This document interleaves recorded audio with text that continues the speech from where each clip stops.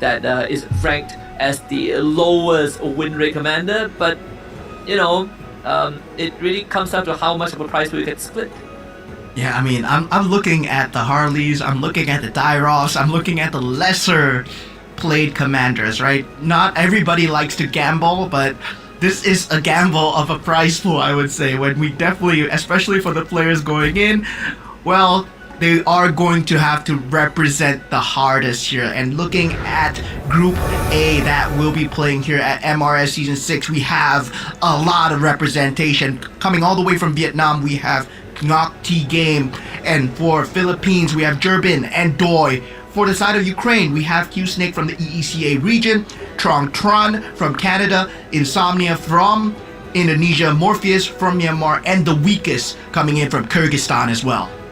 Yeah, they're all new faces, at least for the season, but you might recognize some of their tags, right, from teams that you have, from teams you've seen before. EVOS is one of them as well. I believe even our Vietnamese representative is a teammate of Shadow QC, who actually took away the championship last season. So there are going to be some expectations as usual. We've gotten to see a brief of what they are capable of and what the thought process of these players were yesterday during our test runs, and I gotta say, we've seen some pretty interesting approach to the game. We've seen some 3-star Badangs coming out, 3-star Lancelot, we've seen 3-star Ruby. Let's see if the players can be consistent and hit that today as well, because those are massive game changers. Those are basically end games. We even saw Lancelot 3-star against a Ruby 3-star, and that was quite an interesting showdown. Yeah, definitely. Going into the rehearsals, a lot of players were playing for the 3-star 5 cost, and yeah, taking a look at our player cam, well, the representatives are lined up, ready to play. Philippine representative, Durbin, well, ready to go. Nice little pink chair there. Really, complementing the theme of MCGG, I would say, right? And Doi as well, so yeah, we have not had a good run for the Philippines for the last 2 seasons, right? They have been in that top 8, but never at that top 4 spot. And I'm just hoping that, well, this time they might have a better representation. Yeah, I think you can say the same for Indonesia as well. I still remember Goal 1 for in the grand finals. Literally half the lobbies were Indonesian, but in the end it was actually EECA Floxy that took away the championship. And right now we have the representative of EECA, which is going to be Q-Snake, with Trong Tran as well. Canada flag, and it's pretty nice to see it at MCGG. We're expanding to beyond Southeast Asia, right? But like you said, in Indonesia, they're the Philippines, they're back for revenge, they're back for vindication, and this time, at least for Group A, it's going to be Insomnia that represents them. Yeah, and definitely when it comes down to the commander draft as well, when it comes down to the first commander draft, well, of course, it's completely random. It's going to be a dice roll of whoever gets to pick first, and it looks like Morpheus will be that first pick. So coming in, it'll be Morpheus followed by Trong Tron, then so on and so forth. So Morpheus going with that Ruby pick for that first commander pick. So yeah, already pulling out that Ruby in that first game, and that's a very fast move to pull. Yeah, and probably wants to get ahead as fast as possible, right? Even Trong Tran pulls out the Freya in his opener as well. And just to give a good idea on how the drafting sequence works, like Moment mentioned, in Game 1 it is randomized, but from Game 2 onwards, the higher your placements is in the previous game, the later you get to pick. So you finish last in Game 1, you get to go first in Game 2, and we basically reverse the sequence. But we are seeing the Minotaur come out as well from Nocti Game, which is also a super meta commander since last season. The Alice as well, pretty interesting because Alice, it has been sort of like in and out of the meta, so I'm pretty excited to see what Durbin has in store. Yeah, Alice, well, you have the opportunity to make a 4 cost, provided that you do get the stacks available on the Alice as well. So this is going to be kind of a game where you're focused on whatever synergies that are available. Now, whatever synergies that are there, I believe this current patch alone, the Ember Lord and the Dragon Caller, these two, they have been kind of the meta dominant, right? Where they are extremely dominant in the meta, where every single flow is very good from the start to finish, especially when you go for the 5 cost as well. But of course, when it comes down to pro play as well, they like to go for newbies to secure a bit of a late game advantage going in, especially when you're picking in something like a Minotaur or a Mia, and let's say you can get early bit of damage going on. Well, you are able to secure your HP factor into that late game as well. Yep. And let's hop into game number 1 and see what these players have cooked up. And I think the first thing that I noticed straight away was Nocti game, right? With a lot of emphasis on the Minotaur. We know that he gets to enhance 3 different equipment, and he's already sort of hammered down onto, I believe, 2 of the equipment. One, the grab, the highlights, crown, the Dom Eyes as well. So trying to go for those fast openers like we see usually from the Minotaur, and being able to hit a double bruiser synergy on the way.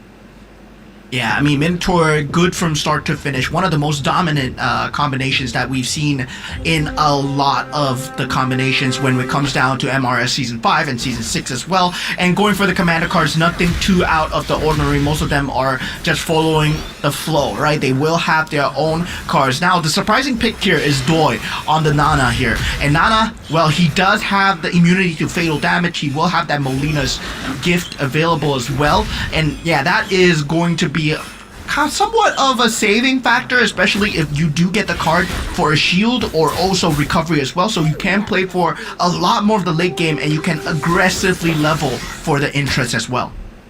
Yeah, and of course Jeremy taking the first L from Q Snake. Again with the chill, has the chill sash. So most of the players right here going for the commander card of their respective commander. So nothing out of the ordinary. In fact, all of them actually sticking to the commander respective commander cards. But we also have the Swift Blade Scavenger for Q Snake, so it's going to be able to build out the economy pretty quickly. Now sitting at 17 gold, so in the next round he's going to be able to hit 5 and really start ramping up. Yeah, Scavenger being one of the economy choices that most of these pro players take. Contrary to the fact that newbies are available, yes, newbies is harder to pull off because you do need to somewhat get a win and a loss at the same time. You need to have your units die, but at the same time you don't want to give up too much of your HP. And given the fact that, well, before the first carousel, the HP points, you don't really care about it too much. As long as you're above the 80 point mark, you're fine. You're still looking for somewhat of a flow, somewhat of the next 4 cost piece going in, where they will start to kind of pivot towards their main build, right? And we can start to see, right, a lot of them are still trying to go for the economy here. Scavengers, neobies, all around, and nothing too permanent here, I would say. Only Nocti game with his itemizations, kind of leaning towards magic base with that Winter Crown being enhanced, and also the Dominant Ice being enhanced. Yeah. Some attention onto Front Run 2 with Freya. I believe he chose Bruiser as a synergy that gets empowered. So that means that there's gonna be a bit of that, I would say, commitment towards the synergy. He already has that 4 cost Yuzong, so it should be no surprise that he's gonna start winning some rounds leading up to stage 2. We're gonna hit the carousel after this, so coming in pretty good on that opener.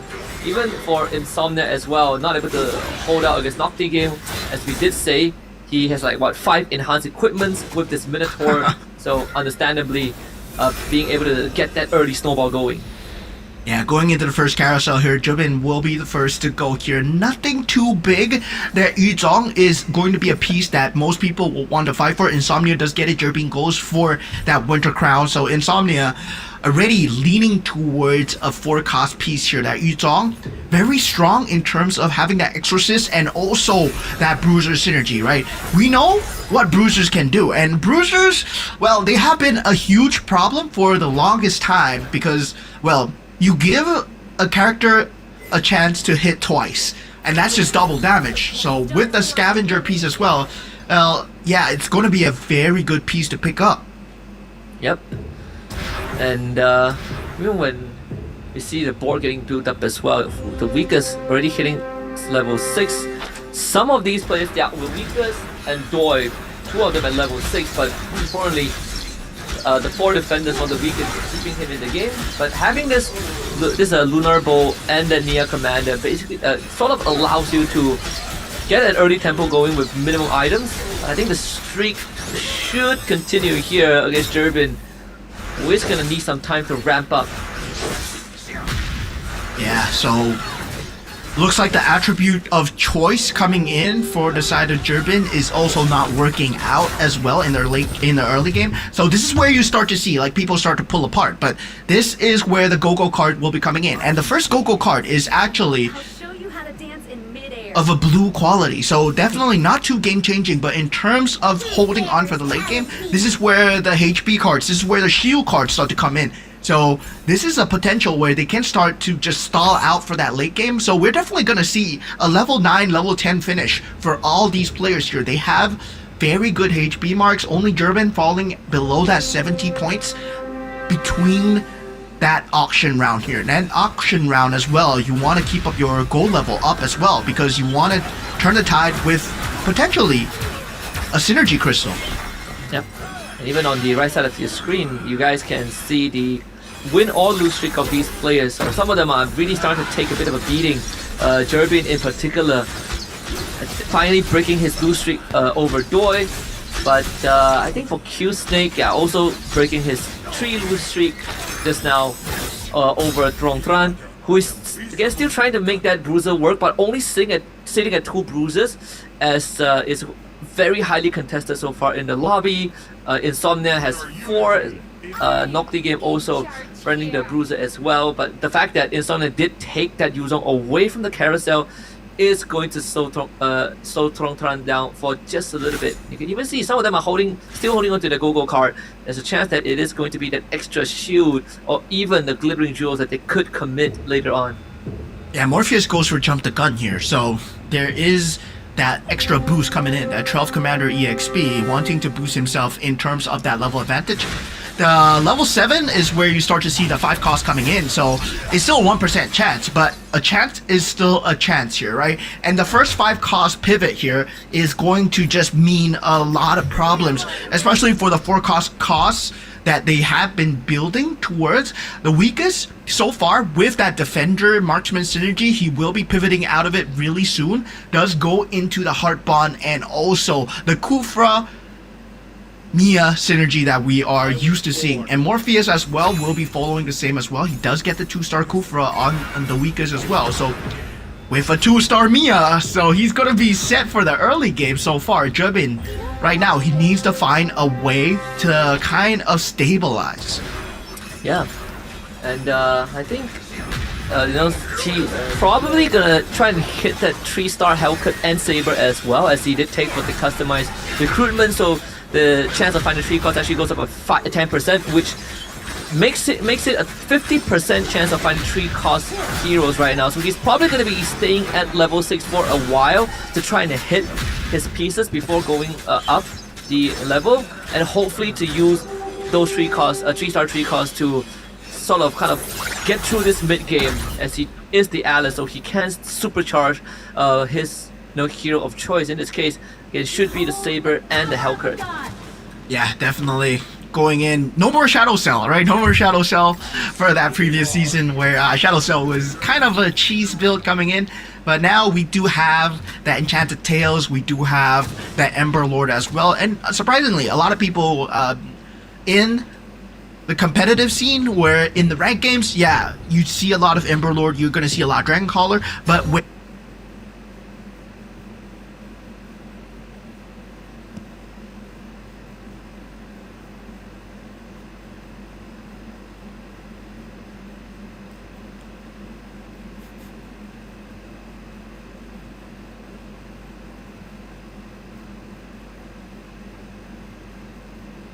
where in the ranked games, yeah, you see a lot of Ember Lord, you're going to see a lot of Dragon Caller, but when you go into the pro scene, it's slightly different, where you want to build up the Kishin, you want to build up... And you are able to deal damages based off of your commander himself, still at 100 HP going for the potential 6 defender and 2 marksman, a very classic, season 1 approach to the game, but it's very effective now that you have Tigreal and Minotaur back into the play, especially Tigreal. Paired with the Minotaur, your front line feels impenetrable. Yeah, I mean, at this point, right, that Kufra into the Mia combination just extremely strong. As we talked about it, it was a problem in the previous season as well, but there are much more ways to deal with it, right? And currently, so far, there are newer pieces in the Astro Power and Mage division that has been coming out to deal with it, especially with the synergy of Lunox and also the Vexana as well. So there is a possibility now your Eternal Guard can actually spin. So yeah, there's a lot more AoE damage coming out from the Eternal Guard. It's no longer a weak ass 5 cost. It's currently, I would say, one of the stronger 5 costs coming in. Just the fact that you have a meat shield and also you're able to deal so much damage. Now going into the auction round here. Yep. Let's see what the priority is going to be. I feel like for Q-Snake right now, he's sitting at 4 Swift Blades, but he doesn't have enough damage to win rounds, but at the same time also doesn't have enough tankiness to stay in the round as well. Clearly priority, the weakest trying to go for the Magic Crystal, decides against it as Morpheus boots him out of there. The capacity as well, Doi wants that. It's going to put him at 9, and the weakest, he's not having a good time. He's getting booted off every single choice he makes, so eventually settles for the extra piece, the extra hero piece, and Jerbin doing him dirty. Yeah, I mean, they're gonna be going at the 4 cost for a long time, right? Getting it for 6, I would say, still a steal. But the true matter is, getting that mirror device just extremely early on. This is one of the game-changing pieces. And also, right, going into that next creep round, it's gonna be a gold a gold Gogo card. So that is going to be just game changing in terms of synergy, in terms of crystals alone as well. Now looking at Morpheus, right, he's thinking about the magic crystals. Which one should he go for? Which kind is he leaning towards so far? Does not see the 5 cost yet, does not pick it out as of yet. Yeah, and even for Jerbin, is holding on to the Hellcurt for now. If he wins the round, he's going to cash in on the Hellcurt, but it comes down. But I think he should be able to do this over Morpheus, right? Again, the Hellcurt and the Saber are really racking up damage, and unfortunately, the Hardbound is just not going to cut it with the Hellcurt in your backline. So it's going to be a cash in on the Hellcurt immediately once he gets that extra goal, and should bring him closer to that ultimate power spike. Yeah, I mean, at this point, right, the essence on the Hellcurt and Saber are building up. This is an Exorcist Swiftblade build, so yeah, there is going to be a lot of Pierce power. And surprisingly, right, no one has built the Astro Power Mage build, so yeah, at this same time, the Neo Beast chest has built up on Tron. It's at 310 right now. It's not ideal, but he's gonna have to pop it soon. Definitely before that creep round coming in, especially in that next half. When we go into the later stages of the game, nobody has that 5 cost yet. So yeah, currently Jerbin is looking at the hugest power spike because he's still at level 6, but he's close to 3 stars on both that Hellcurt and that Saber as well. Once it hits that, he can start power leveling. And for Tron, he's really desperate right now because he wants that 2-star Yuzong. Again, he was denied in the previous carousel. So the longer it takes for him to get there, the worse it is. I think after this round, you might have to just pop that chest. Even with 8 capacity, it's just pretty hard when you're up against Jerbin. Another round win for him, so I think that's a 5-round win streak. And his economy is not deteriorating anytime soon, as he does have the 2 scavengers as well. Yeah, so Tron, Doi, they both popped their shields from that blue Gogo card. So yeah, they will be holding onto the shields for now. But looking at Tron so far, still holding onto the chest just after this creep round so far. Now going into that next and final Gogo card here, and wow, this is the Shield of Fortune coming out for Doi here. So he's gonna get even more shield, and he's gonna have way more because he still has that first instance of immunity for Nana's equipment as well. So he's gonna be immune to fatal damage 1 time. So there's a lot of sustainability coming out from Doi. He's He's looking to he's looking to ramp up as much as possible as he rushes for the level 9. So he does have the extra capacity, so he puts him at 10 piece on the board with that alpha as well. 2 Emberlord, 3 Scavengers, and 4 Marksmen. Definitely needs to reinforce that front line to really make use of the Marksman that he has, especially the carry that is holding onto the Gurun Chakram from the Kishin. If he can hit 4 Kishin, then it will be even better as he gets rid of one of his Scavengers and hits the 2-star Franco. Even with Trong Tran, he's looking at 5 bruises right now. Manages to get himself a Ruby, that's 4 Exorcists. But the bigger problem right now is that he'll have to trade one of the synergies. So 6 bruises is going to be the way to go. Insomnia now does get that 2-star Yuzong, right? But right now we are looking at the 5 cost coming in. He does secure a Badang for himself as well. So there's a 6 bruiser with a Badang coming in from Insomnia. Now, the problem is, German, he went for Thickened Blood, and that Thickened Blood, after 6 seconds, he has 45% lifesteal on that Saber and Hellcurt. So you gotta burst down that Saber and Hellcurt. German is gonna start becoming a huge problem now. Yep, and he get past Doi, yeah, he's doable. Leslie not doing enough damage, and that's gonna take away some of the extra gold that Doi potentially will get, but the weakest just hit a 3-star. Tigro is between him and Morpheus. The Ling should be able to find a finisher. Bailed out by the cool front the first time. The Harbon brings the Mia back, and actually he still wins out. And that is the power that we've been talking about, right? The very classic approach, 5 defenders, doesn't even have the marksman because I think he sold his whole board to hit those 3-star. And now he's gonna recalibrate the synergies, bring that Brody back for the double marksman. Yeah, the bruiser combination is definitely something that needs to be dealt with a 6 synergy.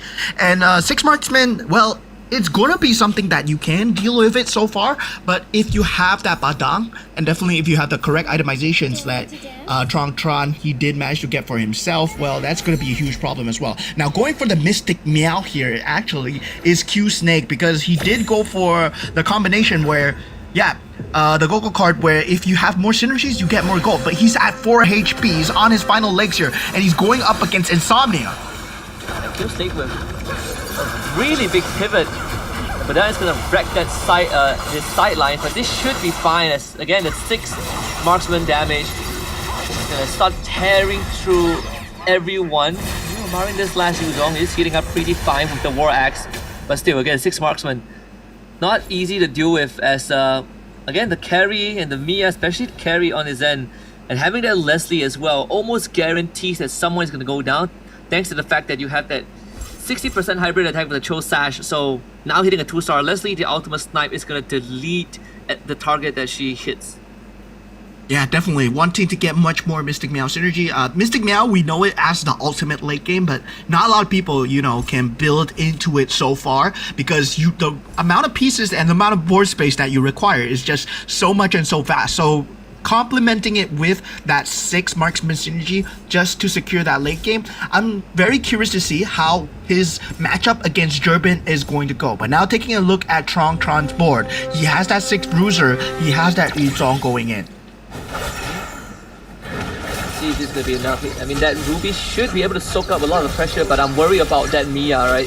That 3-star Mia that is just perfect to deal with the bruiser because there's no backline divers and can't get past the front line quick enough. Being held back by both the Kufra and the Tigreal. And this should be Trong Tran losing the 20 HP. There goes his shield and the weakest. He did lose a round, his win streak finally broken, but it's almost guaranteed a top 3 finish with the amount of health that he still has. Yeah, so far for Morpheus, the first one to get eliminated here will be at 1 point. Different showing from yesterday in the rehearsals, but for now, it is still game number 1. There's still much more to show. Now, plus cap being picked up by Trong Tran and Nocti game as we proceed forwards. Every single one of them at low HP, but we gotta remember that Doi is on the Nana, so he can go for an extremely late game pivot. He can go for a 3-star 5 cost if he wants to do it, because he will have the economy and also the health. But now that 3-star Yuzong being picked up by Trong Tran, that's a 3-star 4 cost. That 3-star 4 cost, also empowered by the premium client, right? The golden card, so 48 chance of a free refresh. This should be his ticket at least into the top 4.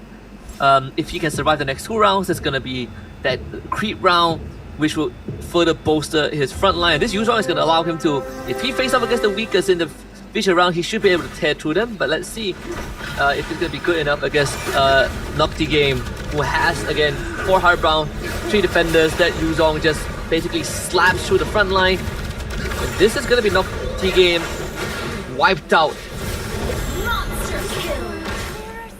Yeah, Nocti Game, well, not good in terms of that late game as well. Insomnia being wiped out as well. And that was that Yuzong that we talked about, not able to deal enough in that board. Now, currently, Tron and Q-Snake with that Mystic Meow Marksman Synergy does secure that 2-star carry. So this carry is going to become a huge problem, right? The itemizations on the carry, how are you going to access the backlines here? Now, as we go into the top 5, there will be one more creep round coming in. But Q-Snake on 4 HP, he has been surviving so well on this 4 HP so far. But now this might be the end. It could be. If he's up against Tron, I think he's going to get destroyed. I mean, even for Doi, this 10 capacity is doing him wonders, right? He has double BOD and a 2-star Leslie alongside the carry, who should start deleting everyone. But let's see how he deals with Jerbin, who has spent the entire mid game ramping up his free cost, but yeah, no chance against the ultimate snipe. Yeah, I mean, at this point, right, we were talking about the weakest having that Mia 3-star in that backline. How are you going to access him? Well, you have a Leslie, and Q-Snake just perfectly counters that. Even with the fact that, yeah, you have that Winter Crown available, that is not enough stall. So Q-Snake, he survives for now, and this puts up in top 5 still as we go into the orange buff round here. So we are going to see a Lord round here. Yeah, and that's going to be crazy coming through, because Tron, he's going to be able to get that 2-star Badang, and it's coming. I mean, 2-star Badang, well, it's going to be a very scary 5 cost to deal with. Yep, absolutely. I think the Badang he committed to the Dragon Caller synergy just for that extra 8% HP damage, right? Having 3 times, so 24% max HP damage. We need to let go of the 6 Bruiser synergy. Let's see, he's gonna have the Ancient Wrap or the Claw Theft device as the item choice too. So some pretty good options there, honestly. Even hits a 2-star Phobius on the way in. The 6 Exorcist is also perfect as well. Yeah. Now, 2-star Esmeralda has been picked up from side of Q-Snake as well. Q-Snake is starting to ramp up in terms of synergy, but in terms of just star synergy alone, he's up there. But Tron, right, is going to be a huge problem to deal with, given the fact that, well, he's missing 1 Bruiser. He's going for the Exorcist combination so far, just to secure the Phantom, and also, right, hoping to secure more Badangs as he goes for the roll down. So, yeah, now, Jerbin, with this thickened blood, right? Let's see what he can do against Q-Snake here. Yeah. Again, another Leslie to deal with. And the burst damage of the Leslie has already deleted most of his pieces, but it really comes down to the 3 cost that he has. The Winter Crown, not able to buy enough time. So Q-Snake finally removed. And main difference between the 2 Leslies is that the one with the, I think, was it Doi? No, it was, both Leslies are out. Oh no, it's Doi's Leslie, right, with the double BOD earlier on that just provides a lot more burst damage compared to the Hasclaw and the Cho Sash. So yeah, top 4 guaranteed. Now Jerbin's working on the Gushin as well. Tron actually swapped the synergy from the Dragon Caller to the Bruiser, so he regains the 6 Bruiser and 6 Exorcist. Yeah, that was Jerbin's Go-Go card actually coming into just action there, right? Thick and Blad, after 6 seconds, you gain 45% extra damage, and that just tore through the back lines, because that was after a 6-second mark where you're unable to burst down the Helker, you're unable to burst down the Saber, and then suddenly your back line just gets blasted, and your Leslie is unable to do much here. But now looking at Tron going, I mean, the weakest going up against the Doi here. Against the Doi, unfortunately, the Mia just not able to do enough damage. With the Hardbond taking too long to bring him back up, it really comes down to if the Spoolbrush can stall out. He's able to do it one last time, and that should be it. Doi in a prime position to honestly take this round away, as the Jerbin did lose to Tron's 3-star Yuzong. Yeah, 3-star Yuzong, 2-star Badang with 6 Bruisers, 6 Exorcists, right? This is just an extremely scary synergy, 6-6 to deal with. Even Jurbin is unable to stand up against that 6-second mark. He does have 2 4-stars, but at this point, right? It's all about securing the 5 cost as much as possible, whether you can get a 3-star 4 cost or a 3-star 5 cost. Well, 3-star 5 cost definitely not in the cards here, but having that 6-6 synergy for Tron, he's just looking poised to win so far. And meanwhile for Doi, he has to catch up in terms of that Mystic Meow synergy. Yeah. And this is also under the condition that, Tron actually was slowed down in terms of the tempo for the Yuzong, but was able to catch up towards the very end. Jurbin trying to tear through Doi, and the 4 cost, the 4 stars, doing wonders. And in the Saber and Helker, Doi still has a second life to work with, so this is not by any means the end for him. Now we head into the carousel again. Let's see, there's the Dragon Caller synergy, which could benefit Tron. There he is, goes for that. Yeah, I'm surprised, right? Tron went for the Dragon Caller synergy. I thought I saw the Badang on the field, and I was like, oh man, this guy, he could go for the 3 cost if he wants to. If he wants to go for the 3-star Badang, right? But he's not gonna take the gamble. Goes for the safer play. Goes for the Dragon Caller synergy. Ups the synergy level here. But now with the Mystic Meow just being at an 8 here, unable to secure stars for himself, Doi economy still at 36. He has the option to just pivot into the Ruby here, but, well, he does go for the roll down here. Tries to get the carry into a 3-star position. Yep, he's gonna start committing his economy. One more. Just one more, got it. Gets it. Nice. Let's see if it's enough to get through Tron though. Like that Yuzong, once he passes his ability, once the taunt ends, he's gonna melt the entire backline. And he's on the Leslie side, so buy space for the carry, but it's just not enough. Yeah, it's not enough. It's not enough at this point. He will survive 1 instance of fatal damage here, and this puts him at top 2 here as Jurbin gets taken out by Tron, right? Tron, we already identified that his build is extremely scary because Tron, at that point, he has 6 Bruisers, 6 Exorcists, and this is 6-6, right?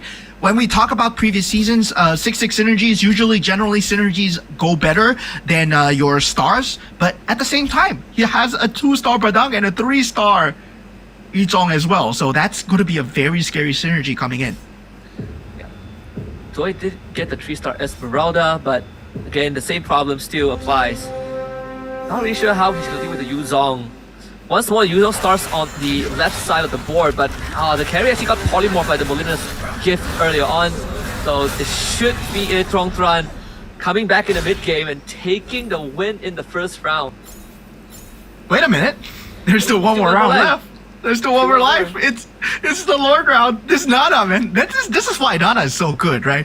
Nana is so good here. He has a rock solid. He went for even more shields. Then afterwards, he still has the ability to survive that fatal damage as well. Oh man, Molina's a blessing, man. Avoids her first death, surviving with 1 HP. Man, oh man. We are going into the Lord round. First Lord round of the day here. Carried it just enough to mitigate the damage. I honestly thought that was it. After this Lord round, not sure how much difference it would make.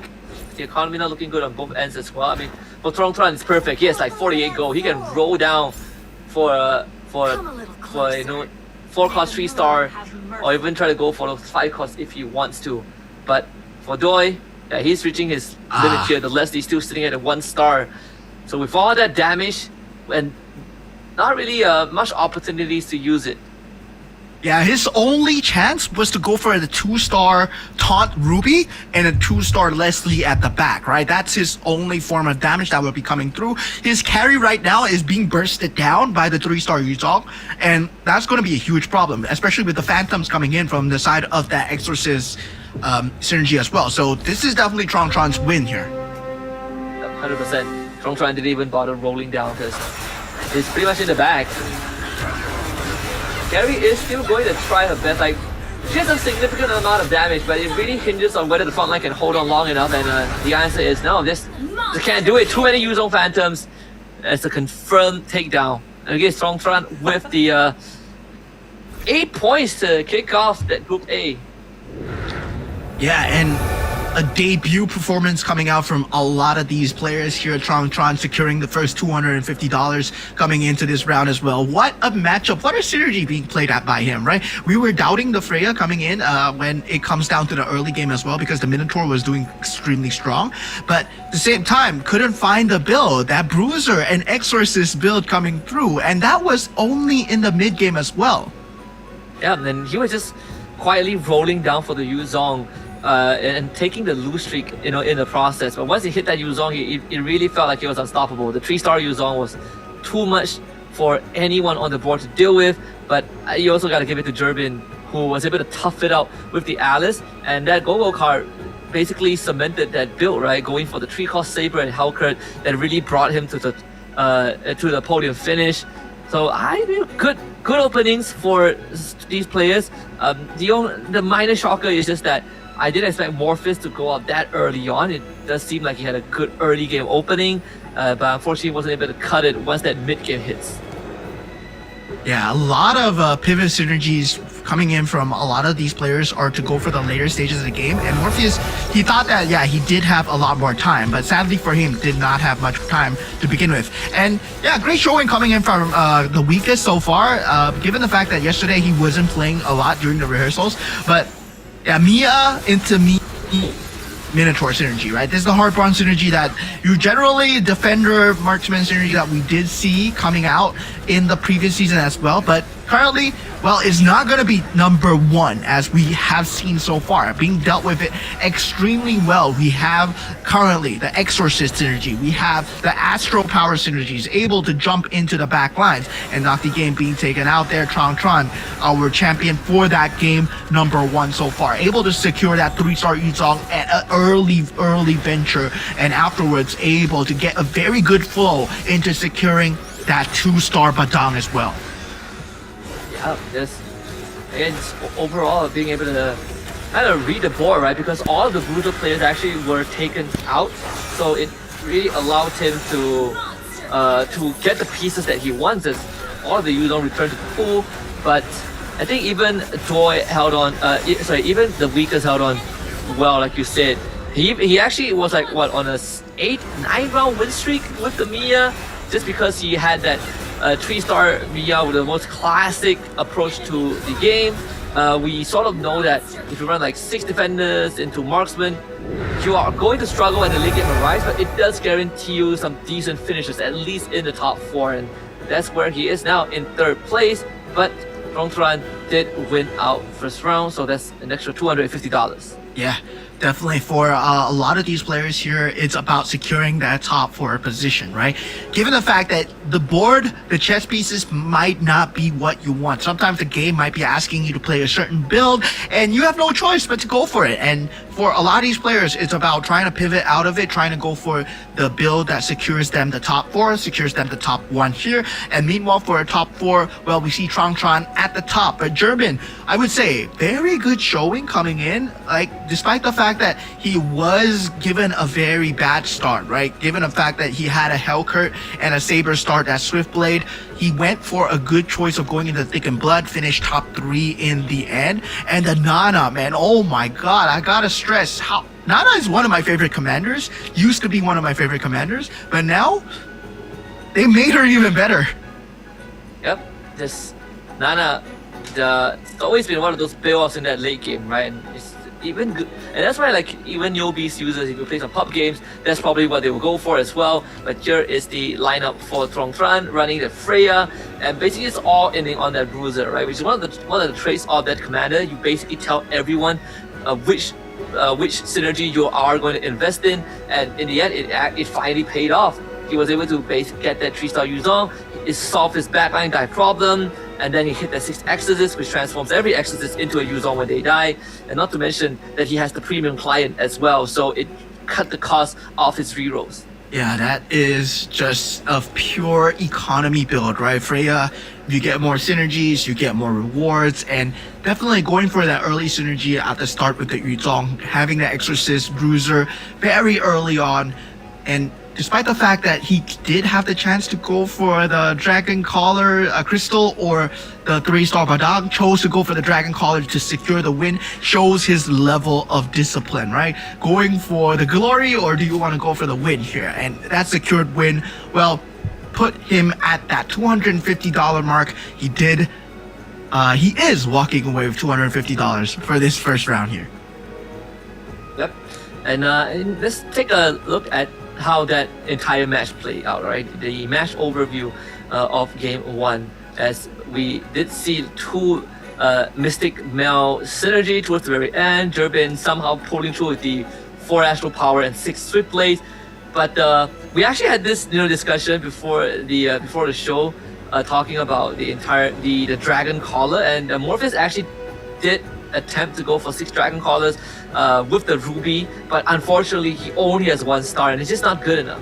Yeah, I mean, at that point, right, it's about securing the front line with a Dragon Collar as well, and it's just extremely hard to deal with. But the good thing is, right, a lot of these commanders will not be able to be picked again, right? They can't be picking the same commanders again, so definitely we will see different commanders coming out from different players, but at the same time, right, Morpheus, I would say, he has to pull off a crazy game. Currently with 1 point, well, he has to secure top 4 for the next 3 here if, let's say, he wants to stand a contention of even going into the grand finals here.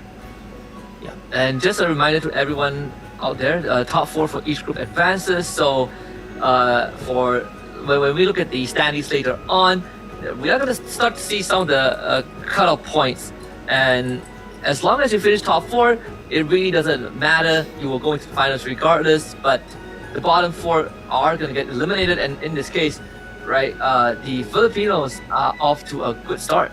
Yeah, and I was saying, right, the Philippine region has been kind of in it for MRS for a lot of times. They've been experimenting, they've been trying to play towards that top 4 side, and I believe that this meta is somewhat favors a lot of the all-in, somewhat favors a lot of decisive decision making, and Philippine players, I would say, they have a tendency to decide the synergies from the start, and this is a 50-50. It might work for you, it might not, but for this game in particular, it worked for them.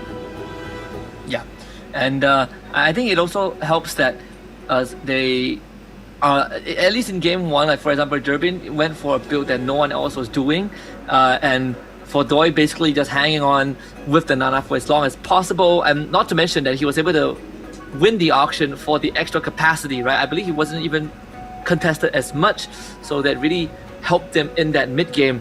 And now with now that they can't use the game 1 commander anymore for the rest of the series, I want to see if what the strategy is going to be, right? Like, is it's going to be their turn to bring out like the more offensive kind of commander, like the Minotaur, to get the early start, or are they going to go back to a more defensive build like what we saw from Kagura?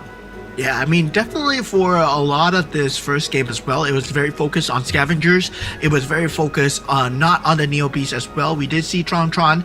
He did pull off that Neo Beast chest at 310. We know that he was definitely not playing towards that Bruiser and Exorcist strategy, right? It was more the pivot that was given to him. And a lot of times, in terms of MCGG alone, one has to realize that the point of the game is to play for economy. A lot of the pro players here, they are playing for economy here. And if you see how Tron plays, he played for the economy, secured the roll down, then went for the synergy after he released his blocks at level 7, right? Able to get the 5 costs, able to get the 4 costs.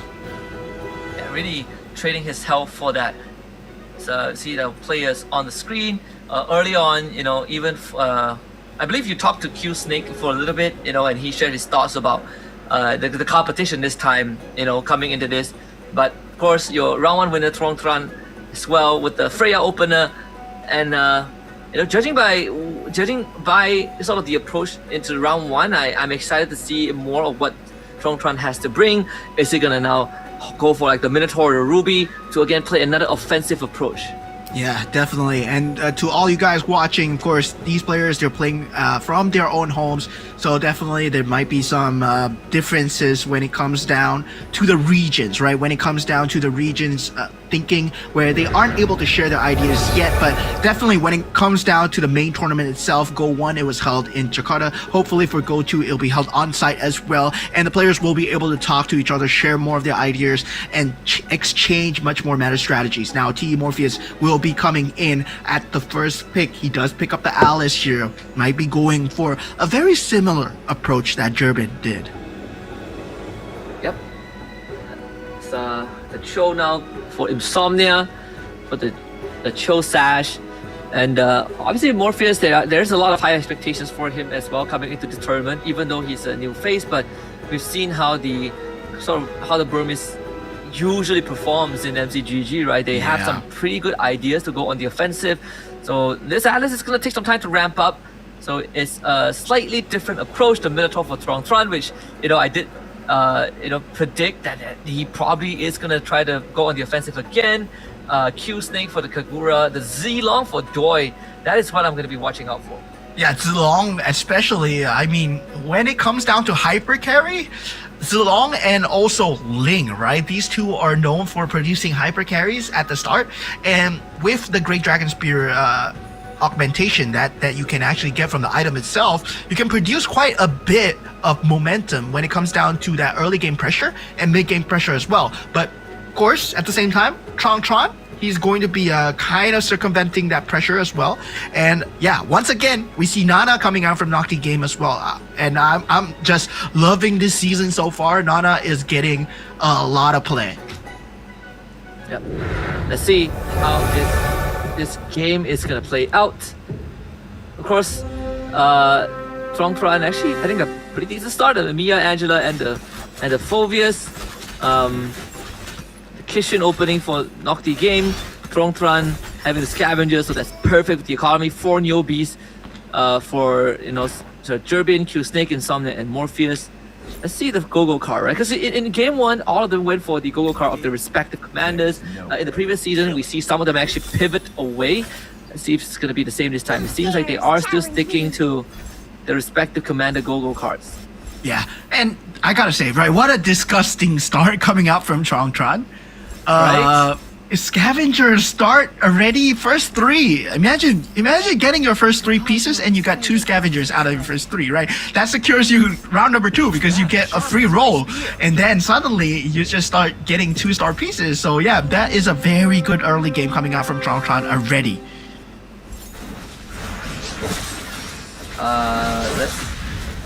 Those scavengers should help them get that lead, and I think there's a good angle for Doi to go for the Bruiser as well, as he does have the Zilong. So the Great Dragon Spear. Wait a minute. Yeah, the Great Dragon Spear is gonna allow him to kind of get that extra damage output, but he did pivot away from the Zilong Commander guy. He went for the Lunox power as well. So he's gonna be able to grant a random blessing to a hero without a blessing. I think he went for the Dairoth, yeah. Oh my god. That is crazy coming in from Durbin, right? You got a Vexana very early into the game as well. So yeah, he has a 4-cost super early into the game. Already deciding to go for that mage build very early on. That will be the synergy of choice here. And yeah, this will be tearing through a lot of the mid game. So he is secured a lot of that HP point percentages.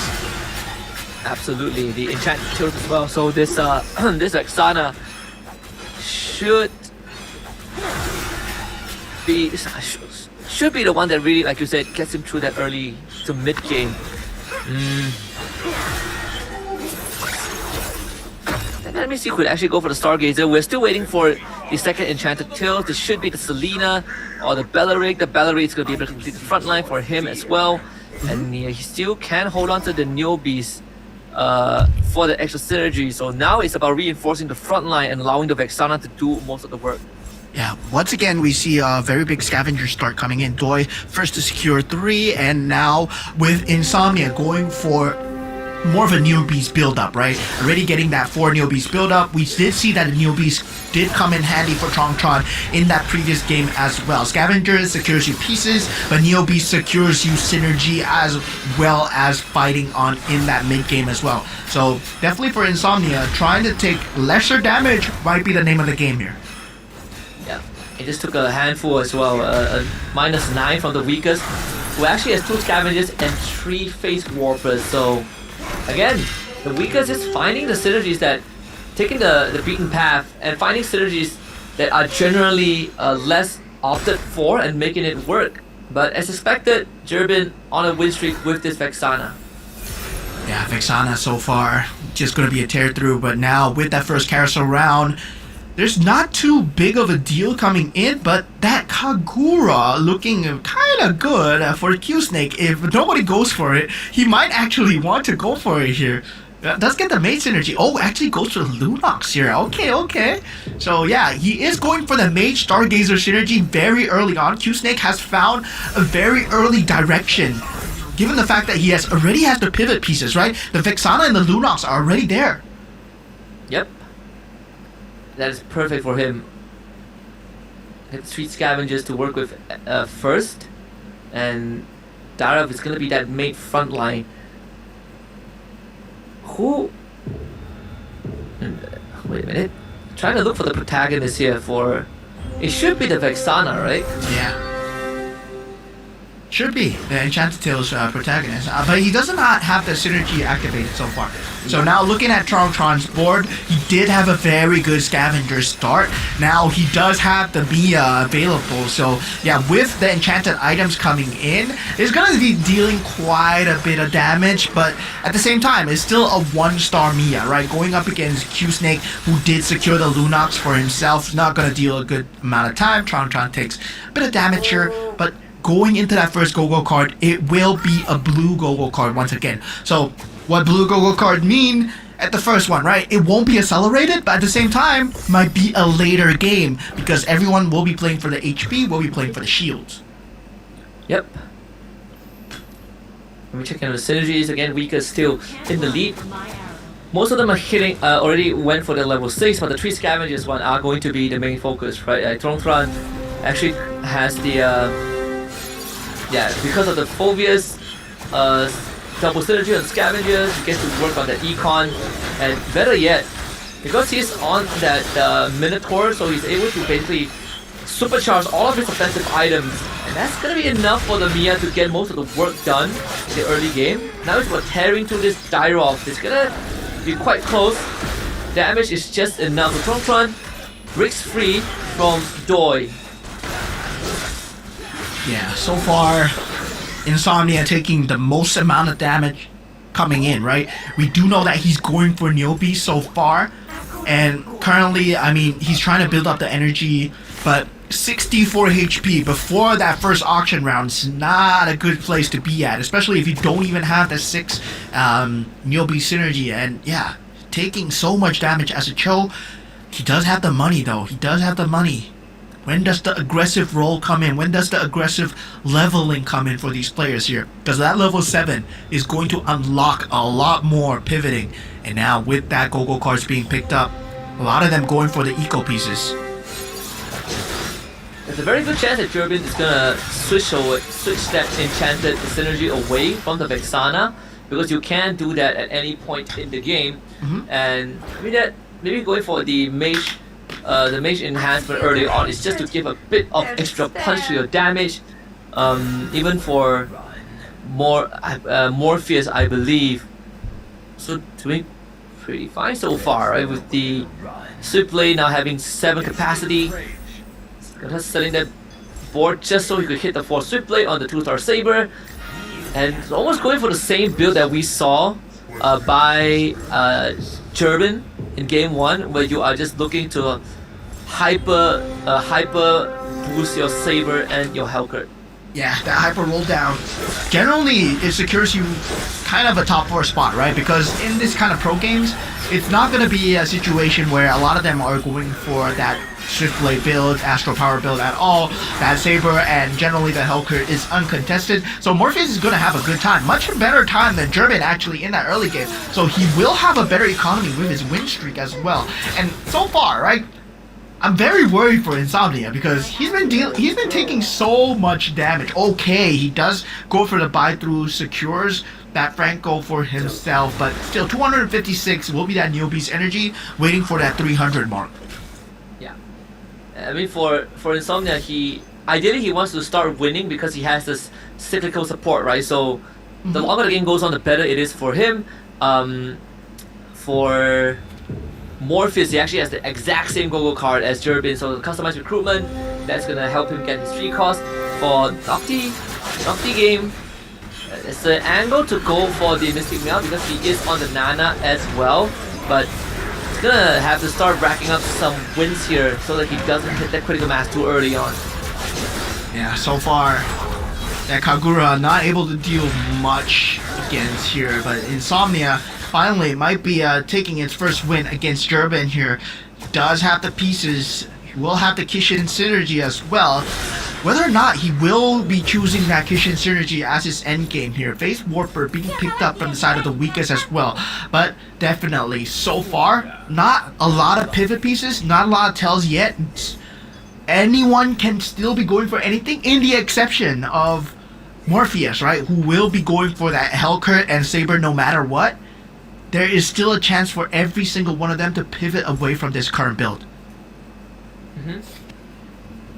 See, even for the weakest, compared to game 1 where he was on a massive win streak right now, he's definitely taking a bit of a beating.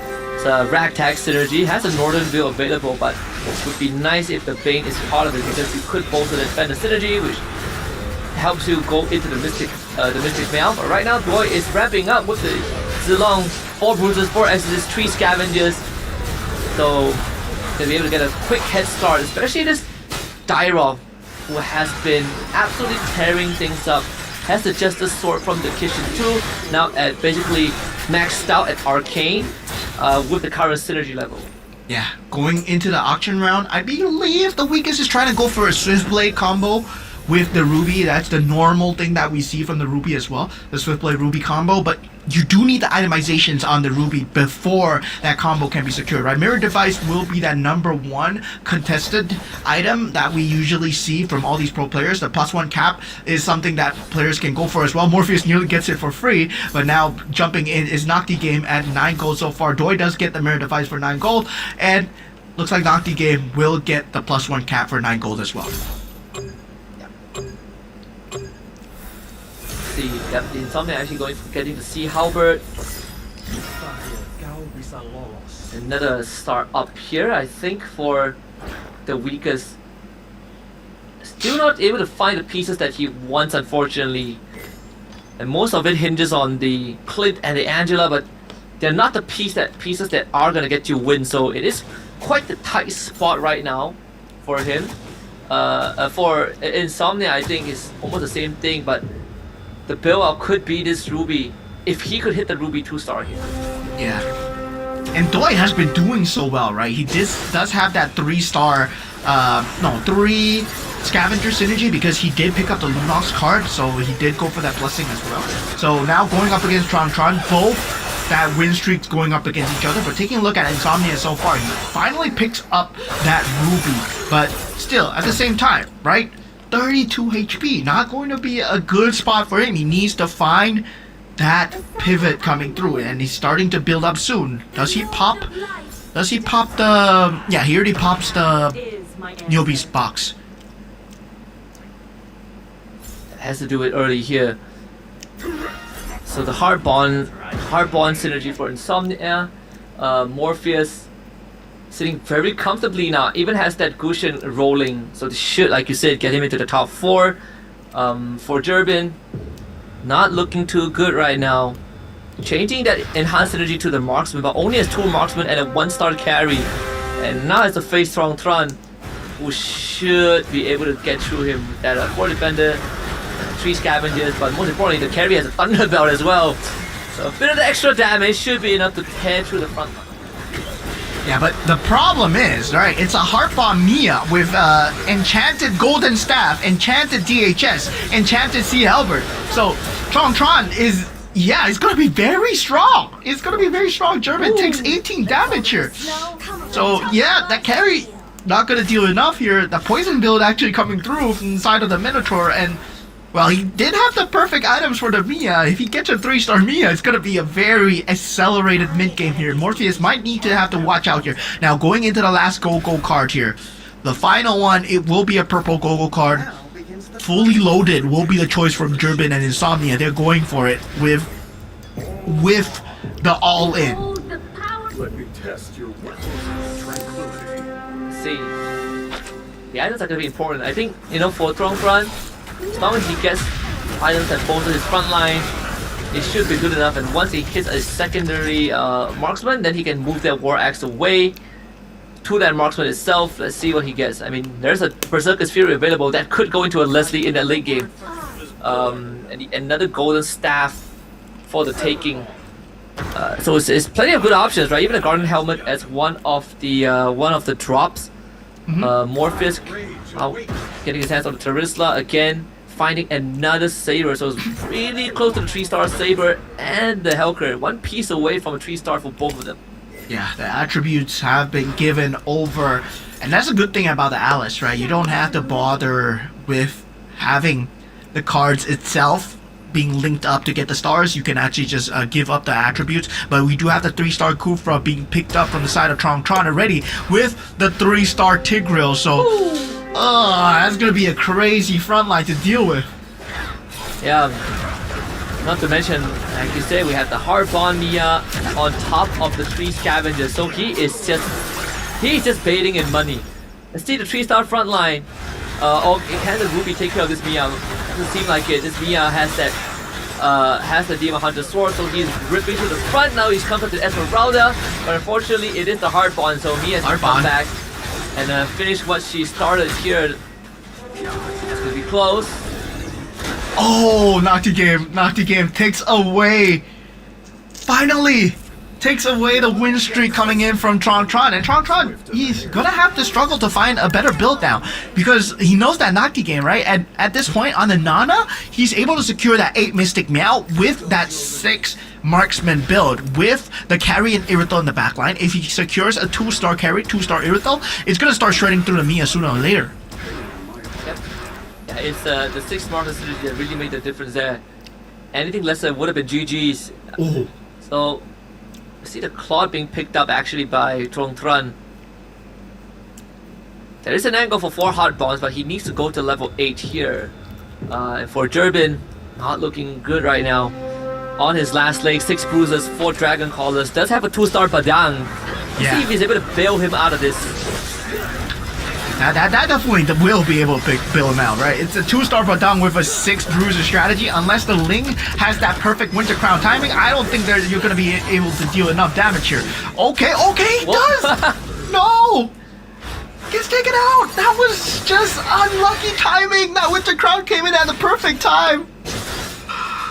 And better yet, the Astral Power Power as well, 6 Astral Power, and it's just a 1-star Ling, right? 6 Astral Power, 1-star Ling with a Raging Sight, so, and a BOD. Once that 2-star Ling comes into play, the weakest, he's gonna be in a very good spot to take this away. He even has 4 Swift Blades and the 3 Northern Veil, so when the round starts, this Bane is already going to chip away at the health bar of basically the majority of the board, and it gives a very big room for this Link to clean out, and not to mention that the AoE of this board that the weakest has is insane. Oh yes, it's an Astro Power Rain. Oh my god, it's an Astro Power Ling. Okay, that's why. So he's the Astro Sovereign as well, so he does 110% more damage. Oh man, Durbin has to be feeling so robbed at that point, man. A normal Link would have not been able to take out a 2-star Badang like that, but that is a different Link so far. Now Doi will have a 2-star Badang of himself, right? Able to take out Nocti Game's HP does put him at 7 so far. Now, with Durbin being out for the count so far, there's still 7 players left if we go into the carousel round. And this carousel round, well, the plus cap is looking so juicy, but goes for the Dauntless and the Defender synergies, Doi and Nocti Game here. Yep. There's another Bane sitting there, but of course the weakest is going to go for the Ling, as expected. Insomnia gets his 10th slot. This could be where Tron starts scaling off. He does opt for the Bane. We just say he needs to hit that level 8 if possible, but going for the Bane means that he's going to give up potentially on the 4 Heart Bond or the 3 Scavengers. He might have to get rid of the Phobius, but once the Phobius goes out, yep, no more Scavenger available. He's going to go for the 6 Defender instead. So everything now hinges on whether this Mia can do enough work. Yeah, so much damage on the Mia, but definitely a lot more damage on Doi, right? The Great Dragon Spear on the Badang as well. So yeah, that is going to be a crazy combination. If he can get more defenders or more Kishins, he can actually start to build even more here. Right now, Doi going against the weakest. Now, this is going to be a highlight match here. The Astro Power Ling going up against a super powered Badang. Who's going to be able to deal the damage? Not even close. Yeah, that's a 2-star Ling now. And with the Badang removed, the weakest might be able to walk away with this. Yeah, Weakest actually got the build that he's going for, right? The Swift Blade? But this time, right? Swift Blade added on with the Astro Power Crystal Ling. This is something new here, and now Tron does take out some of Morpheus's HP, but everyone has to worry about the Weakest because he's dealing so much in terms of damage. He has that Raging Scythe with the Astro Power synergy, the Astro Sovereign synergy, so that's going to be dealing so much in that front line. And this is on top of the fact that some of his pieces are still at 1 star, right? Like this Odette, still at 1 star, the Hellcurt still at 1 star, but most importantly is the Odette and the Odette and the Bane. Like once these two hit 2 stars, the round is going to start at a massive disadvantage for whoever goes up against the weakest because they just instantly AoE your entire front line. Yeah, maybe Insomnia has a chance, right? Building up that 2-star Leslie with that Mystic Meow synergy. So far going up against Q-Snake. Q-Snake able to take away the first brunt of damage here, but there is that Phantom that he has to deal with. So far, Insomnia, so far so good, but the shield for Q-Snake does come through clutch in time, and these have been highlights of the match here as we are heading into the top 4 as Insomnia and Nocti Game gets taken out. 6 Kishin, 3 Face Warper, Lancelot 2-star with all of the Kishin weaponry on him. Oh man. I have no idea how they're gonna deal with it, right? Like you deal hybrid true damage with the Justice Sword, you have even more damage with the Gurren Chakram on top of Lifesteal and Spell Vamp, and you get extra HP with that comes with a stun with the Nether Claw. This Lancelot is basically the perfect hero right now in this game. Yeah, this is definitely going to look like a 5-cost angle to try and just tear things away, right? This Lancelot is looking extremely scary. Meanwhile, at the same time, the weakest, well, he has an Astro Power Ling, but he needs to find somewhat more stars, right? He will have the synergy to work with, pulling towards the Bane, pulling towards the Gushin, and also the Odette as well. But can he go up against the Lancelot here? Link generally, well, does well against the Lancelot, but with the Vexana there as well, if he aims the wrong target, if the Ling does manage to get a snowball going, does get the mana value, that Lancelot might be in danger. Yep. Not to mention that T's running a Kagura, right? So Q-Snake gets the extra fat shield on the Lancelot, who has like 8.8k HP thanks to every item that he has. And it really comes out to the Winter Crown timing of the Ling 2. Now it's gonna be the weakest against Morpheus. This should be very manageable for the weak. I mean, we didn't say when the round starts that Bane is gonna wipe out like half the board, but the Ling's actually quite low and gets blasted. Oh, Weakest gets taken out. Weakest gets taken out. Morpheus, he finds the AoE damage with the saber. That's just crazy. Yeah, there's not enough damage to deal with that saber as well. Oh my god. Morpheus actually finds and takes out the Weakest here. That could have been the answer to the Lancelot. Now Q-Snake looking extremely scary with the Lancelot so far. It does take out Tron, right? I mean, this is the point where the Mia Heartbind combination starts falling off. And definitely you hate to see it, but at the same time, this is one of the max capacity of the build. The Mia build can only bring you so far, right? Q-Snake and Morpheus, they have the higher end cap. Yeah. It's actually very... I think with Morpheus right now, it might be doable, right? Like if the Saber can... If they can just focus fire on the Lancelot, if they catch the Lancelot in the wrong position, they could actually burst him like what they did to the Ling. And even the Lancelot just now on the Weakest... not the Weakest, on Q-Snake almost went down to the Heartbond Mia.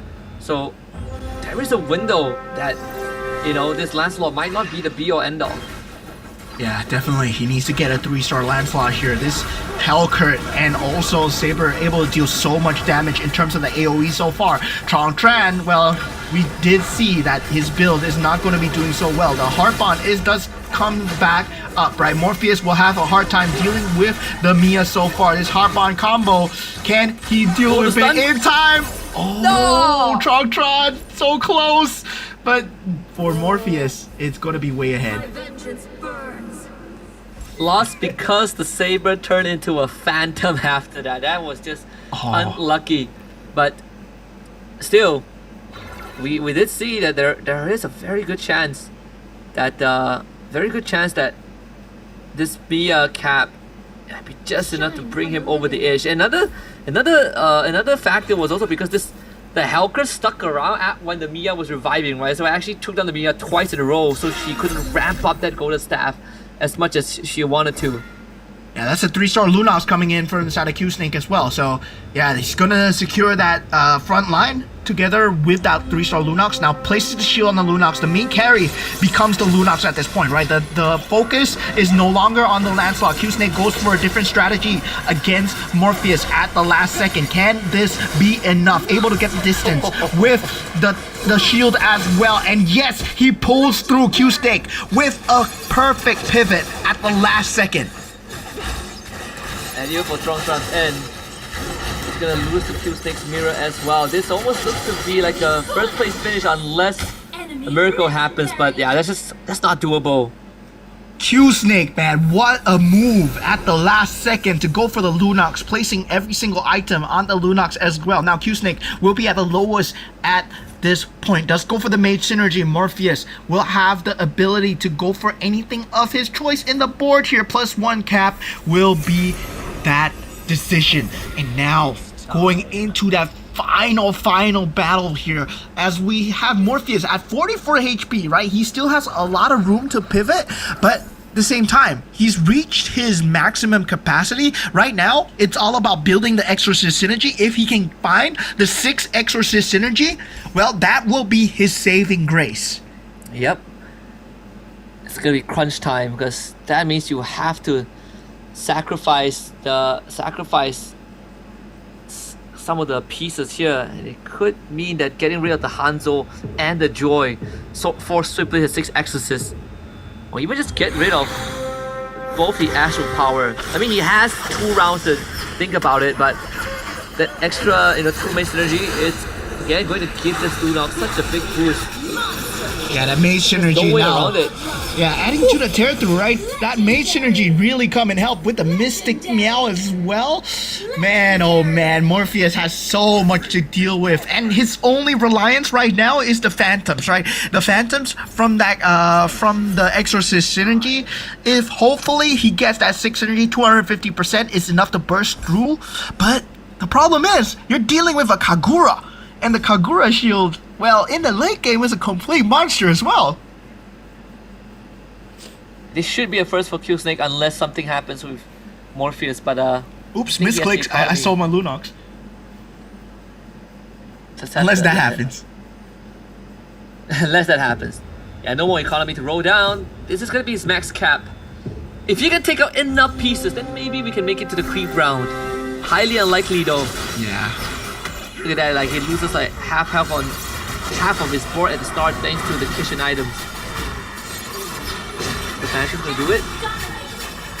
Yeah, the Phantom is the thing that he's relying on so far. Shield. We bring himself in the creep round. I mean, that Phantom. Man.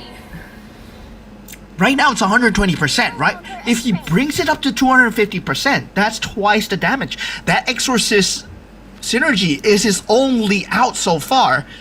And he needs that. He needs that. One creep round, one good creep round into the Exorcist synergy. Out of the Astral Power. That might be his only answer. Yeah, it's even if he could burst the Lunox, he has to do it twice thanks to the Kagura shield. See this world's gonna be any build out here. I think this on top of the fact that this Lunox doesn't even have a winter crown, right? Doesn't really need it either way. Yeah, places the Winter Crown on the carry, the Lancelot, and also the SB as well. And he's level 10. And he just hit, yeah, this is Q Snake's game. Oh, this is game. This is game. There's no GG, way. yeah, this is GG. No way. There's no way. There's 9 Mystic Meow synergy. He adds on the Stargazer synergy together with Aloy as well. This puts Lunox at double Stargazer, double Mage combination with all the Kishin items. Yep, that's a 3-star Lunox.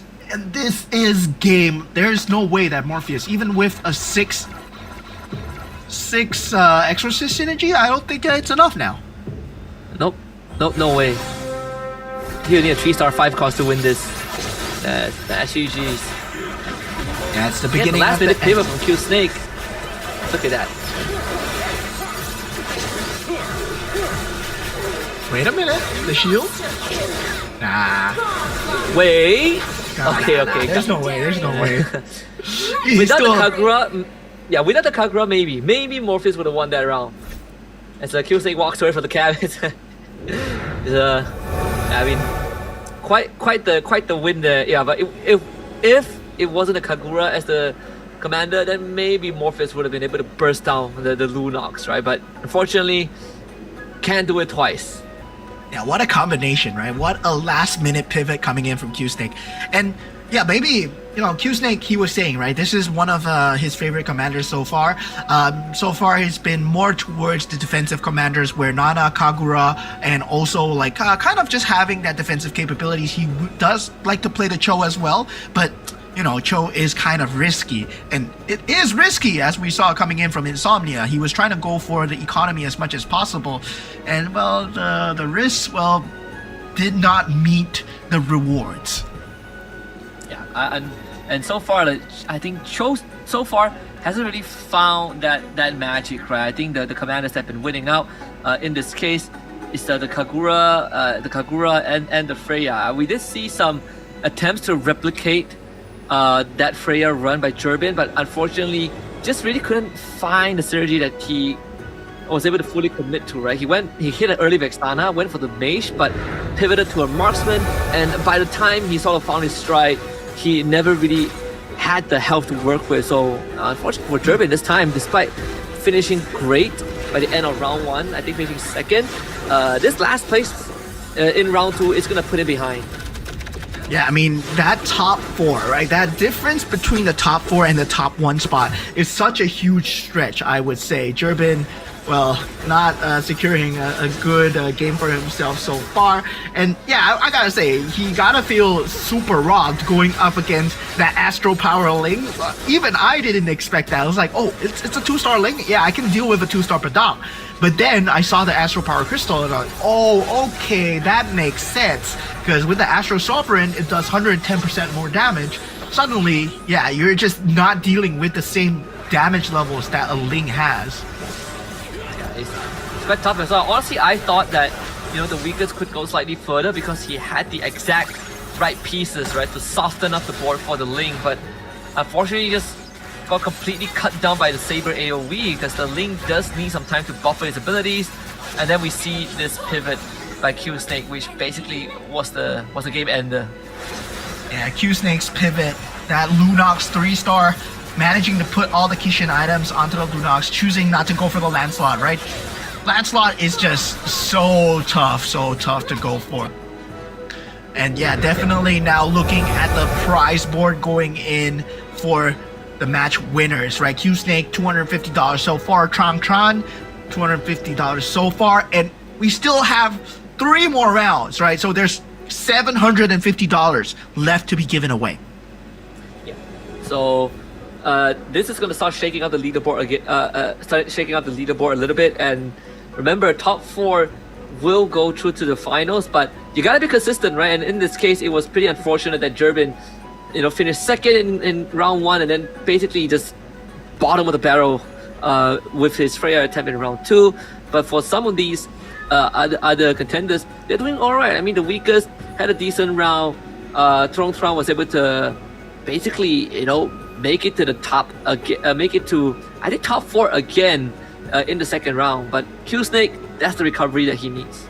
Yeah, and this is, I would say, this is a high elo lobby, right? This is generally what we see out of high elo lobbies, where a lot of players, especially in the pro scene, especially the top few players, they play for the economy first. You see the scavengers coming in, you see the newbies coming in, then afterwards they try and find as much as possible. Even for Q-Snake as well, was going for a very early phase warper into scavengers. I mean, his build was nowhere, and then suddenly when he has the money, when he has the go-go cards, then yeah, now I'm going for Mystic Meow. I see the kitchen pieces. What is the game offering me? And then he finds the build, right? He finds the build with the 3-star Lunox. Originally, it was the 2-star Lancelot, but then it became a 3-star Lunox.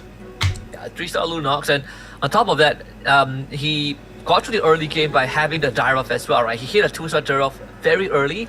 It puts all the items on him, and then he basically gives him the Kagura ability as well. So this Dyrov is a big reason why he was able to get through that early game with enough health to work with. And then I think the rest was history, right? He hit a Lancelot, and the Lancelot was tearing everyone up. And then he also had that Leslie to reinforce the backline. And in the end, it led him to being able to hit that Lunox because no one else was going for it. And I think the only person that was considering the Lunox was, I believe, was it Durbin or Tron? Yeah, Durbin. He got taken out super early. Yeah, and then it puts the Lunox back into the pool.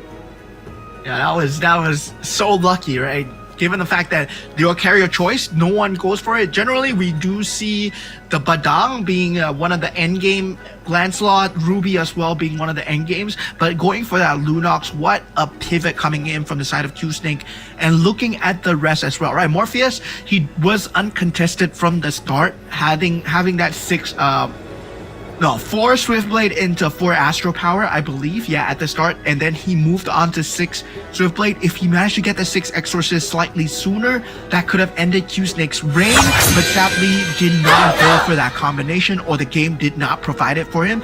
Meanwhile, I gotta say, at the same time, Insomnia, he did go for a very early Nilbeast 4, but then couldn't find that Mystic Meow combination. Yeah, and it's pretty tough. I think even the Nana Nocti game, second round in a row where he wasn't able to hit the ground rolling, right? And even though he has like the carry in the right spot, just was not able to get through. I think a Morpheus or Run. This Minotaur, we did expect him to continue to be on the offensive, right? He basically replicated what was done by the weakest in game 1. And now puts himself in first place, right? Like he won game 1, and he won game 1 with the 3-star Yuzong, which he committed with Freya, and now round 2 he finished 3rd. So very solid in the first place with 14 points. Yeah, and I gotta say, right, it looks very good for Trongshan Q-Snake, but looking at the bottom as well, it looks very bad for Nocti game so far, with currently standing at 5 points. So yeah, they will have to pull in their A game coming in at game number 3 here as we head on towards more of the games coming in, right? And the only top 4 will make it through to the finals so far. So currently, as of now, number 5, number 6, number 7, number 8, Morpheus, Durbin, Insomnia, and Nocti game are in danger of elimination here. And they need to really start getting some points in. Yeah, again, Durbin, very, very unfortunate in that round 2. Same as Morpheus as well. Both the complete opposite. So far, the weakest sort of in the middle of the.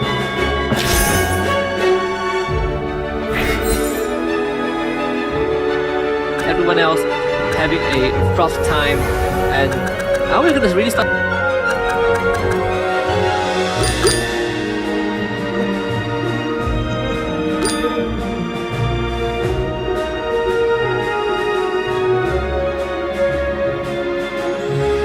The pool, right? We haven't really seen anything that is out of the ordinary except for the. Yeah, definitely out of contention already, right? Because it's gone. Maybe Dyroth, maybe Harley, maybe something weird coming in. We haven't seen the Lancelots as well. So yeah, if someone does go for it and wins a game with it, they are secured that prize pool as well. That's $3,200 on the line. $3,200. They will be split, but there's a good chance you walk away with quite the chunk of the money. So it's gonna be fun. But you gotta make it to the grand finals first so that you get a bigger chunk of the prize pool, right? Finishing top 8, and man, just 2 rounds in, but we've already seen some of the plans, some of the approaches from these players. I think we can sort of identify that players like Tron, more the offensive ones, the weakest as well. We have some good ideas on how to kind of deal with that early game, especially when they can get their hands on the early Mia Heartbond. Yeah, and looking at the players coming in, this is a game of mental fortitude as well, right? I mean, generally you play a game of MCGG, you hop in, and then you aren't expecting to play 5 games in a row, but for these players, they are going to have to play 5 games in a row. Jervin still all smiles here from our Filipino representative, Nocti game as well, despite being at the bottom here. Still looking for a chance at redemption. We know that Team Vietnam is very strong when it comes down to the game of MCGG itself. Our previous winner was Vietnamese, right? Shadow QC as well. He is not here, but he has left his teammate here, and definitely we're looking for a good representation coming in from all these regions. Insomnia couldn't find that game that he was looking for. Morpheus, somewhat of a redemption arc given that game 2. He did have a recovery in that second spot, but still not secured that top 4. And the weakest so far showing a very consistent strategy. Yeah. At least be able to stay in the middle of the pack for now. He was one that went for the sort of the hardball, sort of the classic Mia defender strat. Let's see if it's going to change in round number 3. Again, the draft sequence follows your placement of the previous game. The higher you place in the previous round, the later you get the pick, as sort of like a balancing method. So obviously Jervin gets to go first, goes to the Nana, and this time it will be Doi on the Alice. Yeah, Doi on the Alice, the Angela being picked up as well. So yeah, we will have very different picks. Very similar picks to the first game coming in, but at the same time, right, we might see something new coming out. We do see a Cho, I believe, coming out from the weakest, and that is a Cho, and that will mean that he will be going for the economy so far. And within the commander itself, a lot of people have been leaning towards the Ruby because he does have a very nice cloak and the scythe strategy with the swift blades, but at the same time, right, you gotta find a way to make it work. The last game, it was possible, but in that first game where Morpheus tried it, he got instantly smashed by a lot of the stronger mid-game strategies. Yeah, Tron going for the Veil. So again, another less seen commander, but does give you a very good incentive to hit your pieces early with those rerolls. So this is going to be quite interesting on what the thought process is going to be for this game 3. Seems like another round where he's looking to accelerate in that mid game. Yeah, man, that is going to be one of the mid game accelerance factors that we have on the Veil so far. And I mean, so far, right, I believe the most consistent commanders that we've seen is Alice. And this Alice so far has not been provided with an answer of getting into that top 4 as we head on into the game here. But let's see, right? Let's see in game 3 whether Alice might have a falling off here as teams and players are learning to play against it. Oh, straight away, right? First up, we will have that scavenger synergy for the weakest and Tron. And another good stuff from Tron as well, right? Not just scavengers, but also getting the Kishin. That's basically your early game secured. And Neo Beast for Q Snake and Insomnia, the Super Lead for Joy. See what the first shot buy is gonna be here. Yeah, and Go-Go with card. that first Go-Go card, yeah. First Go-Go card as well, right?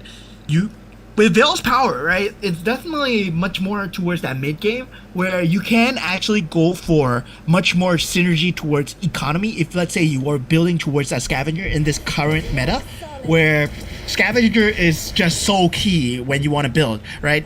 But definitely at the same time, right, he can lean towards that Kishin if he wants to start building it Kishin very, very early. But I believe coming out from all these pro players, economy has always been key. And yeah, Tron definitely leaning towards the scavengers here. Yep. It depends on how early on he hits the core heroes, right? If he somehow lucks out and gets the carry early on, then there's a good chance that he's going to commit onto the carry to get ahead even more. But for now, Q-Snake level up, hit the level 4. So far on tempo, even the synergy wise, looking at the Go-Go cards, I believe Q-Snakes did go for the Mask of Power. Yep. Yeah, so Q-Snake will have a very accelerated mid-game too. So definitely at the same time, he will have the cost heroes to work with. And that is now on the RNG, right? What kind of 4 cost, 5 cost are you going to give him from the card? And if he gets a good one, he can start to just find direction off of it. So far, only with a 2-star Owl card. But that Fanny having that extra launch pad, having that extra unit on the board as well, that would mean his mid-game is very good.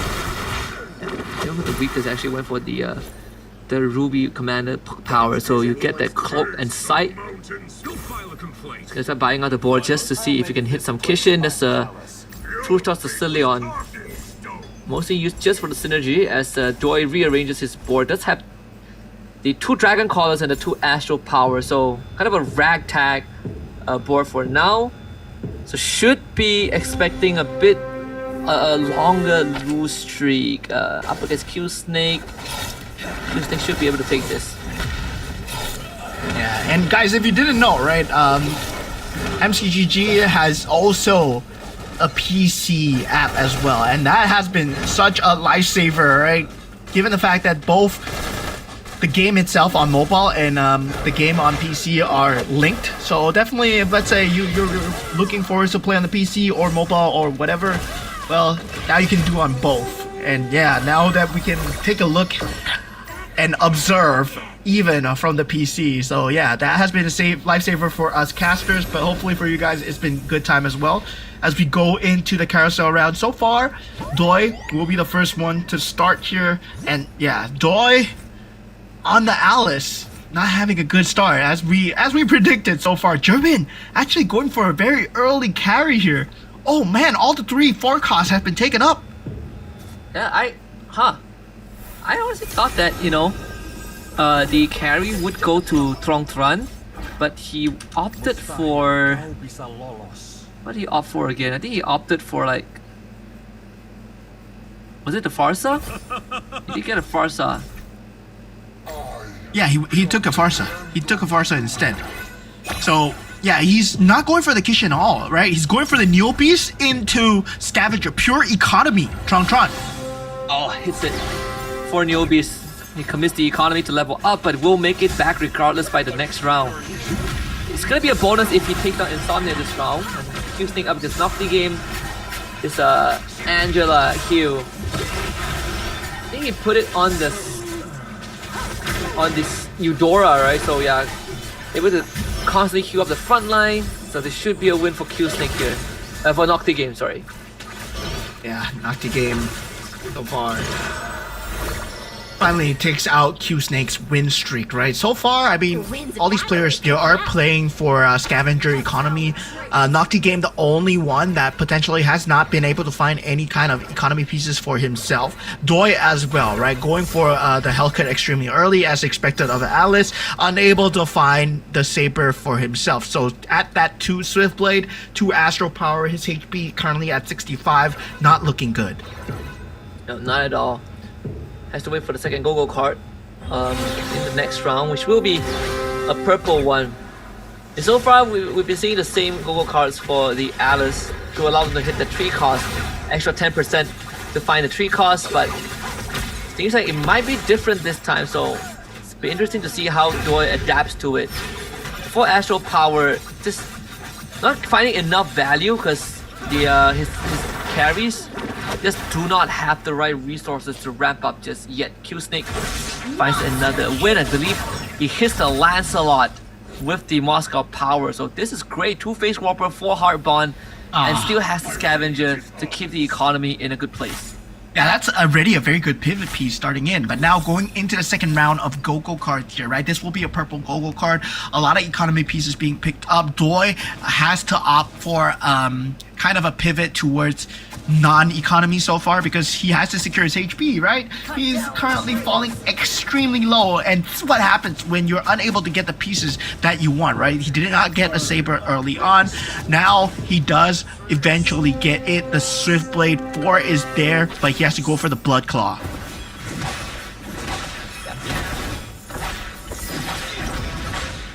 What items do they get here? It's gonna be pretty important as well. Some of the, especially for example, Doi needs a bit more of the offensive item. He goes for the Blood Claws, Frontier Blitz for the weakest. So more damage for them. The Jerbin opting for Payday for more economy, and I like Trong going for counter action. So even more power spike if things get rough. There's actually a Leslie sitting in the shop of Q Snake, but he opts to leave it there. Yeah, definitely. I mean, at this point, right, whether or not he wants to go for that 5-cost build for Q Snake, I mean, at this point, I would say that Lancelot Lean is very good because he's sitting at 36 gold, right? At level 7, 90, he can aggressively level into 8 and then hope for a more favorable roll towards whatever that he wants to go for. Now, going into back to Morpheus, right? Morpheus has opted to go for the Minotaur. Insomnia actually went for the Leomord. He actually has a Leomord on his board, who I think is the protagonist this time because he did call in the Phantom Steed earlier on. But it doesn't have the Enchanted Tail synergy activated yet. It's a 4 Weapon Master though, so there's a good chance that this could allow him to get a snowball going. Now he has the Enchanted Tails. We should be expecting a bit of a ramp up on top of the fact that he did give the Raging Cloak over to his Leomord. Now he's looking for a 2-star Leomord. See if he can get it.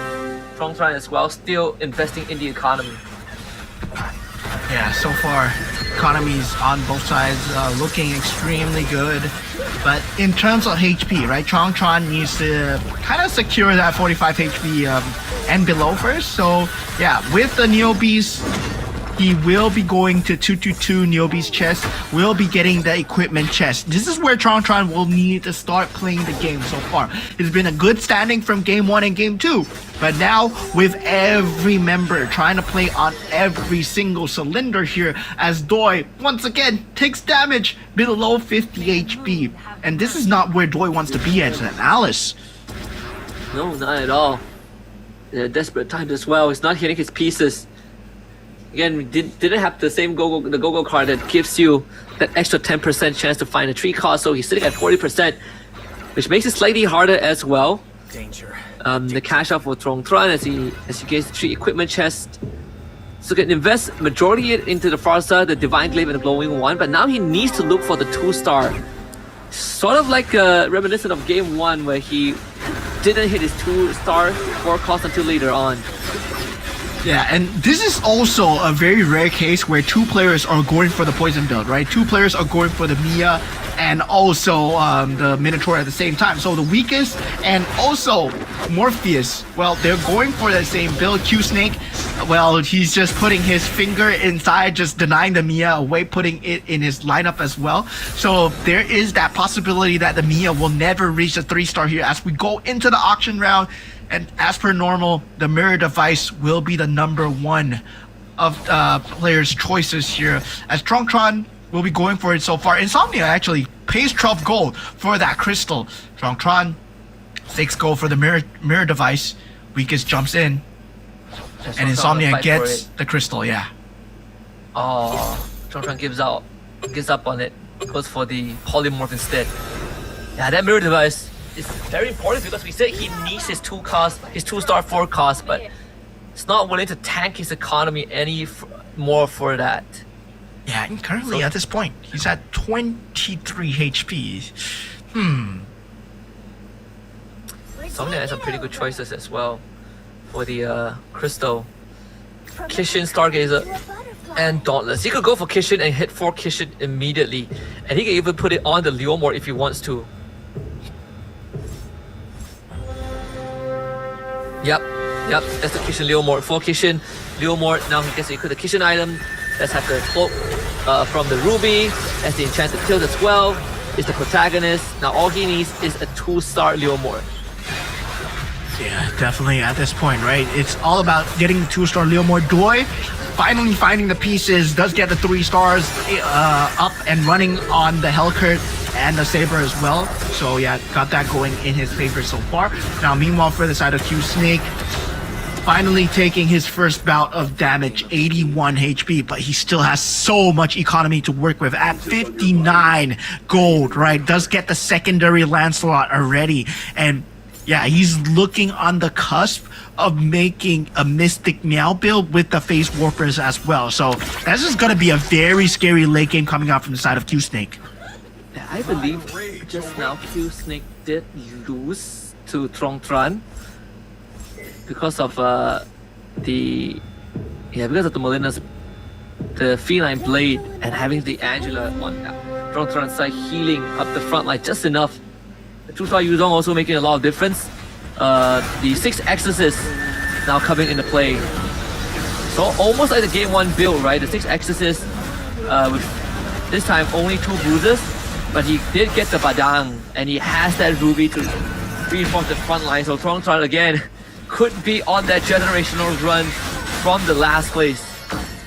Yeah, Tron, I gotta say, right, this man has been playing for the economy. He did go for that lower HP, get the economy going up. Now he got the Dom Ice, he got the Sea Halberd. At the same time, he got the War Axe as well. Now, this is him going for that 2-star Ruby here.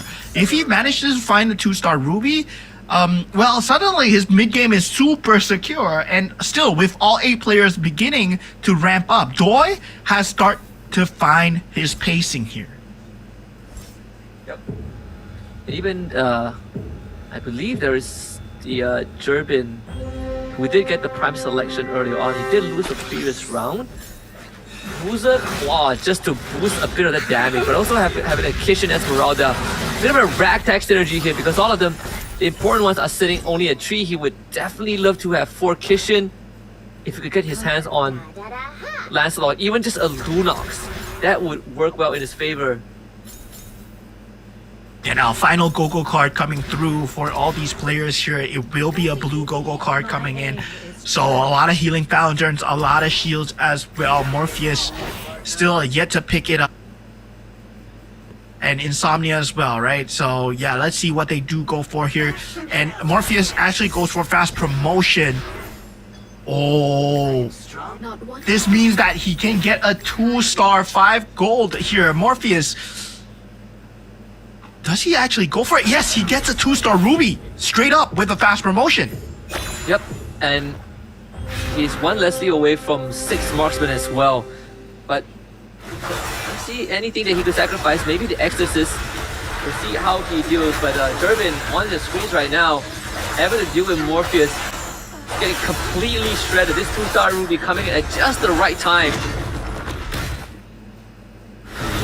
just puts Durbin at 16 HP, and for the first time ever, right, at this stage in the round, all 8 players are still left standing here. Nobody wants to give up a slice of ground here as they want to head into the grand finals.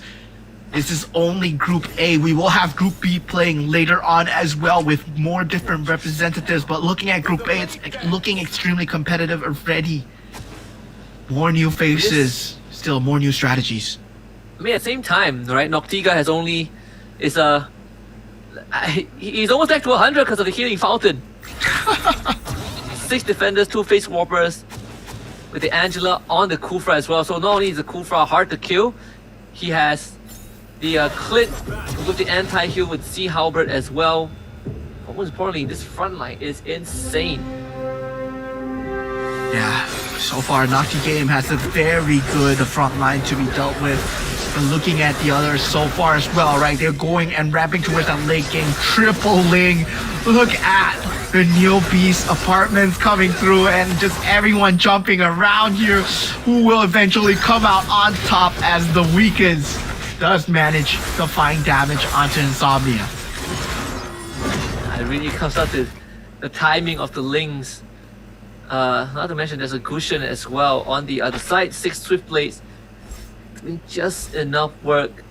And you have a Swift Blade Bane with 3 Northern Veil too, so get big burst damage at the start of the round. And we were talking about Q Snake having a very scary economy. He is finally using it, and he does roll down.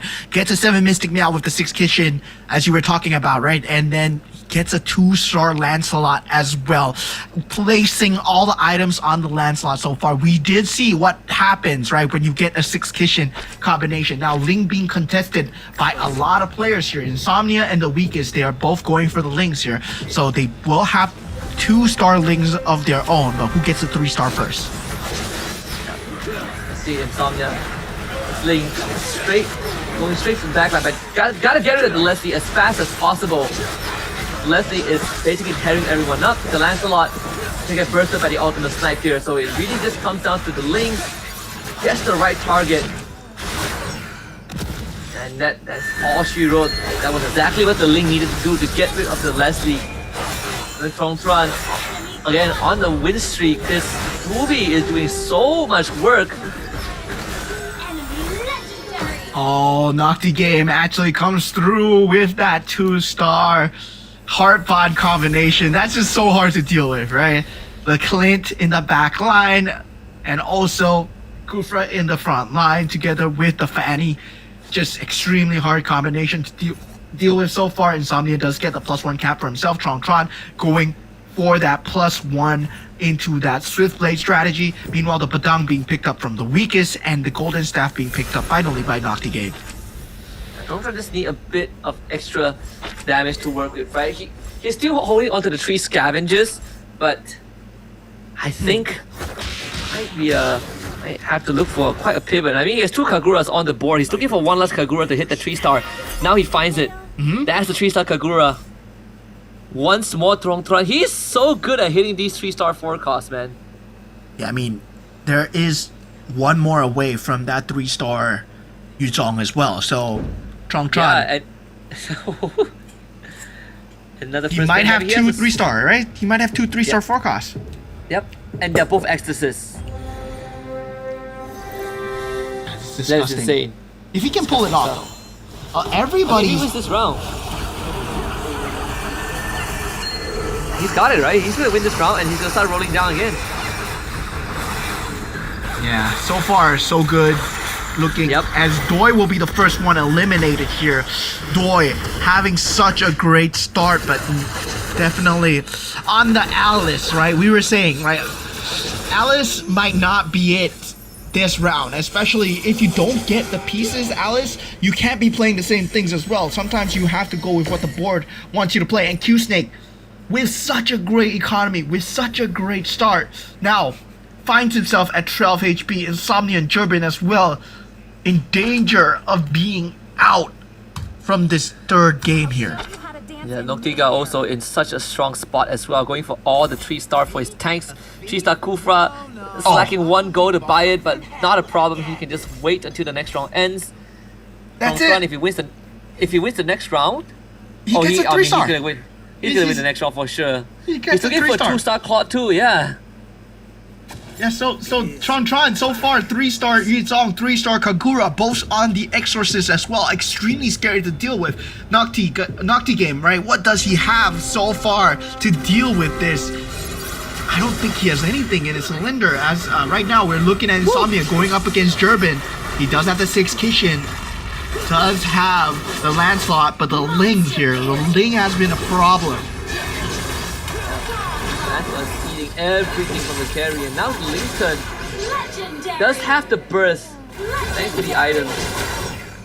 Insomnia survives, but was up against Durbin, so the Nana passive will pop and Thron knocks out Q Snake.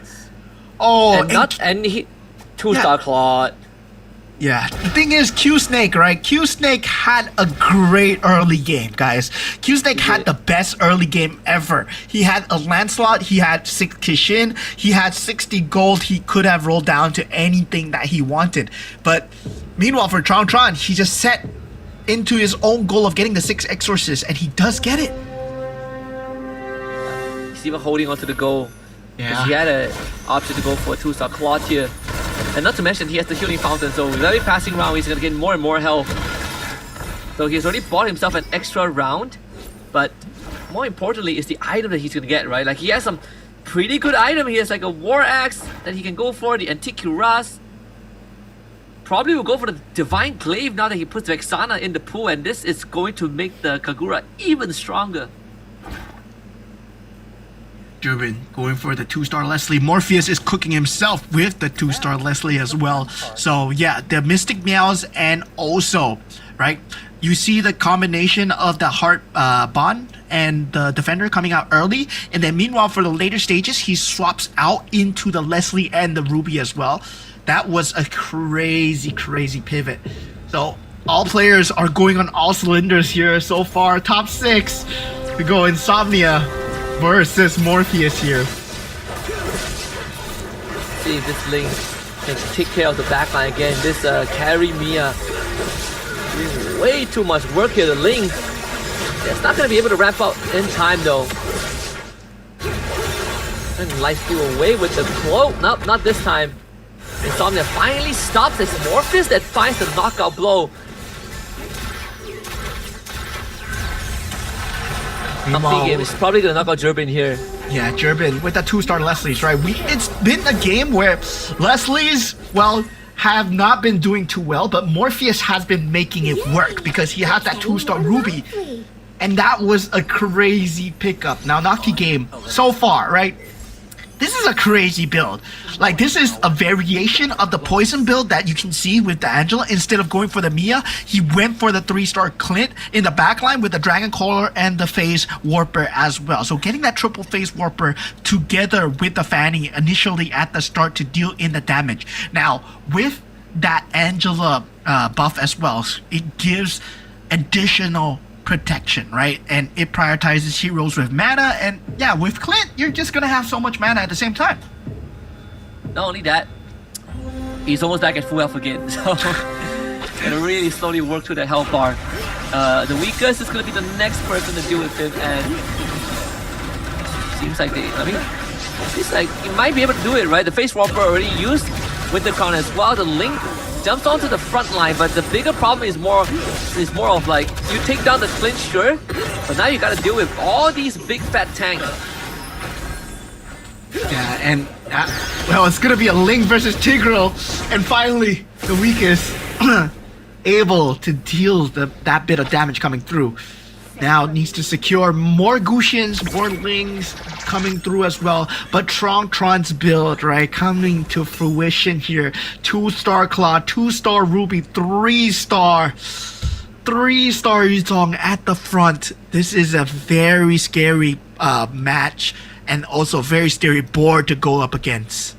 Yep, he actually lost the previous round, I believe, against Morpheus. So there is a world where the 2 3-star forecast can't win the game for him. Yeah, so Morpheus, right? Morpheus with that 6 marksmen. He's just dealing so much in the backline. It's now more about getting that marksman crystal onto that back line. If he's able to get the marksman crystal, he might be able to secure so much for himself. Now Morpheus takes out the weakest, as the weakest will go down in that top 4 position. Now Tron still standing extremely strong against Noctigam, and Noctigam is gonna be, I believe, capped out. He does not have any 5 cost. He does not have any 4 cost. It's gonna be Morpheus versus Tron for the last game for sure. Oh, and he gets a extra capacity. Talk about getting a boost to his composition. I think right now there's nothing additional that he could add that could activate extra synergy, so he's just gonna throw in an extra ruby here. He does have enough gold to go for level 10. Yeah, he has 67 gold. He's been stalking like the 3 scavengers, man. The 3 scavengers the whole way. He's been running 3 scavengers the entire game, man. He's been going at just synergy and 3 scavengers. Now he's looking for rubies. He does have an extra ruby, and yeah, it's more about denying away the rubies, right? If you're Noctigame and Morpheus at this point, you need to start holding rubies. And for Morpheus, he has a 2-star ruby. So Tron and Morpheus, they will never get the 3-star ruby unless they get like a lot of mirror devices. Yep. Oh, the carry is to destroy the Yuzong, because again, this is just a 2 bruiser instead of a 6 bruiser. So the damage output is gonna be slightly slower. It's more towards burst than consistent, and actually the marksmen, they are doing very well into him. And the goes so just enough. Oh, Sitting at 1 health. I think you go level 10 here. It's time to roll now, baby. it's time to roll it down. It's time to roll it down. Yes, sir. Tron finds himself at level 10, 33 gold, and it's time to go for the final piece here. Yeah, it has to do with the backline. Like Morpheus is the only person that can stop him right now. Wait, he went for Morpheus's mirror, right? So there's a chance that he can fight Morpheus again, and he's not rolling down. Yep. Okay, he is rolling down. He needs someone to deal with the carry and the Mia, right? Like the backlines are like the biggest problems right now. The final arrangements here. He's gonna up against Noctiga, so he gets a second chance here.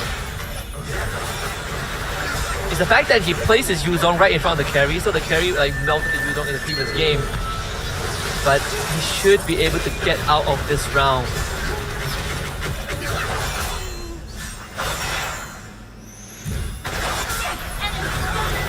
Yeah, so far so good. Tron still in it, as Morpheus actually gets taken out by Tron. Yeah, 28 HP down. Man, after this Lord round is the beginning of the end here for all these players. Do you take Leslie here? The ultimate snipe? It feels like it might be the key, right? To help you gain access to the backline faster. I mean, at this point, right, he wants to go for a 3-star ruby, but it's not There's available. no shot. Yeah, there's no shot. 3-star Odette maybe? 3-star Badang, 3-star Link, 3-star Bane, Alpha. Wait, the CF. Oh no, it's not enough. It's not enough Claude. Yeah, there's I mean, only he has 43 gold, right? 4 Claudes in the pool. Mm-hmm. So It's a 4 40 Claudes. plus gold. What does he want here? He can't get a 3-star. He can't get a 3-star. That's the sad thing. Because the Claude is being denied out. What does he want here? Is he He's confident denying the he can get Irithel it? away from Morpheus. He is. I feel like he's confident that he could hold on to the next. Has he denied enough Irithel though? Yes, he has. There Yes, is- there's only 9 pieces in the pool, so he's denied away that the 3-star Tron. He's playing high level game, man. That Irithel is not for him. It's for Morpheus. He doesn't want Morpheus to get it. There's 5 more Irritels in the pool. But that only means something if Mortis survives this round. Because, yeah, Tongtran, he has found a recipe here. So far, so good.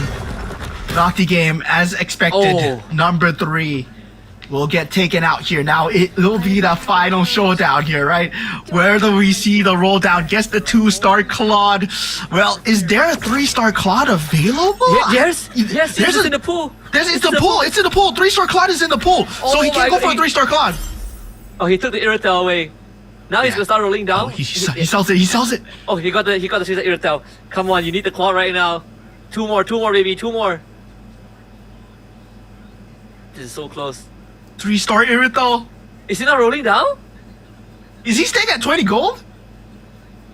He's insane, dude. This guy is crazy. He is crazy. He's an action. He gives the Irritel away and he stays at 20. Wow. You are a madman, dude. This could be his undoing, you know? Yeah, that 3-star Irritel is gonna be dealing so much in the backline. Can he? Is it enough? There's no way. There's no way, right? There's no way. Oh my god! Wait a minute. There is. He's insane. Oh my god! Tronktron's a genius. Tronktron's a genius. Exorcist. Oh man, that 250%. He gets the Claude. One away. That's a Granger. That's a Granger. Oh, come on. The baits. Just start rolling, buddy. You got it.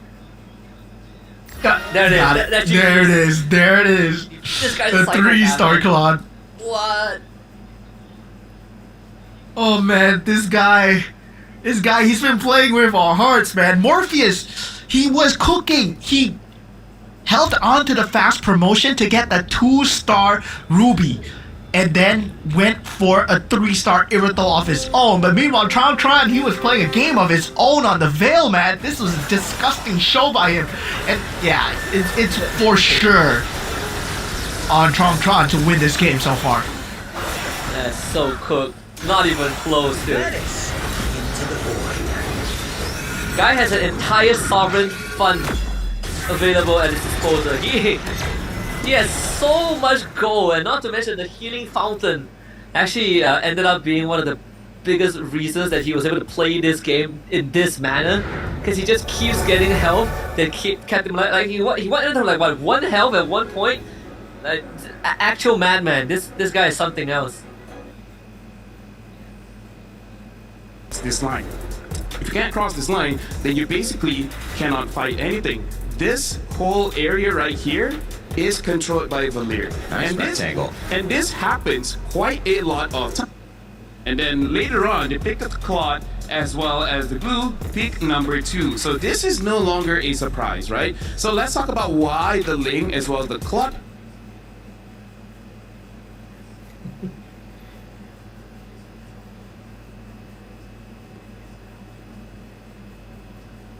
Wait a minute, my matchup is winning.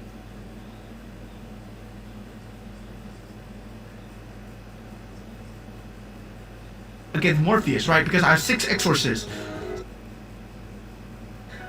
He gives away the Irritel and the crazy thing, he doesn't even roll down, right? He gives the Irritel and he just gambles around. I say gamble, but to him, it was all calculated.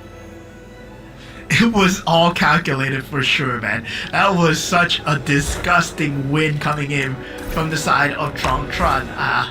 The start, he planned it initially already, right? Where he was going to go for the Veil, he went for the Scavengers, then afterwards he went for the one where he has less than 45 HP while he gets 3 equipment chests, and he's starting to play for the late game as well. And meanwhile, we did not see a good game coming out from Doi as well. He went for the Alice. Alice was doing so well in game number 1, 2, 3, but not in this one.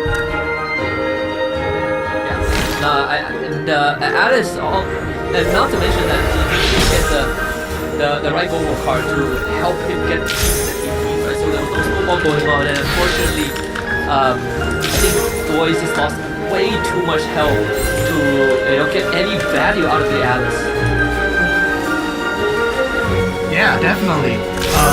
There is Alice not being able to just not getting that Saber, not getting the Elker. Yeah, this is going to be a very tough spot for.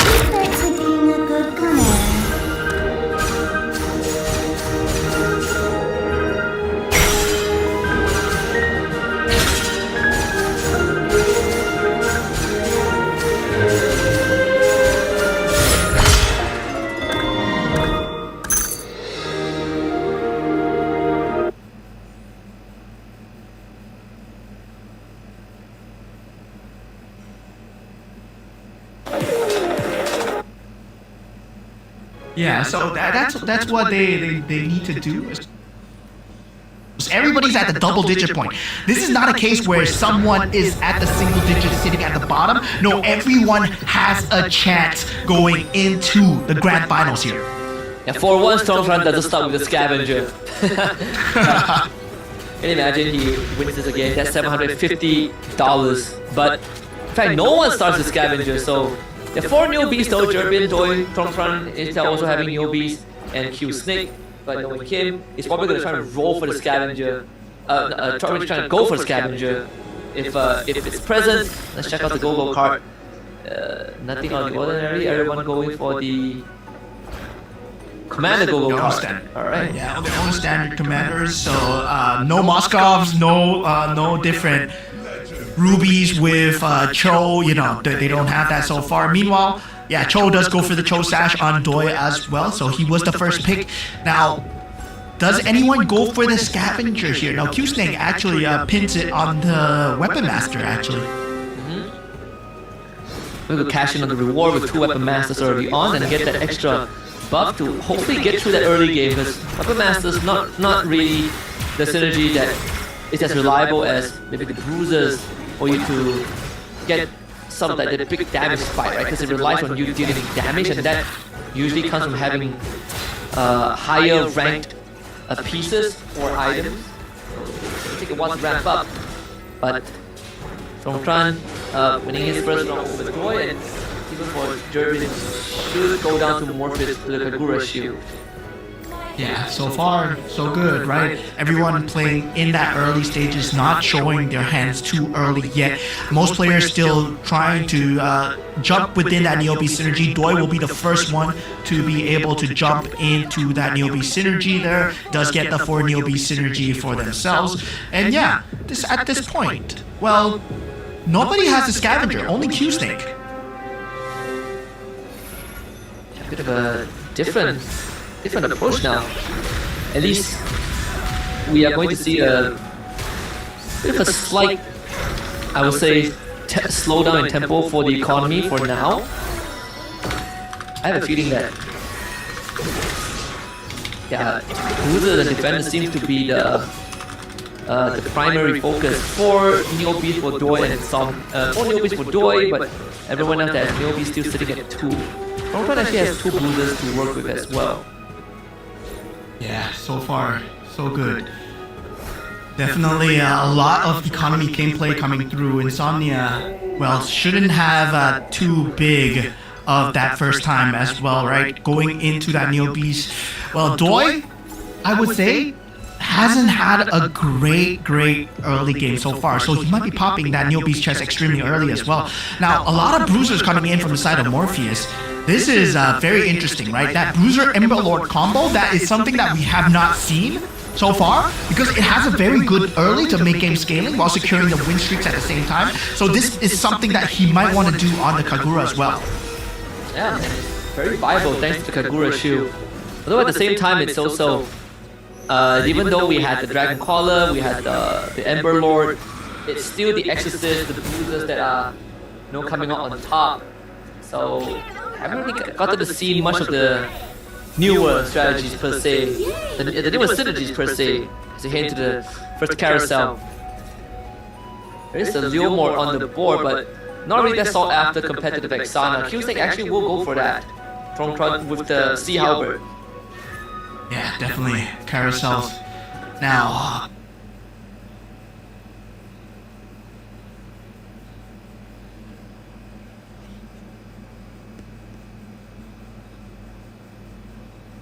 being picked up. Sea Halberd. Yeah, definitely carousels. Now, Farsa being picked up. All the 4 costs actually being picked up as well. And very common to see.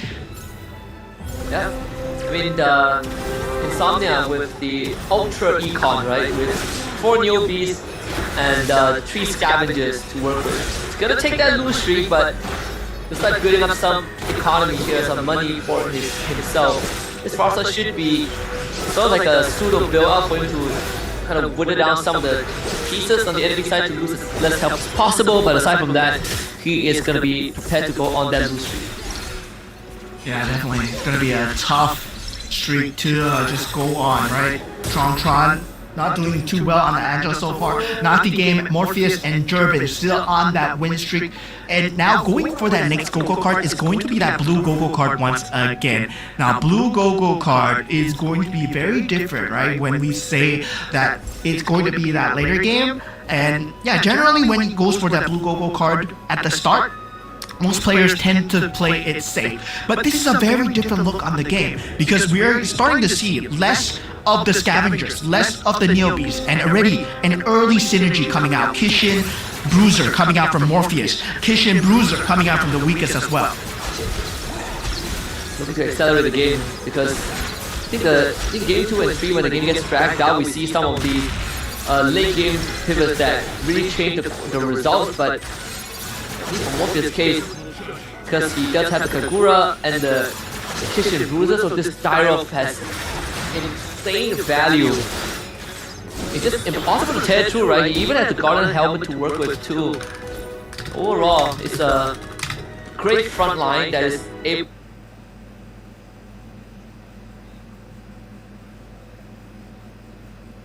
to do big AoE damage.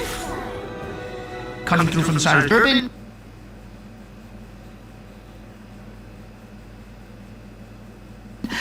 Not the game, and also Morpheus, who might be playing for that later stage of the game. As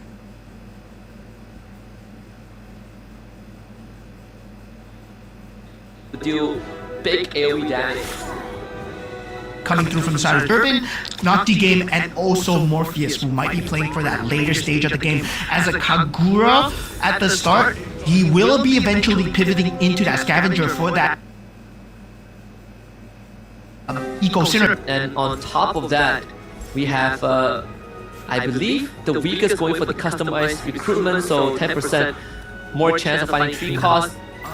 The Heartbond Defender, you can kind of see where this is going. I think the weakest is going to go for that Miyaku Tigro Minotaur, Miyaku Tigro, all 3 costs, so perfect for customized recruitment.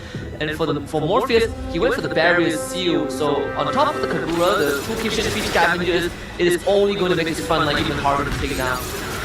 Yeah, and wow, Morpheus does go for a very early centric build, but then rotates towards that scavenger as well. So securing that early game together with the Kagura, he will have that win streak going in, right? But he does give up the win streak because he will be going for scavenger here.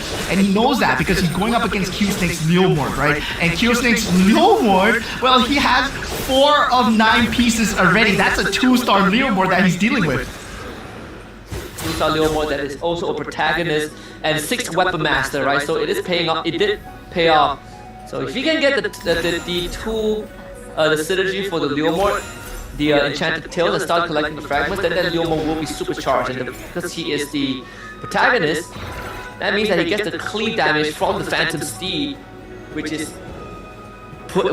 puts Q-Snake in a very strong spot now. Yeah, Q-Snake right now, would say with that 2-star Leomord looking extremely good. 6 Weapon Master synergy early on in the game. But once again, right, you gotta say, Q-Snake always has a very good early mid-game, but falls behind when it comes down to the late-game decision-making as well. So, yeah, hopefully he can find that key decision-making this time, because now he does have a very good opener. Yeah. And Q-Snake should be going on a win streak as of now, whereas for, I think even for Morpheus, right, yeah, it's pretty fine. The Kishin Ember Lord and the Bruiser. Wow, what rotation coming through, alright. Neobi's already at 300 energy coming in for Doi. He has gone for a very early Neobi's into Scavenger, right? Where he was going for just pure economy at the start. Now 38 HP, he's trying to pull off a Tron, but at the same time, right, the Gogo card does not favor him. And going into that bidding round, it's not even the auction round yet. He's already at 38 HP.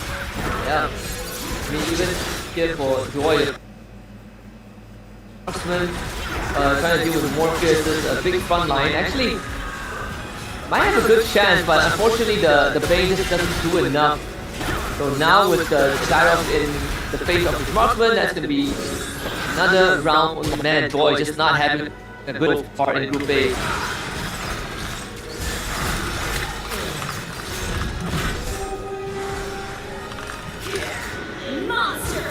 Yeah, definitely. It's going to be a tough time coming in from the side of Insomnia and also Doi, right? Falling below extremely low, especially when it comes down to this auction round here, right? And all these players, they will have the gold to work with, but at the same time, gold is going to be a key issue here, especially if you're going to be pushing towards level 7 and level 8. Yeah.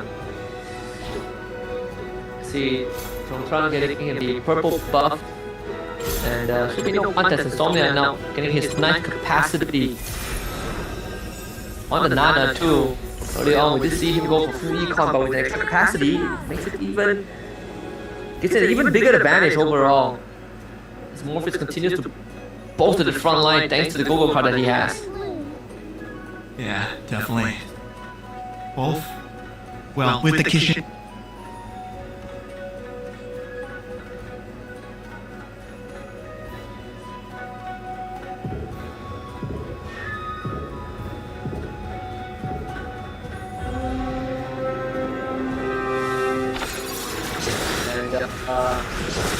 Morpheus against Durbin. Durbin should be another Morpheus. I don't see Durbin coming now. No one to do with the dial as now. I would say, yeah, but Maybe? there is a Vixana, right? The Stargazer or Oh yeah, the Aurora in the back line. Yeah, so yeah, that is just crazy coming through from the both sides as well. So now, when it comes down to the end game as well, it is going to be the situation where Q Snake in that 6-weapon master already looking extremely strong when it comes down to having that level 9, level 8 roll down, but the only person is at level 9. Right? Level 9 is Doi. He will have the highest chance of that 5 cost roll down. And already, he has the Leslie, he has the Claude, he has the Ruby. yeah. I believe Insomnia and Doi both at level 9, but Insomnia does have an extra hero slot to work with. 8 Mystic Mail, it has the Vexana, and Vexana Lunox as well. So again, 3 Mage, 3 Stargazer. There's an angle for him to go for the 4 Mage Stargazer and maybe just abandon the Mystic Mail if he gets the right pieces. So starting off with the win streak actually does help his case out.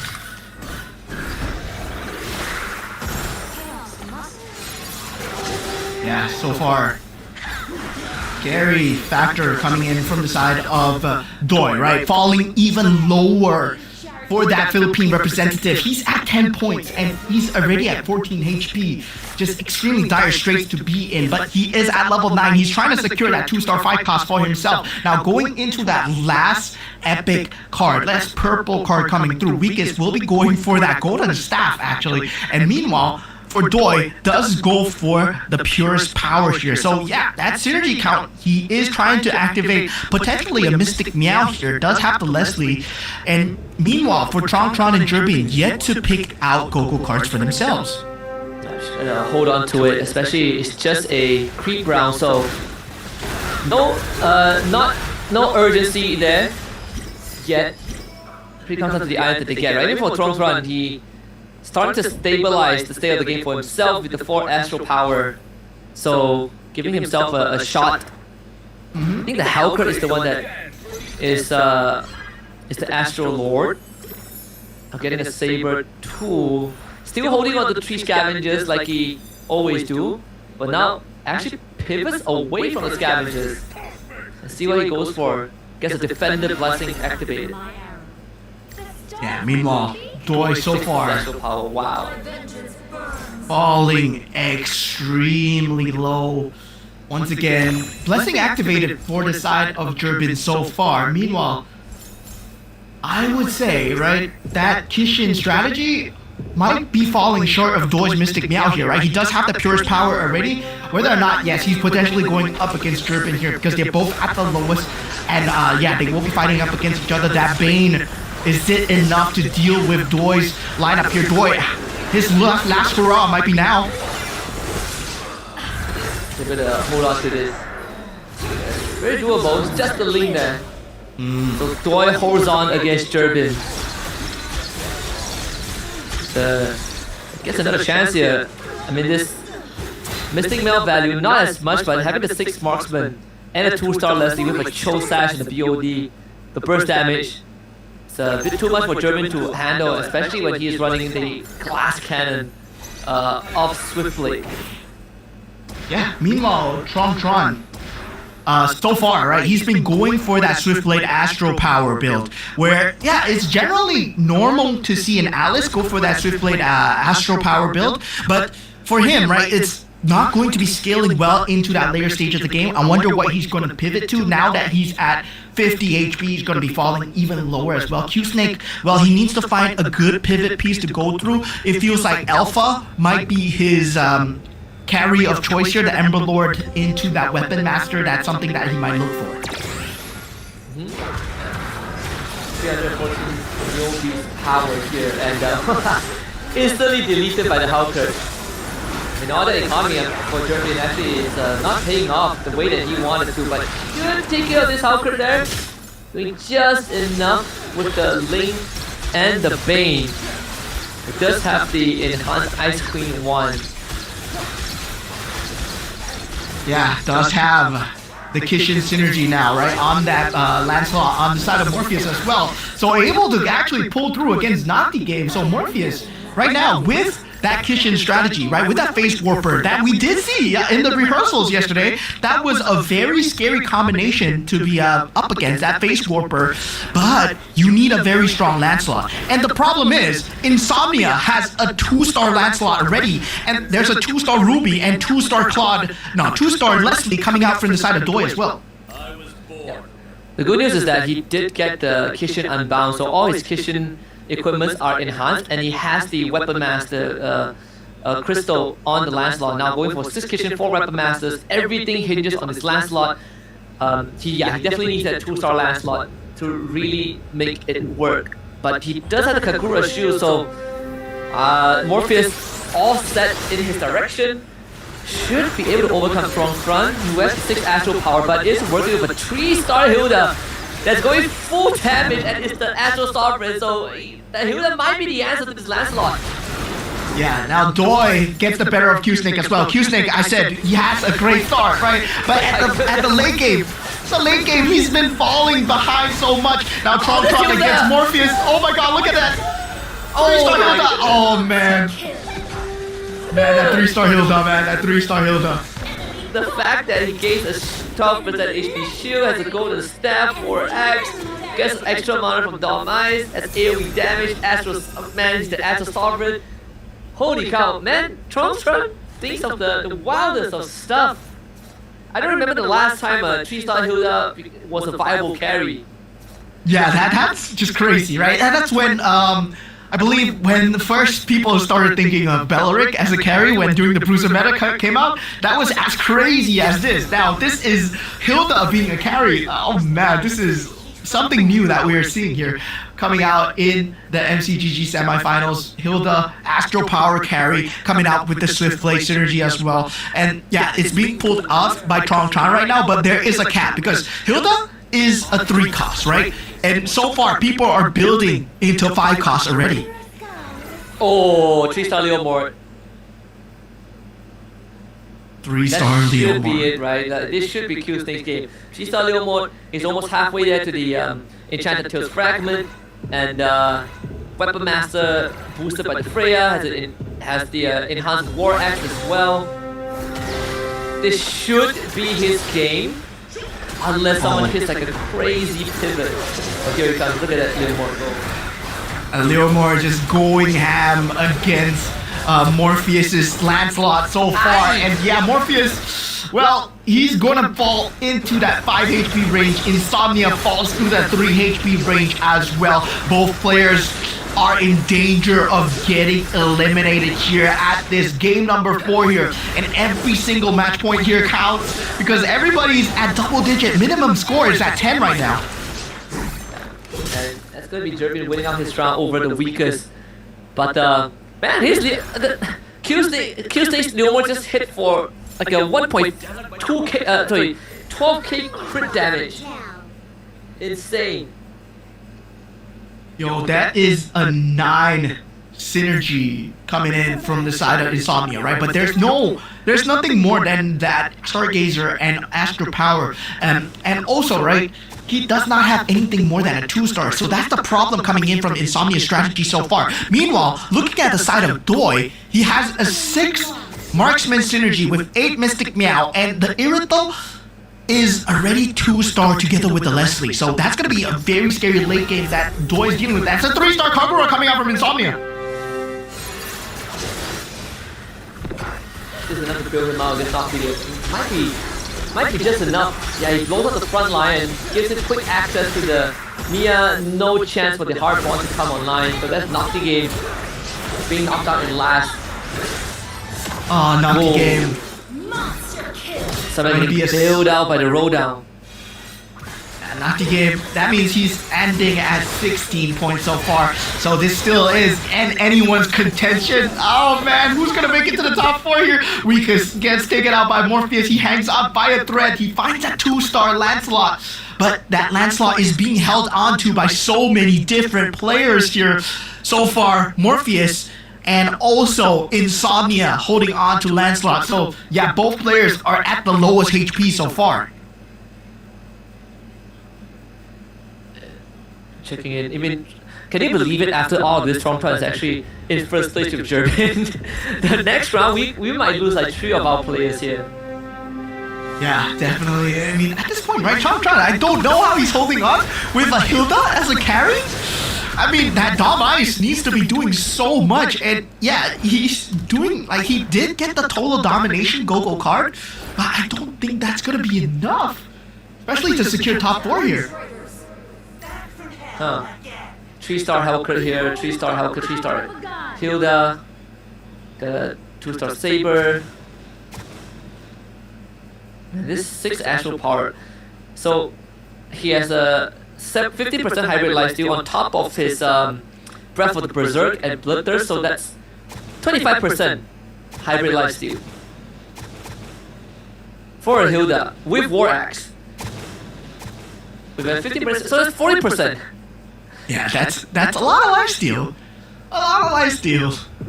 Well, 50% scalp and 25% hybrid life. That's still a lot, actually. But the main stats coming through from the 5 cost might be coming through right now, right? Doi going up against Morpheus, and now Insomnia going up against Gerben as well. So this is going to be the beginning of the end. Potentially 3 players getting taken out at this juncture as the top 6 still alive. The Ling doing what he can so far, able to deal damage. Winter Crown coming through at the perfect time. We'll have one more, but that's a lot. That's a lot.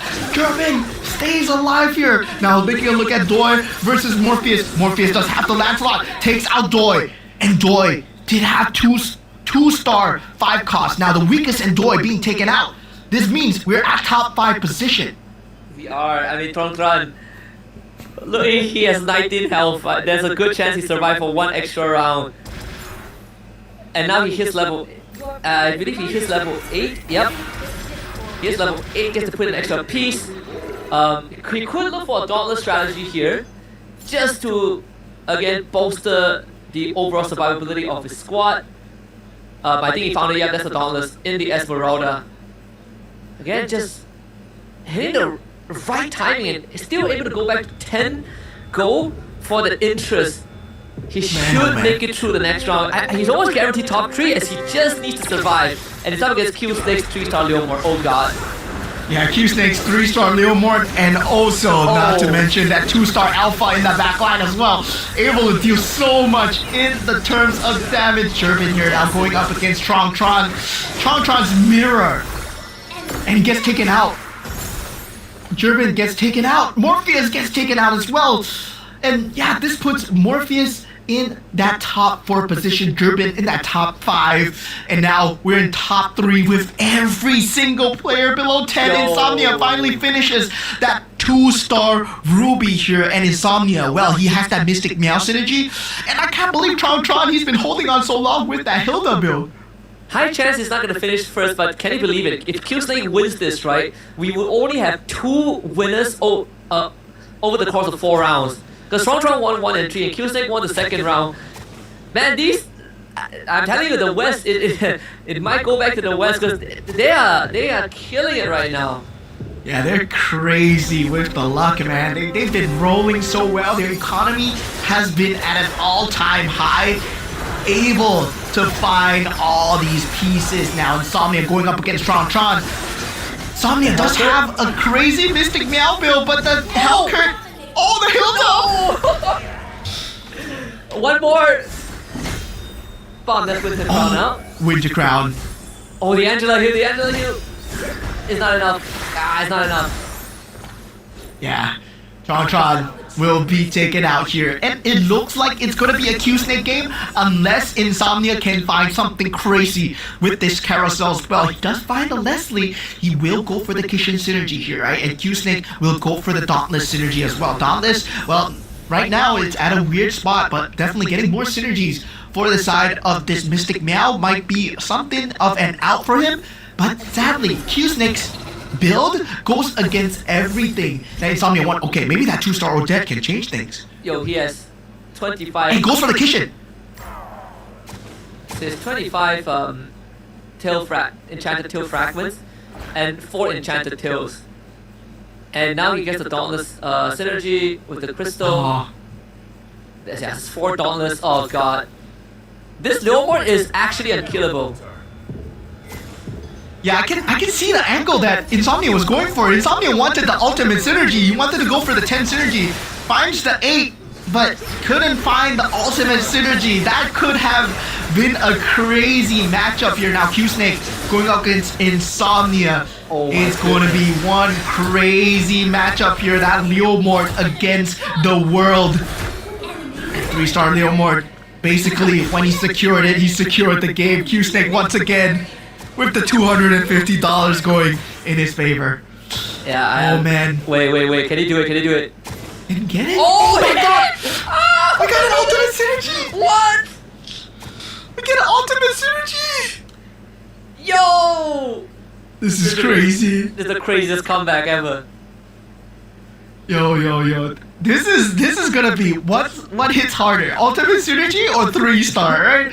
And I gotta say, every single time I bet on the ultimate synergy, Insomnia, he might have pulled off the comeback of a lifetime here. Holy cow! Oh man, this is insane. Can this Leomord hit hard enough? I don't think so, man. Supreme items from the Kishin. This GG's. Just watch. Ay, that's. Oh! Yeah, not even close. Holy cow. Legendary. Oh my god, this is the first time. This is the first time in MRS history that we got an ultimate synergy. And Insomnia from Indonesia, he does it. He gets the ultimate synergy for himself and gets a $250.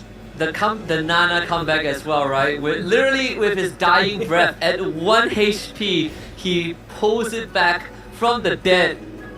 And I think he also got the extra capacity, so it wait, he 1, 2, 3, 4, 5, 6, 7, 8. Yeah, he got the extra capacity, he got the tree, magic, the Kishin crystal, and the Kishin blessing. Everything fell into place. If he wasn't on Nana, it would have been GG's, man. That's one of the greatest comeback I have seen. I thought he could. Up your screen and the prizes that you earn. Make sure to scan that QR code and check it out if you want to be involved. Welcome back to the Lenovo Legion Gauntlet. My name's Rain.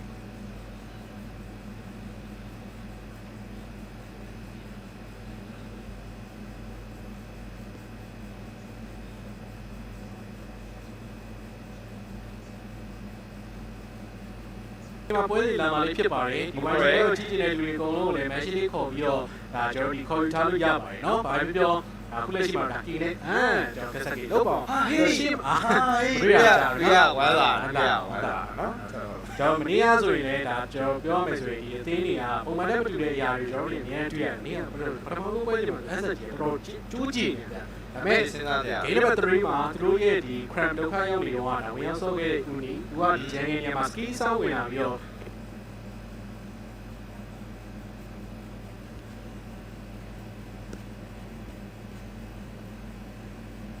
It's just the semis. It's not even the grand finals. It's going crazy here. Oh man, what a comeback coming through. And of course, huge shout out to all the players that were in the lobby as well. They will be part of history as well. This might be one of the first few times that it has happened over here. And wow, that is just crazy coming in from the side of Insomnia. And also, right, Q-Snake, to be able to push things to the end with that Leomore 3-star, man, what a comeback. What a crazy early game coming through. All players here, they're playing their hearts out. Everyone below 10 HP. Yeah, at one point, like everyone was below 20 HP, but yeah, Q-Snake, again, the only reason he lost was because Insomnia hit like 10 Kishin. That was in the bag. Like, you can't even be mad that you lost that game. But even for Trongtron, he held on longer than he should have. And the craziest thing was, if he beat Insomnia in that previous round, it would have been Q-Snake that takes the win. Yeah, that would have been crazy, right? Because if he wasn't a Nana, Q-Snake would have won.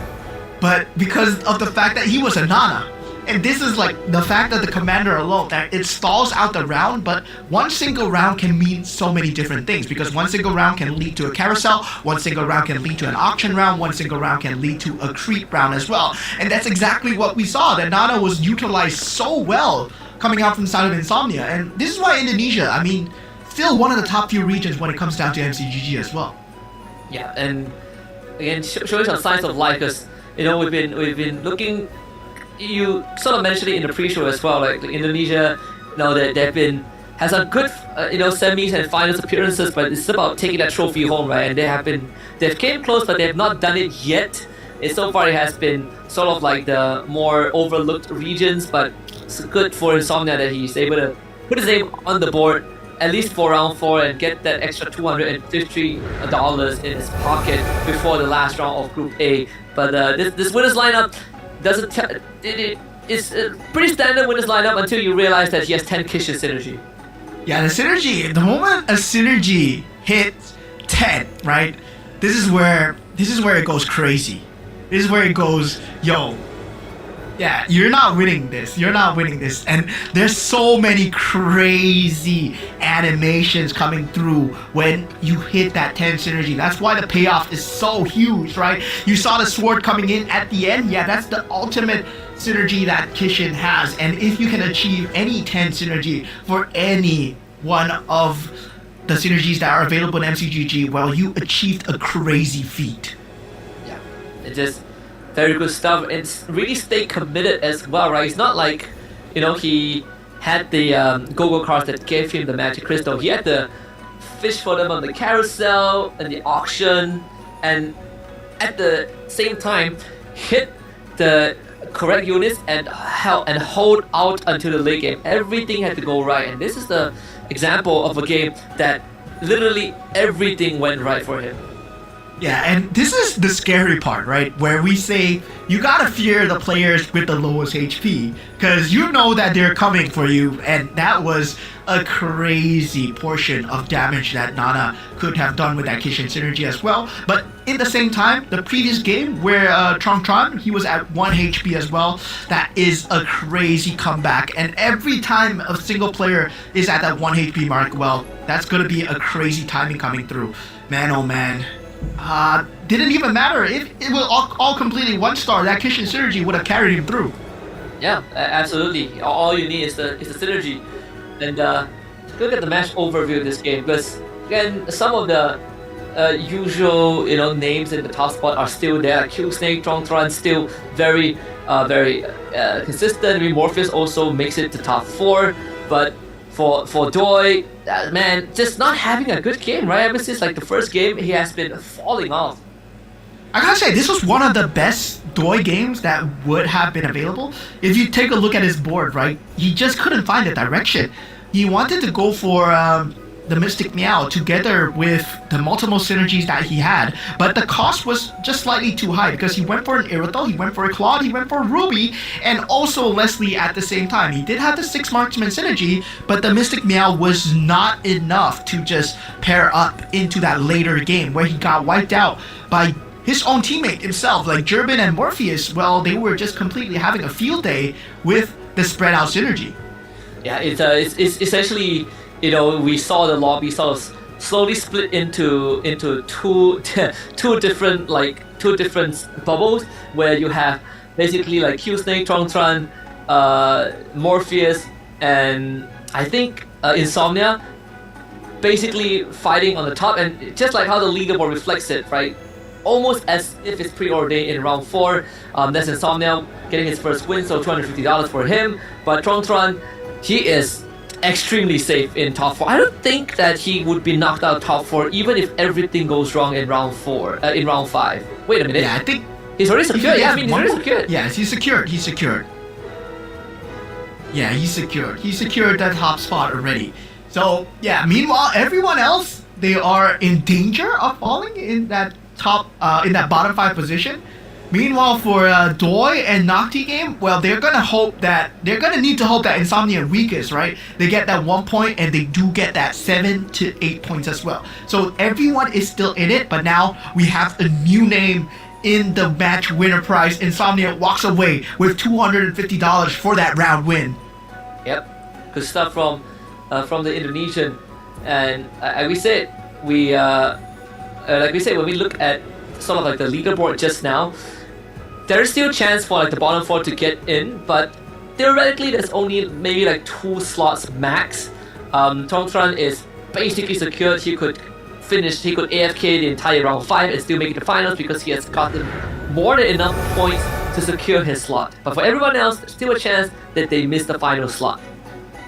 Yeah, so everyone's still in contention, except in the exception of Tron, of course, where Tron is secured that top spot already. We will be seeing him in the grand finals tomorrow, but going into the player cams, taking a look at what these players are doing, my Mr. Ultra Synergy and also Morpheus in that top 4 spot. Well, hopefully he can secure and go into the grand finals as well.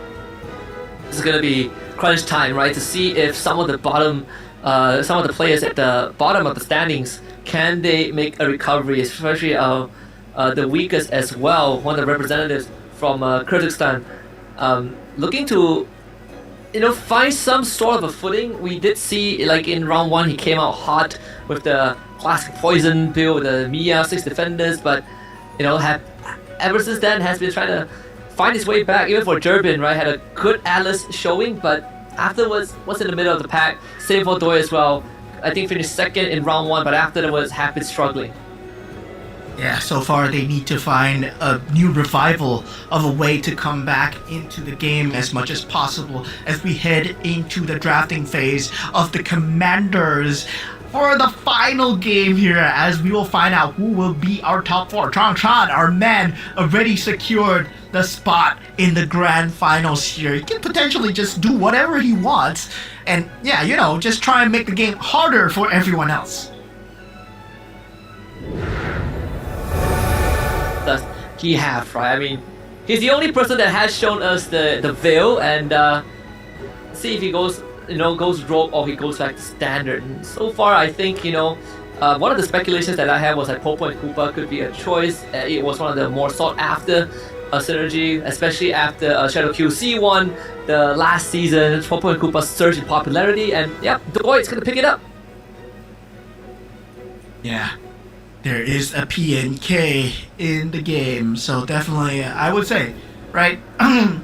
Now, it's one of the key factors that Floxy likes to use as well. Floxy himself, he finds PNK very strong, our Go 1 champion.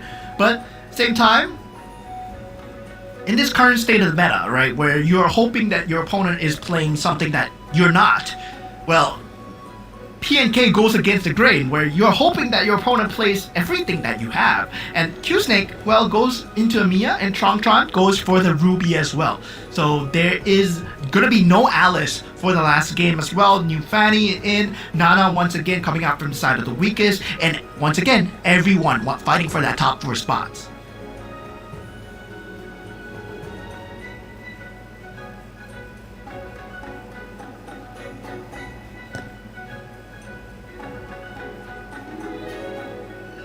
Yeah, meanwhile, I would say, right, for all this drafting as well, so far we've seen quite a fair number of commanders.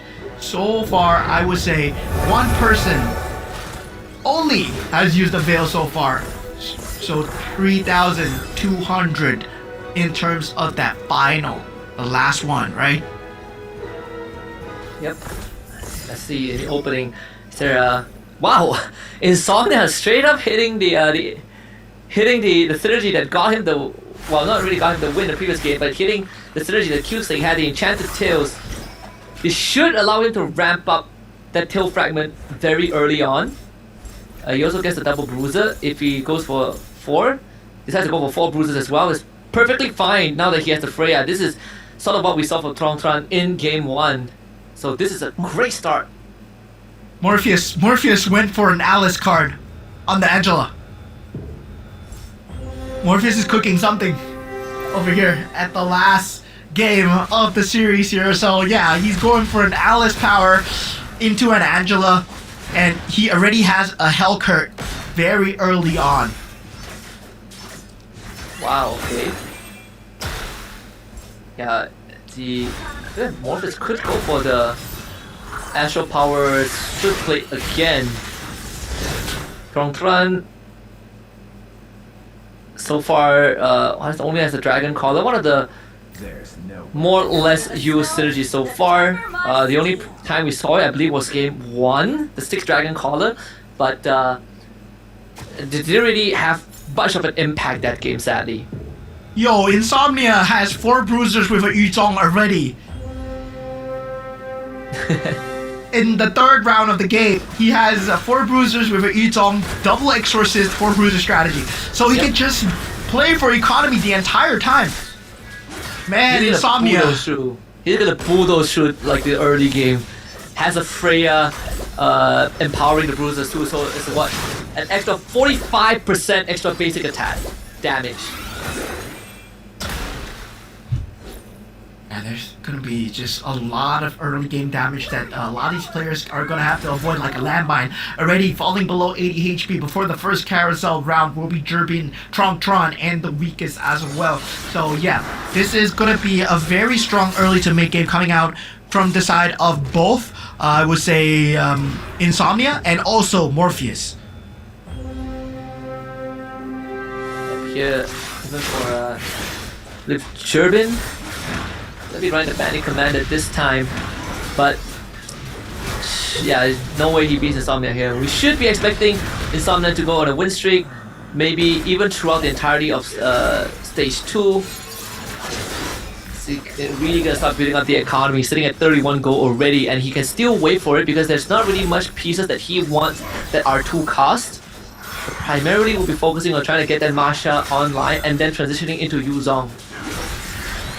Yeah, it's gonna be tough straights coming in for every single person in that board here, right? Morpheus will be going for that Alice strategy on the Angela as well. So far, luckily for them, there is nothing to deny on that current board. Jerbin will be going for that 4 cost piece. Weakest goes for the Vexana as well. And yeah, Cloth Death Defies, well, yeah, nothing too game changing, I would say, in the first carousel. That cushion for Jerbin, right? Vexana for the weakest, and Insomnia getting a Dom Eye, so it's gonna put the Dom Eyes onto the Yuzong most likely. Or actually, you could put it on the Belleric as well. That's his 5th bruiser. The Gathokacha is now in, and this is without any blessings yet, so he's on track for 6 bruisers already. Yeah, definitely if he wants to go for the bruiser combination early on, just to advance that mid game, right? Getting that early early interest in as well. A lot of these players are already sitting at 20 gold, in the exception of Morpheus, who does want to go for an early boosted Hellcurt as fast as possible, unable to find the Saber so far. And yeah, does have that Astral Power Swift Blade combination going well for him. Yeah, so far so good. Same for Nocti game as well with the Kagura. Putting it onto the Dairoth as we have seen so far, but it's the Spellblade Talisman on the Brody, which is going to be transferable later on. Tron, as usual, 3 Scavengers, his favorite approach, and swapping out the Dragon Collar for the 2 defenders as he gets Tigro earlier on. But economy for both Insomnia and Nocti should be in a good state. Yep. Insomnia still sitting at 31 gold. Yeah, 31 gold. At this point, he might as well be sitting on a pot of silver and pot of rainbows here because, well, he has that Yutong already. And yeah, definitely going for that bruiser build. He is still thinking of whether or not he will be going with bruisers as his build of choice here. But I definitely think that he wants to 2-star the Yutong as fast as possible, right? Already able to get such an early win streak for himself. Now the weak is finding himself at 56 HP as well. Looking at the side of Morpheus as well, well, he will have that Hellcurt combination, so that Alice is not something that we saw coming out in Game 5, but well, Morpheus has found a way to just go into it. Now going into the Gogo cards, it will be purple this one. Yep, purple Gogo cards. Oh my goodness, Insomnia just got full throttle. Talk about speeding up the power spike.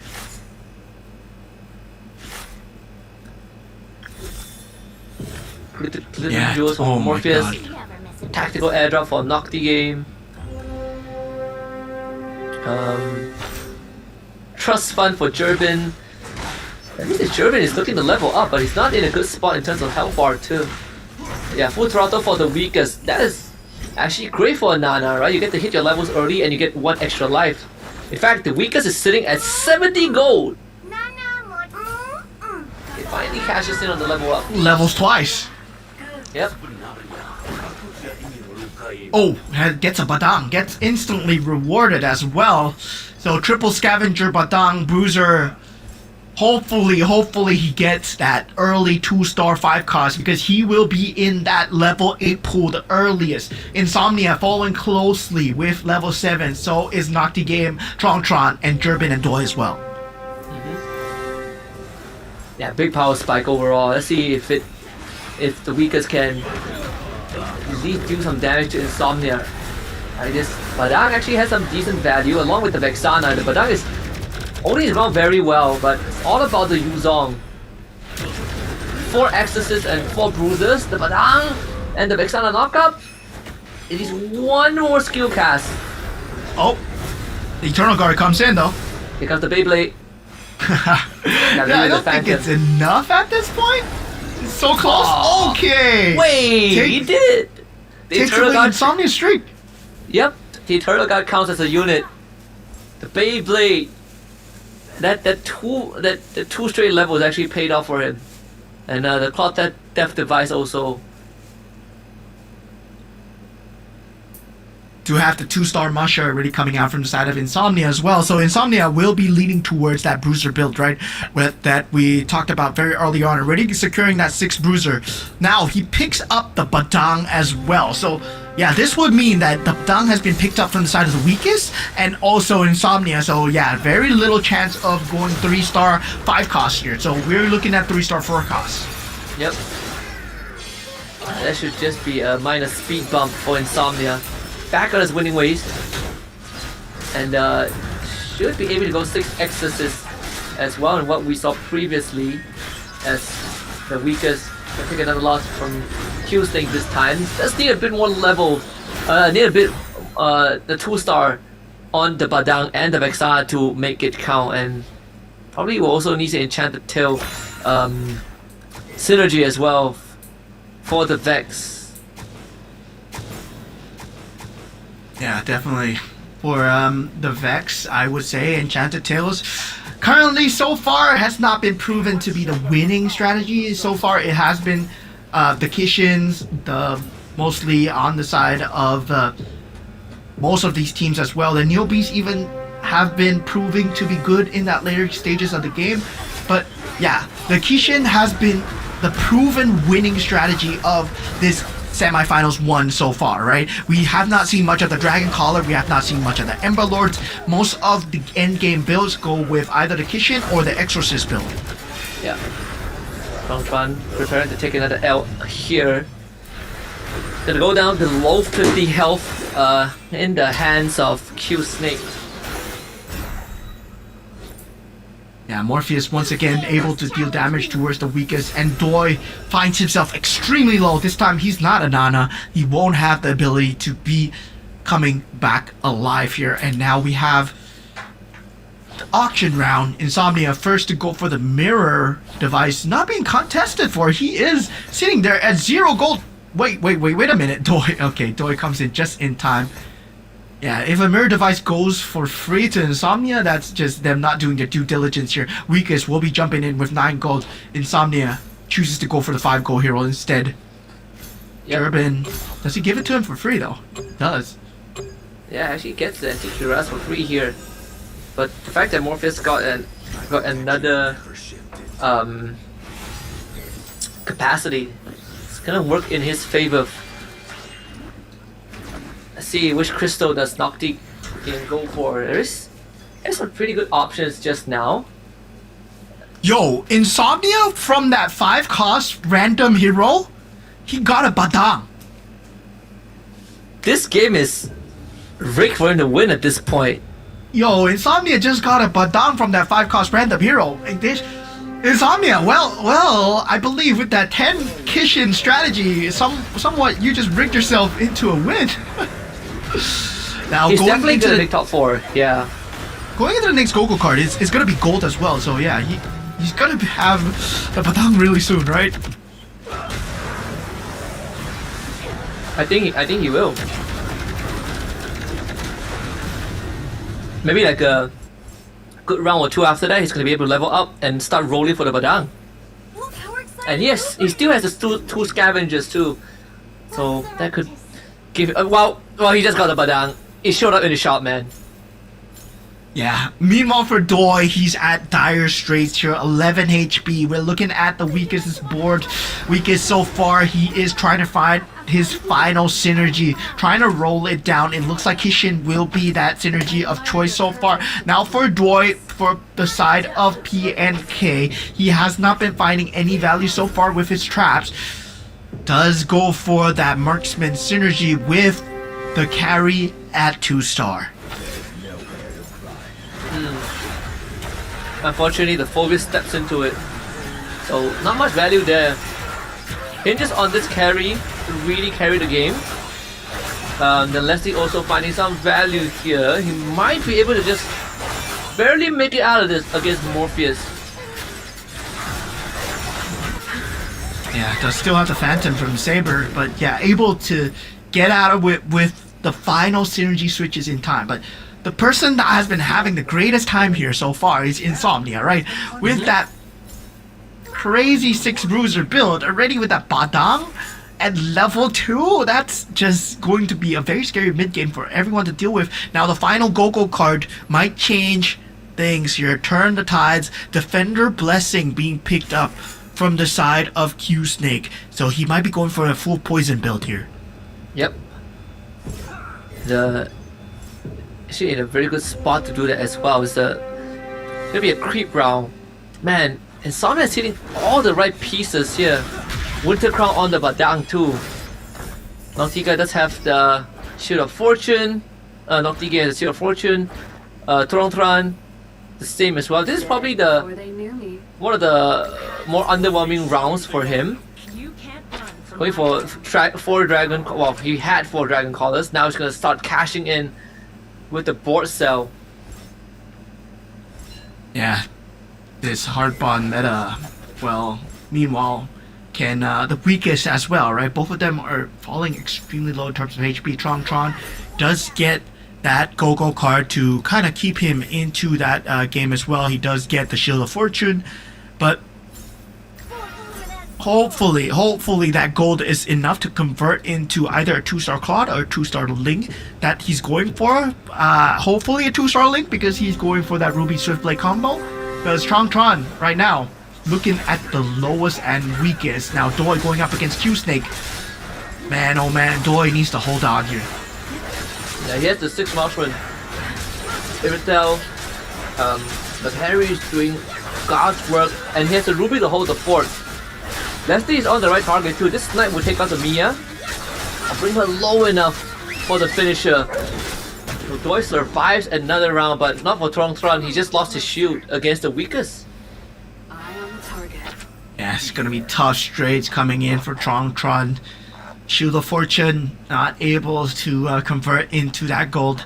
Now, meanwhile, looking at Tron, 49 gold, working towards that Northern Veil Swiftblade. Hopefully, Astro Power Synergy still keeping that Scavenger going. We'll have that hint of Dragon Collar as well. That Gushin is a potential pickup for him. We'll see the Claude and also the Batang as well if he wants to go for the Dragon Collar. Yeah, he does pick it up. Yep. So, 3 Northern Veil, 4 Dragon Collars, and 4 Swiftblade. Let's see if this is enough to bring him back. He's up against Doi, who is on a decent win streak now, but the Deadly Catch actually does enough to break the front line, so that allows the Ling and the Gushin to instantly act as a damage dealer here. But they have to deal with the Ruby and the Iritel. It might not be enough. Yeah, it's not going to be enough. He does not have the 6 Switchblade synergy that he needs. This puts Tron, well, sadly, at the last possible position here. But he doesn't care too much, right? He ends the streak with, I believe, 29 or 30 points. And then, yeah, he's going to have be qualified in the Grand Finals no matter what, because I don't see anyone hitting that 30-point threshold. Yeah, he's still gonna finish first regardless. Right, that's what I say, right? Like, he can have one bad round and he will still make it. The best case scenario is that Q-Snake ties with him by winning this round and getting 8 points. That's pretty much it. Insomnia is still in a very comfortable spot. Insomnia somewhat found his pace. Doi, well, he's going for the 3-star carry, right? We know that Doi already has a 2-star carry. He's going for a 3-star. Does get another 2-star, but he's still 3 more pieces away and only has 9 gold. See if he can get lucky with this P&K trap. Well, as well, Q-Snake in the meantime, this poison build. It's gonna start running out of steam as everyone else builds into that late game. This Lancelot on Nocti game, more than enough to do the work, has to carry to melt the front line as well. I'm gonna see the end of Q-Snake pretty soon. Yeah, I mean, that Hardbind combo is very hard to deal with, especially with the fact that there is that Tigreal alive, but that Lancelot is 2 stars, more than enough to deal with him. But sadly, Lancelot being the only one alive only deals 13 damage to Q-Snake. As we head on into the next carousel round, Q-Snake will be the first to choose here, but does not see much capability, right? He can go for the Heartborn Synergy, or he can go for the Claude as well. He goes for the Heartborn Synergy, plus 1 cap for Doi and the weakest. And that's actually great for the weakest. Right now he hits 10 capacity.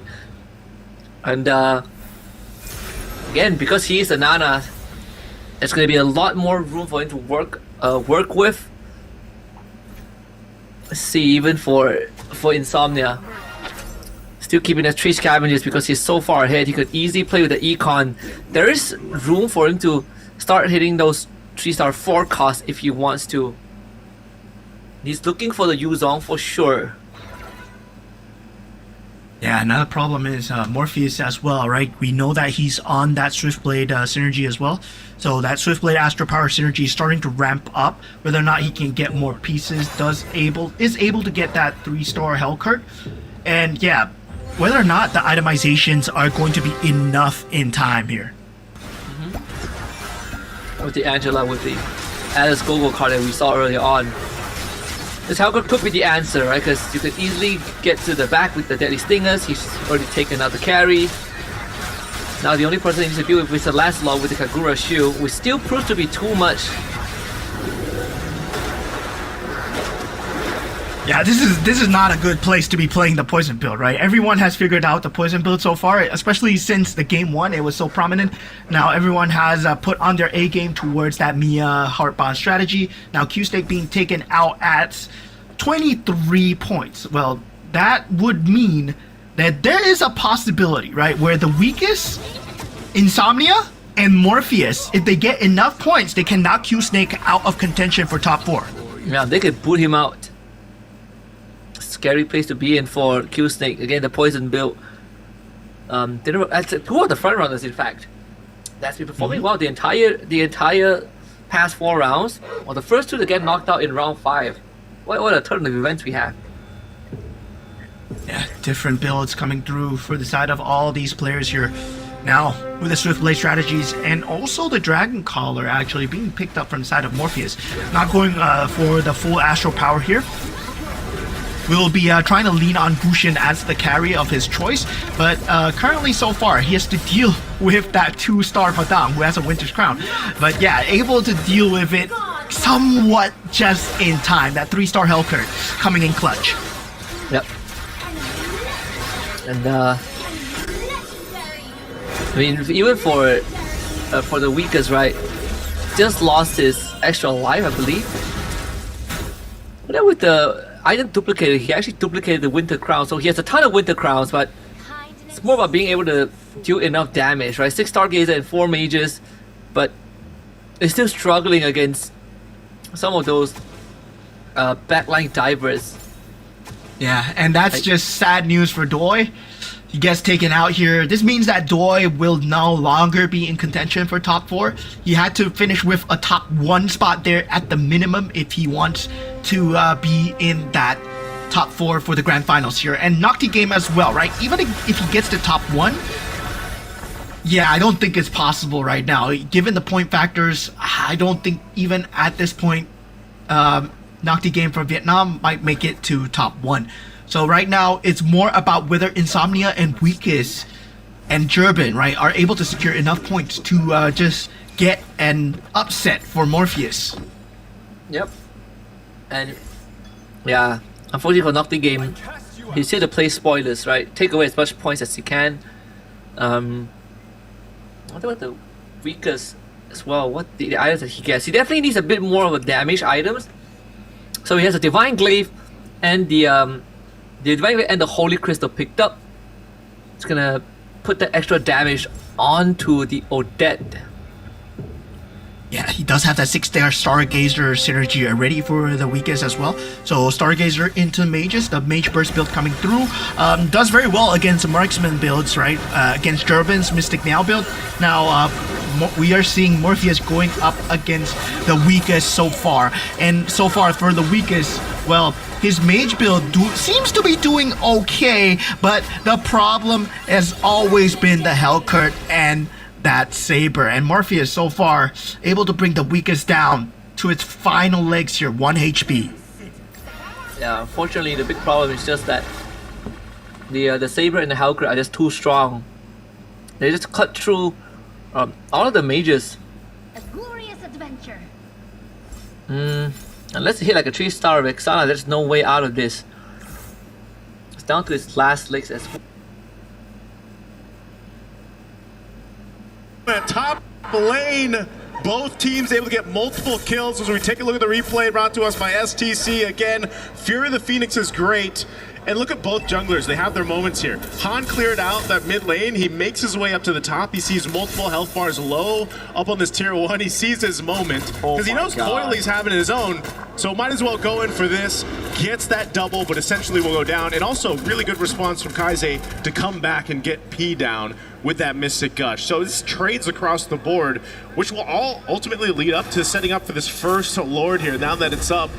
So this is, again, just a fight to see who has that better team fight. And you've got one jungler on the side of YG who's pretty stationary, you know, more of this bulwark front line, while Coily is everywhere. He's 7-0-1 right now. And pretty much if he finds one of the backlines of YG, it's almost an instant guaranteed kill for him. So they have to play around with that in mind. A little bit of focus here, knocking down some of the tier 1 turrets up top. Coily. Dude, against a Moskov, usually you'd see Fannies hesitate a bit, you know, like kind of think twice about going in. Coily, against a Marcel and a Moskov, walks up like that, or again, flies around like that. Again, it's different in the hands of junglers like Coily. Again, he makes his way through this team fight. Coily, oh my god, the lethal ignition! What a god on the Fanny! Coily again with the cables. No fear in his eyes. Oh man, fighting for this Lord. As I said, goes to the back line, he's able to get a kill. Now with the numbers advantage. Felix the walk up again, the slam slam, the pass back from P. That's a mount already. That means the Lord is going to be free again. Han he's so trying low. desperately to get through. Coily's taking a bit of damage now. Goes for the cutthroat as well. Blink with the golden hour. Oh, he saves the game. Han walks up. Goes for the red tree, but it doesn't land. It was still the golden hour. The red tree went over to the member of Pro. Goes with the pickup on the Lord. Now it's a big taunt on the Felix and slams on the pass comes through. But Felix gets around in front of pursuit. Almost takes Blink down with him. Woo, that would have been way worse if Pro Esports did not get that Lord. Kozin was able to go ahead and secure it, I believe, just in that midst of that fight because Coily went down. That's also a big shutdown, though, taking out Coily like that. So for now, Yangon Galacticos, they found a little bit of momentum to work with. They should clear out this Lord relatively easy. And now some of that gold starting to build up, starting to go in their favor. Sanji's got the items mainly that he needs at this point, and the rest of the team is starting to get tanky enough to deal with it. It's more about the execution part, the micro part when it comes to these team fights. The biggest threat here, too, is Kaize on that gourd against Coily. If he's taken out, and he doesn't have a flicker, and he doesn't, have that whatever defensive item he decides to go with, that's just unfortunate because your whole game plan is I'm gonna get a stun off, Mystic Gush real quick, get some people low, and build off of that. But he knows he's gonna be a target, and so now for YG they have to adjust these team fights.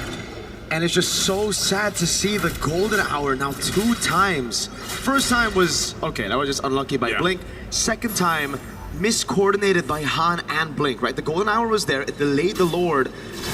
Coily was already dead, but Han went for the red tree. Because the Lord was still in golden hour, the red tree went to one of the Pro members, and that's why Kozin was able to steal it away. Yeah, once again, Marcel, that golden hour is so valuable, but at the same time, sometimes it can backfire in a way that you don't expect. Now it's pretty much even across the board, except for the fact that you got a couple extra turrets for Pro Esports off that Lord take, off that Lord push. Helps open the map a little bit for them, but they still have plenty of time to go ahead and find something here. You've got some pressure on this purple buff. Uh-oh, they're gonna all in on P. Flicker out of the Appraiser's Wrath and a Mystic Gush already. That's gonna be Coily with the damage. Oh, the mountain as well. Big Fury of the Phoenix. Onto a choke point. Han with a taunt. Onto 2. Ying still trying to buy some time as Han pops P. Okay, they fight back again. It's been trades all game long for the past 12 minutes here. And you're seeing it too. Now because of these items falling into place for Yangon Galacticos, you can't find whoever you want, aside from the Gord, Kaize, for Coily to go ahead and get, because just again, you have enough durability at this point, and you have to start to rely on your both gold laners to turn the tides of these team fights. But you'll see it here. This is a team fight comes through. Pete surviving this is also crazy. Good use of the defensive flicker, staying alive, and then he mounts up and brings back into that Fury of the Phoenix blink. So really good timing there, but Han also gets his revenge. Again, he had a tough start to the game on this Fredrin, but so far he's really found footing. And the gold lead is non-existent for YG versus Pro. We should have expected this coming into this matchup. YG with a dominant game against GK to make it here. Pro with a crazy upset victory over Selangor Red Giants. Both trying to fight for that qualification to knockout stage. Han holding on the neutral objective, jumps on P. No flicker, Mystic Gush, and the Brazers Wrath to take him down on Felix. Gonna get caught by the taunt as well. Sanji clearing out mid. Kozin doing the same thing, but the wave up top is good for Pro. Oh, they're gonna fight for this Lord here. It's at half health. They know they're down P. They're gonna just blitz this Lord though for YG. Han's trying, the golden hour is placed down. Oh, Felix! With a steal on the Phobius! With the help of the Fury of the Phoenix, how did that just happen? Was that just a dark wave? No way, we gotta get a replay on that. What? We have to see it. Again, that Fury of the Phoenix really helping. They're trying to hold on to this mid turret, but man, another Lord. Uh-oh. I thought he was going to pay for his sins, but no. Flicker. Get out of jail-free card. Coily. Oh, he's here. He gets caught in a frozen moment. Oh my god, with a crowd. Perfectly timed by Kaiser. A bait to wait. Coily wants part 2. With the cables, this time trying to bait out a battle spell. That's actually pretty big, though. The Winter Crown being down at least is something as they approach the base. That's what they want to play off of this Lord here now that everyone's going to be up. But again, at least for the Gord, at least for Kaiser, he still has Flicker. He can just kind of post up in the base, help clear things out. The fight for these buffs, though, man, P taking a ton of damage, too. Goes in, trying to take down a tier 2 turret. Lord makes its way up top now. Coily going to be stopped here. Clearing out the Lord. This might be all they get. They do get some damage done to that top base turret, but still, YG's base defense and their composition will clear things out relatively quick. So, I mean, based how things have gone for the last couple Lords here, it's got to be the retribution for the next one, man. It's going to be so important for either team to go ahead and secure that, to get this momentum as we look at the items coming into place. There's even a big difference gold-wise between the XP laners, but Sarion Felix is actually doing a really good job of just kind of being that front line that he needs to be on the Phoveus. This is why even after those nerfs, the Phoveus still finds itself at a pretty good spot in the drafts, right? Still prioed, banned in the first phase, especially with the Assassins coming back into meta. Felix, though, he's had a tremendous game on the Phoveus so far. That Phoveus steal, it shouldn't even be possible. Again, I would have loved to see the instant replay there. How did he get his hands on it? Because it didn't really look like Coily was in a position to steal. Han had a free retry, it almost looked like. Yeah, again, at this point, that retribution battle needs to come down between the two junglers here for this next one, but both teams have been showing that they will go for pickoffs if they can. It's a bit of a tough game, I'd say, for YG too, just because you got to keep tabs on Coily. Where is he pushing? Where is he going? As you look at the difference here between the XP laners, what they've been able to go ahead and secure, of course, for each other, but Ying can essentially do the same thing. We saw that in the earlier team fights, you know, being that front line for them. He can help kind of give that vision too. Phoveus, though. Whoa. Hold on. Trying to cut him. Nice try. Yeah, he's able to get away just fine. Again, you got to keep tabs on Coily. Any fanny like this is going to play that move, but YG has the same option with Sanji. That's the thing. There's still so many ways they can play this against YG. It's not like they're going to lose out on that far lane. They have a Moskov and a Uranus to play on those far lanes to match the fanny. Heck, I think they might even be able to clear it out. Oh, wait, Kuzen can't be standing behind those minions like that, man. The piercing damage of Sanji starting to hurt. Yeah, it does. Missing Gush already dropped down too. Wait. Okay, that's some key ultimates down for YG. Did Pro Esports just get the upper hand for this Lord take? They're gonna make their way. Coily already got his buff. They're gonna try to zone out the rest of YG. He already pushed in the bottom lane. So now it relies on Sanji to land at SOD. PP in the back, trying to zone him away. Coily with retribution again as PP was able to zone him away as the golden hour comes through, but the SOD landed. There's no way he takes it with 4 members corralling over that landed SOD. Han mounted on, now brought back to the team. He's still able to escape for a bit, but the pass is right there again. A big bomb lands onto Coily, baits out the rose gold. Pro should just be happy with the Lord. Blink wants a bit more. Ying now walks up Kozen, trying to punish Flicker out from Ying. Okay, this is just has to be a disengage. They got the Lord to deal with. You're seeing how much of a push and pull it is for both team compositions now at this stage of the game to really execute it properly based on the ultimates they have, plus those battle spells. Once again, with that Lord coming up, again, this isn't the evolved one, so YG shouldn't have a problem potentially even holding on to the base turrets. Maybe they'll lose one on this, depending on how Pro Esports plays it as they clear these waves out. It's a little troublesome for Pro Esports on approaching this because, again, when this Lord is dealt with quickly in those waves, those powered up waves, you might even just get a tier 2 mid lane off of this. I mean, they're looking for their own window of opportunity, but it's even difficult for Sarion Felix to be the one to jump in or P. And it looks like that's just going to be it. The Lord is cleared out easily.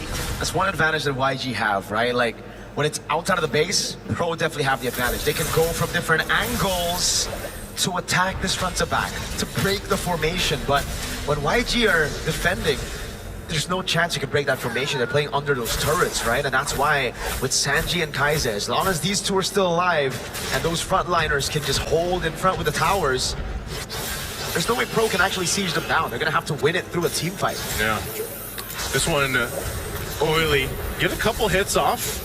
It might be the best thing you can do, you know, just playing around coyly, get a couple hits on the turret, do it on the other side of the map, because they both know they have to just play around Lord. The pick-off potential starts to come down to, can we use a conceal, can we actually find someone out, but then the teams have been doing such a good job at just gonna be in there for each other, answering the call if some pressure comes through. Good little take on that purple buff, though, coyly. Ruthless on the fan. Use the cutthroat to secure it there. And yeah, it just seems like Han's been losing out on these red tree battles. Nice to on the pressure.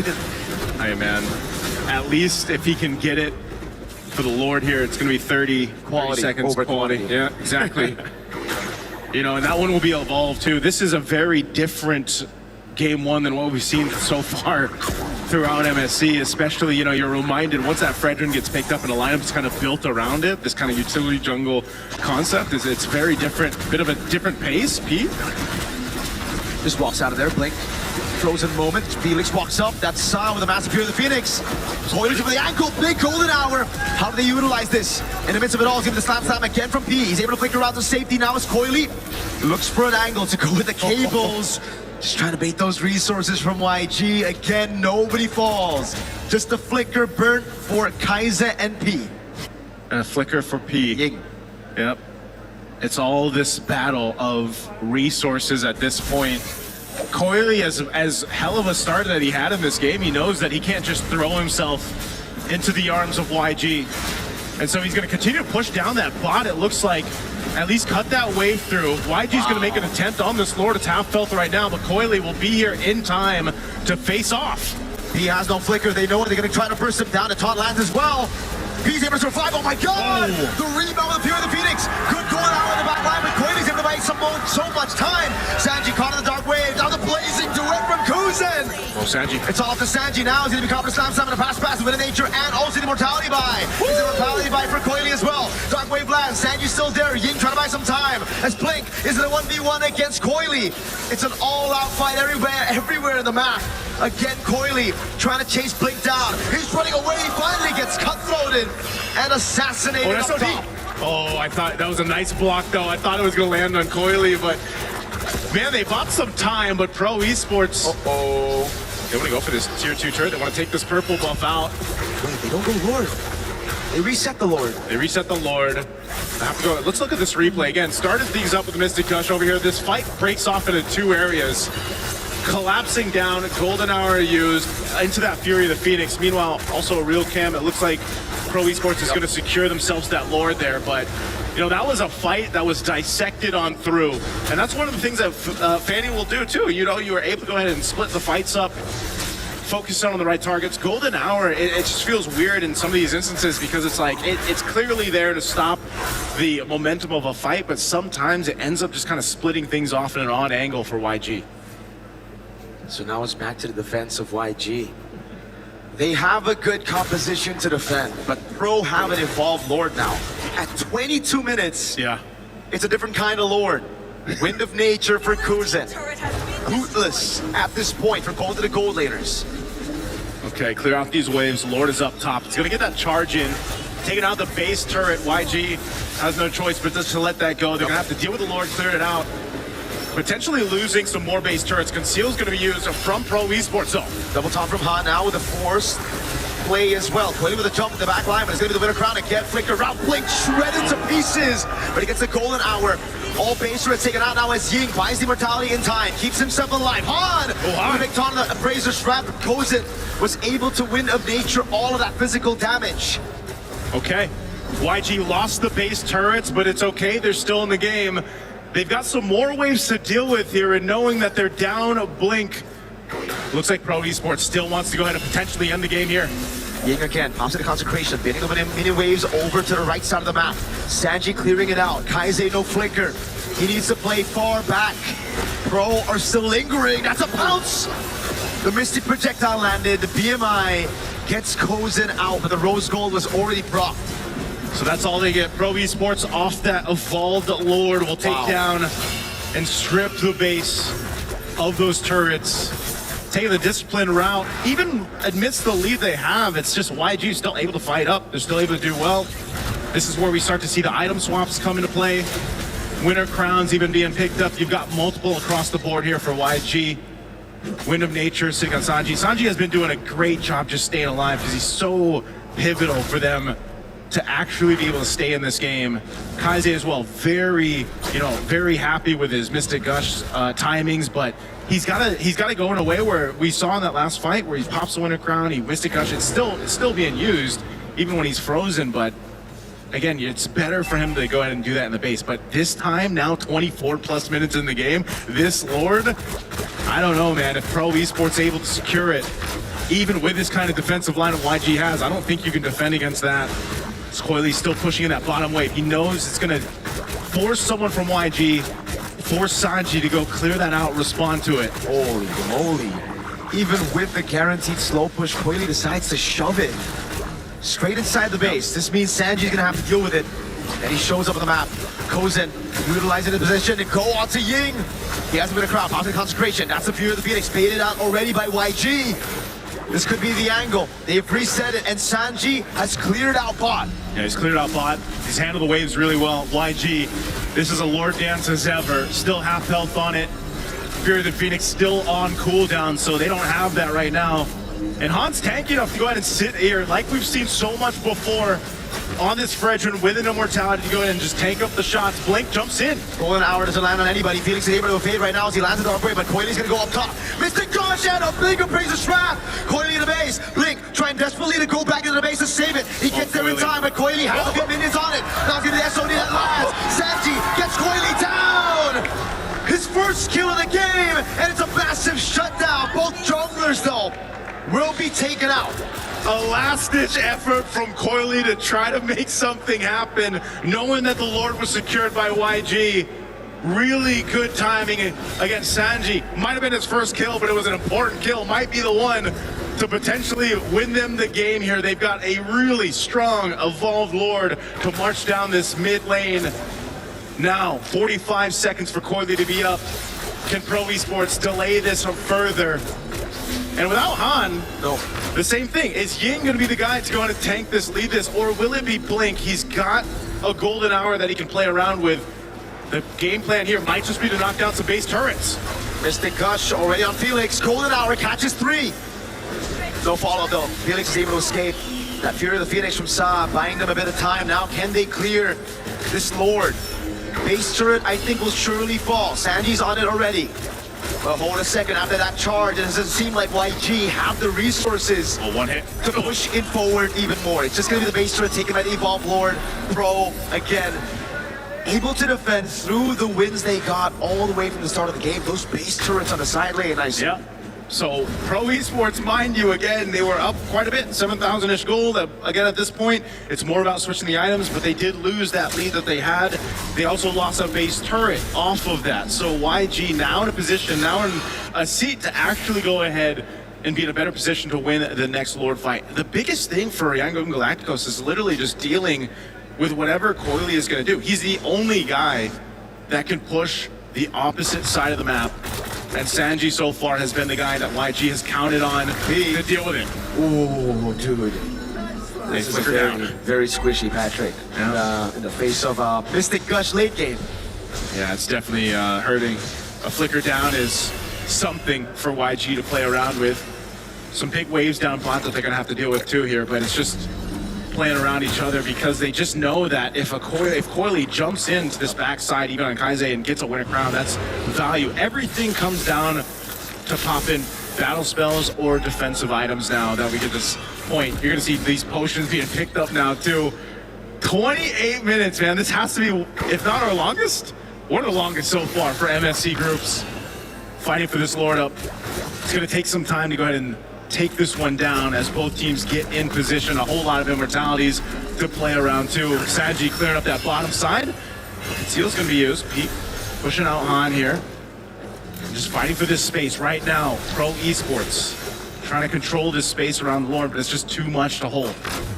That wave bot is just so annoying for YG. Constantly have to send someone down below. SOD nearly lands. Blink was the one to give him vision for that attempt. And that's where the mechanics come through. 28 minutes. Yeah. It's the macro, obviously, but you have to be clutch in these moments. You have to be the one to make the play to win the team that game. This is like the most macro game we've seen so far. I feel like one of the biggest ones too at this point. Well, Coily. Game one, Coily is just gonna go ahead and sit down that bot side, but look who's rotating down. Sanji and Blink. Mr. Gush already used. Lord's gonna go for a bit of a reset there. Oh, that is a big whiff. Coily stays for a bit too long, gets caught by the Spear of Misery from Sanji. It had to be also that snapshot, right? I mean, they got him on the wall there too with that spear.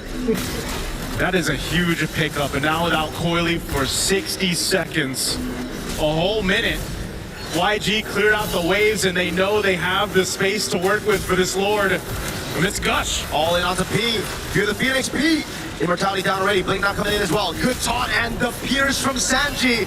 Ying taking it very low. Kuzi gonna look for a play. Flickers in the blazing right on the way of nature as well, but Blink is able to get out of the way of the blazing duet. Felix, 3-man dark wave, has to flicker out. Big problem with a busy projectile.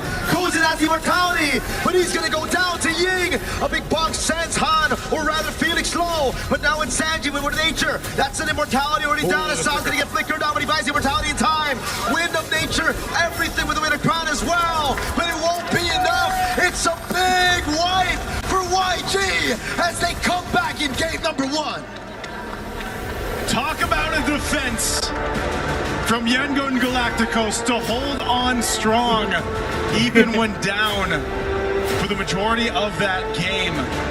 A composition built around base defense. Well, you see exactly what that can pull off here. Really good timing, really good game sense to make that play in the bottom lane, find Coily, and then make something out of it. They knew that they either had an option. If we get Coily out, we could probably just get the Lord, and if not that, then we could just win a team fight. Not having that threat anymore, and so Yangon Galacticos knew what they had to accomplish. They did it perfectly with this lineup. Took some time. They really had to buckle in for as we look at the highlights from STC with this one again. Very strong showing though from Pro Esports. Coily on this Fanny, phenomenal, but eventually it kind of falls to a different point of the game. You know, you're not.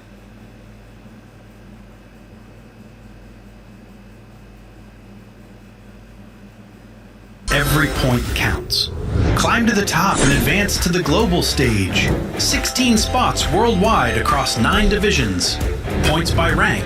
7th to 8th, 1,000 points. 5th to 6th, 1,500 points. 3rd to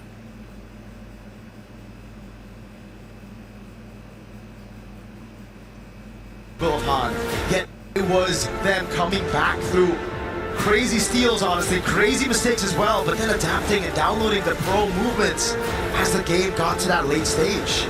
We knew this one was going to be a good one, man. You know, I'm expecting it to be a 3-game series. Both teams just have each other's numbers. They're playing so well around each other, whatever they decide to draft. You know, and again, it's all about that execution factor, and it was executed really well by Yangon Galacticos. So let's go and throw over the panel to see what they have to say about game 1. Thank you guys so much. Great matchup there to kick off our second series of the day. It was Yangon Galacticos with the defense of time that somehow, someway stalled out the efforts of their opponents and made them think that maybe that Fanny, that assassin, isn't at the top of this meta if we let Marcel available. The other news that I want to give you, 4 games Marcel has been let through, 4 wins. Might need to stay on the ban list for now. Welcome back. My name's Ray Day. Brigitte Lefel joining me on panel. That was the longest game of the tournament so far. Yep, it was. And it was off the back of a really good defense. It's a Moskov and a Gord who was just always defending until the very end. And I think I really want to credit a lot of it to these 2 players just because of the fact that I don't think this was Han's best game. So it's amazing how they're able to stall it. That's the word. Stall it long enough. I mean, you mentioned Han. I want to get your just initial thoughts, and I'll start asking about that matchup. No, I mean, like, here's the thing. You came in, I would say, at the right meta where there's a lot of assassins, where the game is pretty dynamic. But imagine this is basically our life for the past 2 years, where tank jungles are a thing. This is it. Almost every game goes above 20 minutes. Because something about tank junglers, they can just hold on for dear life until eventually you make one good play, and then you win that way. 30 minutes and 2 seconds. I said the longest, well, it says 1 on there, but maybe it was like, 1 and 59 or something, hundredths of a second. I think this was really a good showcase of the matchup we highlighted with Coily and Han. I think Coily actually played quite well, but also I think there was, like you maybe had mentioned earlier, just this meta's pass, a glimpse of what your life used to be. Maybe that's just not, maybe you just can't let that be played in this meta. Maybe you have to force assassins in this meta, otherwise you're in trouble. By the way, let me just say, look at the buffs there. How many times Han has been denied of the buffs? The orange buff, he only got 12, and then Coily got 17. The purple buff only got 15. Coily got 17 again. And look at the objectives as well. Like, I gotta say, 4 Lords was taken by Pro Esports. Only 1 from Yangon. So this is a really not a great game for Han, and yet somehow, some way, again, with the Gord as well as Moscow, they were able to hold out long enough until that moment finally came for them. Yeah, I agree with you. There might be a bit more question as to whether or not this pre-patch quote-unquote meta is still actually effective currently. Because I don't even want to point out anything about the draft that we saw from Pro Esports, because they were able to really make it work. Yeah. They found the early game, secured it in their hands, and you saw highlights after highlights, especially from Coily. But it just boiled down to that one mistake down bottom around the 28 or 29 minute mark, and eventually another one from one of their carries, Kozen too. So these were the 2 players who could just not afford to go down, but in that sequence it was the both of them who unfortunately had to, and you could no longer defend that siege if you were Pro Esports. It was a style that they ended up needing.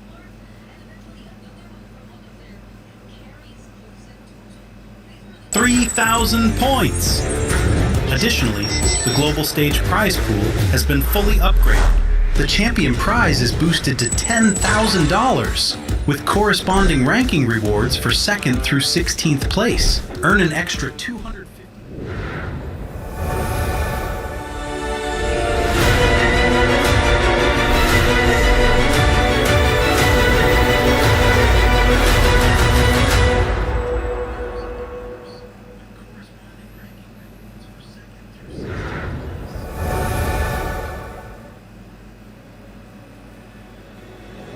Hello and welcome back, ladies and gentlemen, to Magic Chess Go-Go MRS Season 6. We got the Rising Stars coming up, and this is going to be the second half of the Grand Finals. We are your casters, Moman and Husky. And how have you been feeling after the break, guys? How are you feeling, Husky?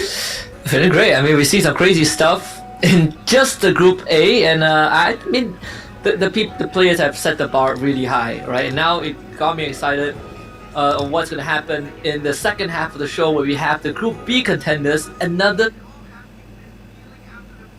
that 8 fresh, see what they have in store and see who gets top 4 and joins the finalists tomorrow. Yeah, definitely. This is going to be the second half of the semifinals, where another 8 players will be vying off for that top 4 spots for the grand finals as well. But we have different representations, right? A region that, of course, my friend Husky here would be proud to say Malaysia is coming in that Group B as well. And of course, we got a representative from Myanmar as well. So yeah, we got Cambodia as well coming in as well. So yeah, I'm proud to see them coming in.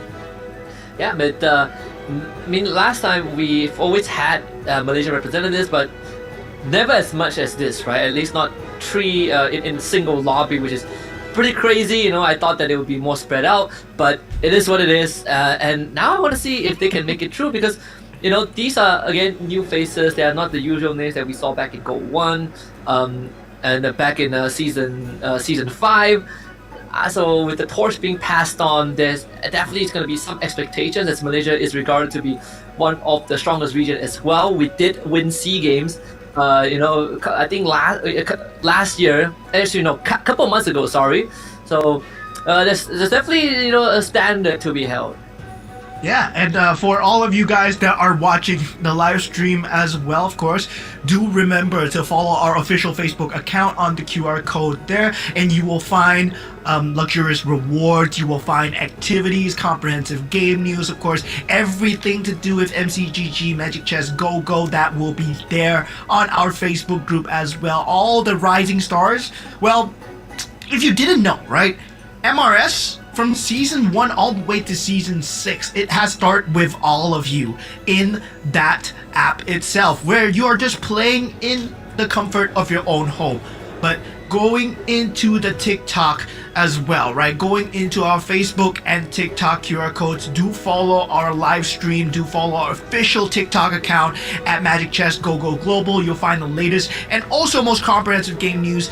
Follow us on both communities, and who knows, you might be playing in the next Go 2, Go 3. I might be casting you guys. I'm excited to meet you guys as well. Yeah, and I think that's the best part, right? From the comforts of your home, you get to be a part of MCGG history. And again, follow our official MCGG TikTok page. You can join our community events while watching the live stream, and you have the chance to get some diamonds along the way as well. And remember, just now when we watched Group A, these guys are all playing from the comforts of their home, on their couch, on their bed, wherever they find most comfortable. And some of them have already locked in a $250, $500 prize pool, so you can be that too, as long as you put in the work. And speaking of putting in the work, the devs have definitely been working overtime to bring us the Chrono Echoes Season 7 set that will be showing up on 12th of August. So remember to lock that in your calendars, because this is more just about a new season. It's also about new synergies that is going to show up and become game changers. They include Echomancer, the Starbelt, Spectre, the Miss Bender, and apparently we have 2 super fans called Franco and Brody. So if you want to find out what that means, tune in to the update on 12th of August. Yeah, I mean, this is going to be a crazy new synergy, crazy new metas to have unlocked as well. Hopefully we get to see a rehash of combination of old metas that are coming in as well. Of course, from the OG meta till now, there has been a lot of changes to the entire sets and synergies races of Magic Chess Go Go, but one build remains super popular so far, right? Throughout all 6 seasons, I gotta say, the Bruiser has not gotten any less limelight. Yeah, not at all. I feel like there's too much bruises or 6 marksmen, and you want to give your feedback. Here is the MRS S6. It is our official live stream survey. If you think that there's anything that we can improve on broadcast to give you a better viewing experience, do let us know. But you have any feedback that you feel like could make MCGG better overall, do drop that in as well. Maybe you have a synergy idea that you want to highlight. Maybe you feel like you sort of want to know a bit more about, maybe player fun facts or statistics on the live stream. Just make sure you scan the QR code and submit your opinions. Yeah, definitely. Your opinion matters here in terms of MCGG as well. So hopefully, yeah, it takes less than 30 seconds to just do the survey as well. So yeah, do it. And hopefully I get to see you guys' opinions live in the MCGG server. I'll get to see it more in the Go-To circuit as well, right? When we move on into the Go-To circuit, of course, these are the players that will be playing here, as we have the annual points coming in from the side of MRS Season 6 that will eventually add up to that global circuit as well. Yeah, and for those who might have missed out our earlier explanation of the tournament format, don't worry, we got you covered again. Let's do a run it back. Of course, every single region has their own slot allocation division. In this case, Indonesia has the most, which is 3 players. But you can read the list and pause if you need to read the rest of the slot allocation. But most important is that today is the semi-finals, where 16 brave enough to sacrifice some of their members and then ending the game. But again, going up against a Moskov as well as the Gord, it's kind of difficult to end the game. But now, the Freya does get banned out. Hirara is still open, same as multiple other heroes like the Eudora, the Zushin. Yeah. Quite a lot is still there. I mean, I think the good thing that's happened here, oh boy, we probably did not expect this. But you know what, it kind of gives you an insight, doesn't it, Brigida, into like how comfortable PP probably felt. Wow. That's Sorry, I all. just saw it. Finally. They probably were like, that's kind of how we've been winning. That's where we feel comfortable. So we should just prioritize that. Yeah, I feel like it's a finally moment here for PP because a lot of their playstyle really revolved around having a really reliable Belleric in the middle of everything, and that hands over the Hirara to end the Eudora, but I'm thinking Fanny. this is something they should have expected, right? The fact that they went for the Belleric means that they should have pretty much expected this, and at least they can draft around this hero again, which worked out for them. Yeah. They don't actually have to change anything. They get PP more comfortable. They get Coily back on the Fanny if they want. And they can start looking at other lanes, try to secure maybe their mid. Yeah, if they want to do that. I'm just thinking here, like, they're letting go to Eudora. Do they want to go for tank jungle again? Because there is still a few heroes that's pretty viable, but no, they go for a Yi Sun-Shin instead and a Ruby. Whoa. Really, for now, I don't think Yi Sun-Shin has won a game yet. Hasn't, no. So, I don't know how to feel about this one, especially this early. Right, you're showing your hand quite early here. Yeah. Because even the Ruby, and it's not like you're seeing a dive comp per se from Yangon just yet, but it seems like pro esports have built on their catch, have built on their capability to just. It looks like for pro esports here, they just want to build a castle around Yi Sun-Shin, right? Have a lot of utility and then let him free hit. Well, think about how long that game was, right? Oh, yes. The ability to scale, having an answer for late game. Yi Sun-Shin does suffer early, but late, that's where he's going to shine, right? And Hirara, not like a Ling or a Claude, can dive in super fast. She can still dive in, don't get me wrong, but not the same way. And now having the Barats, where I think that's a pretty good answer to what Pro Esports have already shown, because when Barats gets the max stack of the big guy, he does have resilience, meaning that he doesn't care too much about crowd control. He does care, but not too much. So that's a good way to like just be a front line for the team and waiting for your opportunity to go in. I'm gonna say YG is drafting pretty sound, and Pro Esports does seem like they're showing new-ish things here.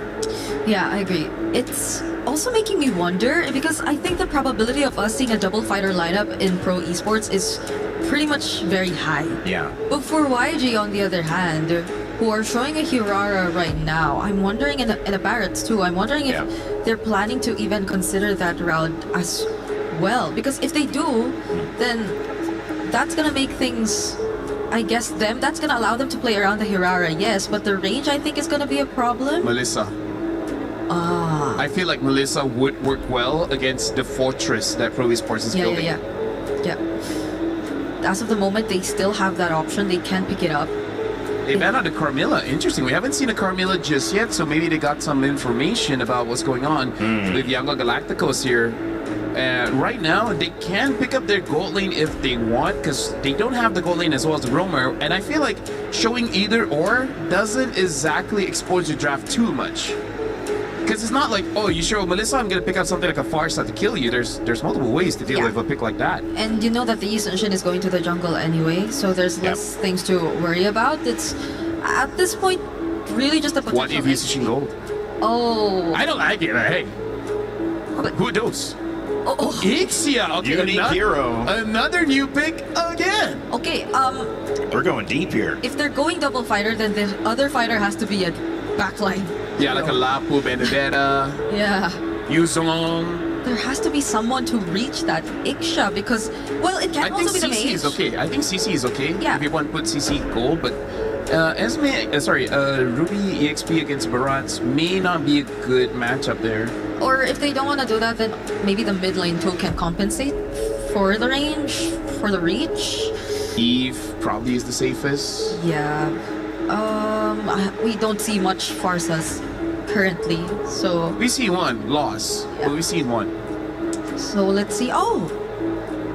All right, they pick up the Vexana as well as the Uranus. I feel like Vexana. I like this. Vexana has one win. But do you remember how I was mentioning that she is pretty tough against Eudora? Yeah. limited experience. I mean, you're not wrong. But I'm just saying, it's like a matchup that does okay, which it means you're not going to get behind, and you might be able to pressure her out so she doesn't get ahead. Another element to the fortress, just add a lord as well, right? This is a clear fortress for Yi Sun-shin. This is a, I don't know, walking battalion? Walking? Not all of them walk even. It's a strong vanguard for sure. Last pick coming in from YG. So for Coily now. Synonymous with Myanmar at this point, and trying to do another historic run. The Matilda. Wow. So another unique hero. A lot of defense coming in from Pro Esports and Yangon Galacticos. They have a lot of ways to approach the fight. I gotta tell you, Brigida, I do not know how to approach this draft. Yeah. So I'm gonna look at this like a fan. This seems like a fun game to watch. Yes, it does. I think it's just very specific for Yangon. They can go very specific with their targets, but Pro can go a little more heavy on team fights for this game. Well, I'm the pro analyst. I know exactly what's going to happen. Vexana's going to beat Eudora in mid lane. I can't believe you guys don't know it. My Grandmaster rank games, I already figured that out. Okay, let's send it to two guys who have a better idea of what might take place here. Game 2, trying to tie it up. Nice, Mirko, what's going on? Hey, we appreciate that right there. You know, I see you climbing the ranks there, but let's go ahead and jump into this one. It's me and Mirko to bring you the action right now. Again, it's interesting drafts across the board. Another unique pick. Yangon Galacticos, last game paid off with patience because they turned the game over on its head and got the victory. Now, Pro Esports, I like it, man. This is all playing for your Yi Sun-shin. Maybe that's what it's going to take, Mirko, to get him a win because, yes, the YSS hasn't really won anything. Nope. Been used twice already. P already has to use a Revitalize early as well. At least there's one thing, right? YG technically only have one frontliner. So if they don't want to go front to back, they technically don't need to deal with too many tanks. The thing is, it's a barrage with the help of Matilda, though. I was gonna say, you know, it's one thing to have one frontliner who can just go anywhere. You know, that's with the help of the Matilda. And even so, if I recall correctly, the Matilda can also do some interesting things with a Nixia pick, man. You know, drop down that full barrage and soar on through. So I feel like for Yangon Galacticos, the upper hand here, aside from just Sanji. Okay. That was all right. Burn the flicker. One of the upper hands that I was going to say. Oh, hold on. Whoa! A Purify out. First blood for Han still, despite the Purify from Felix.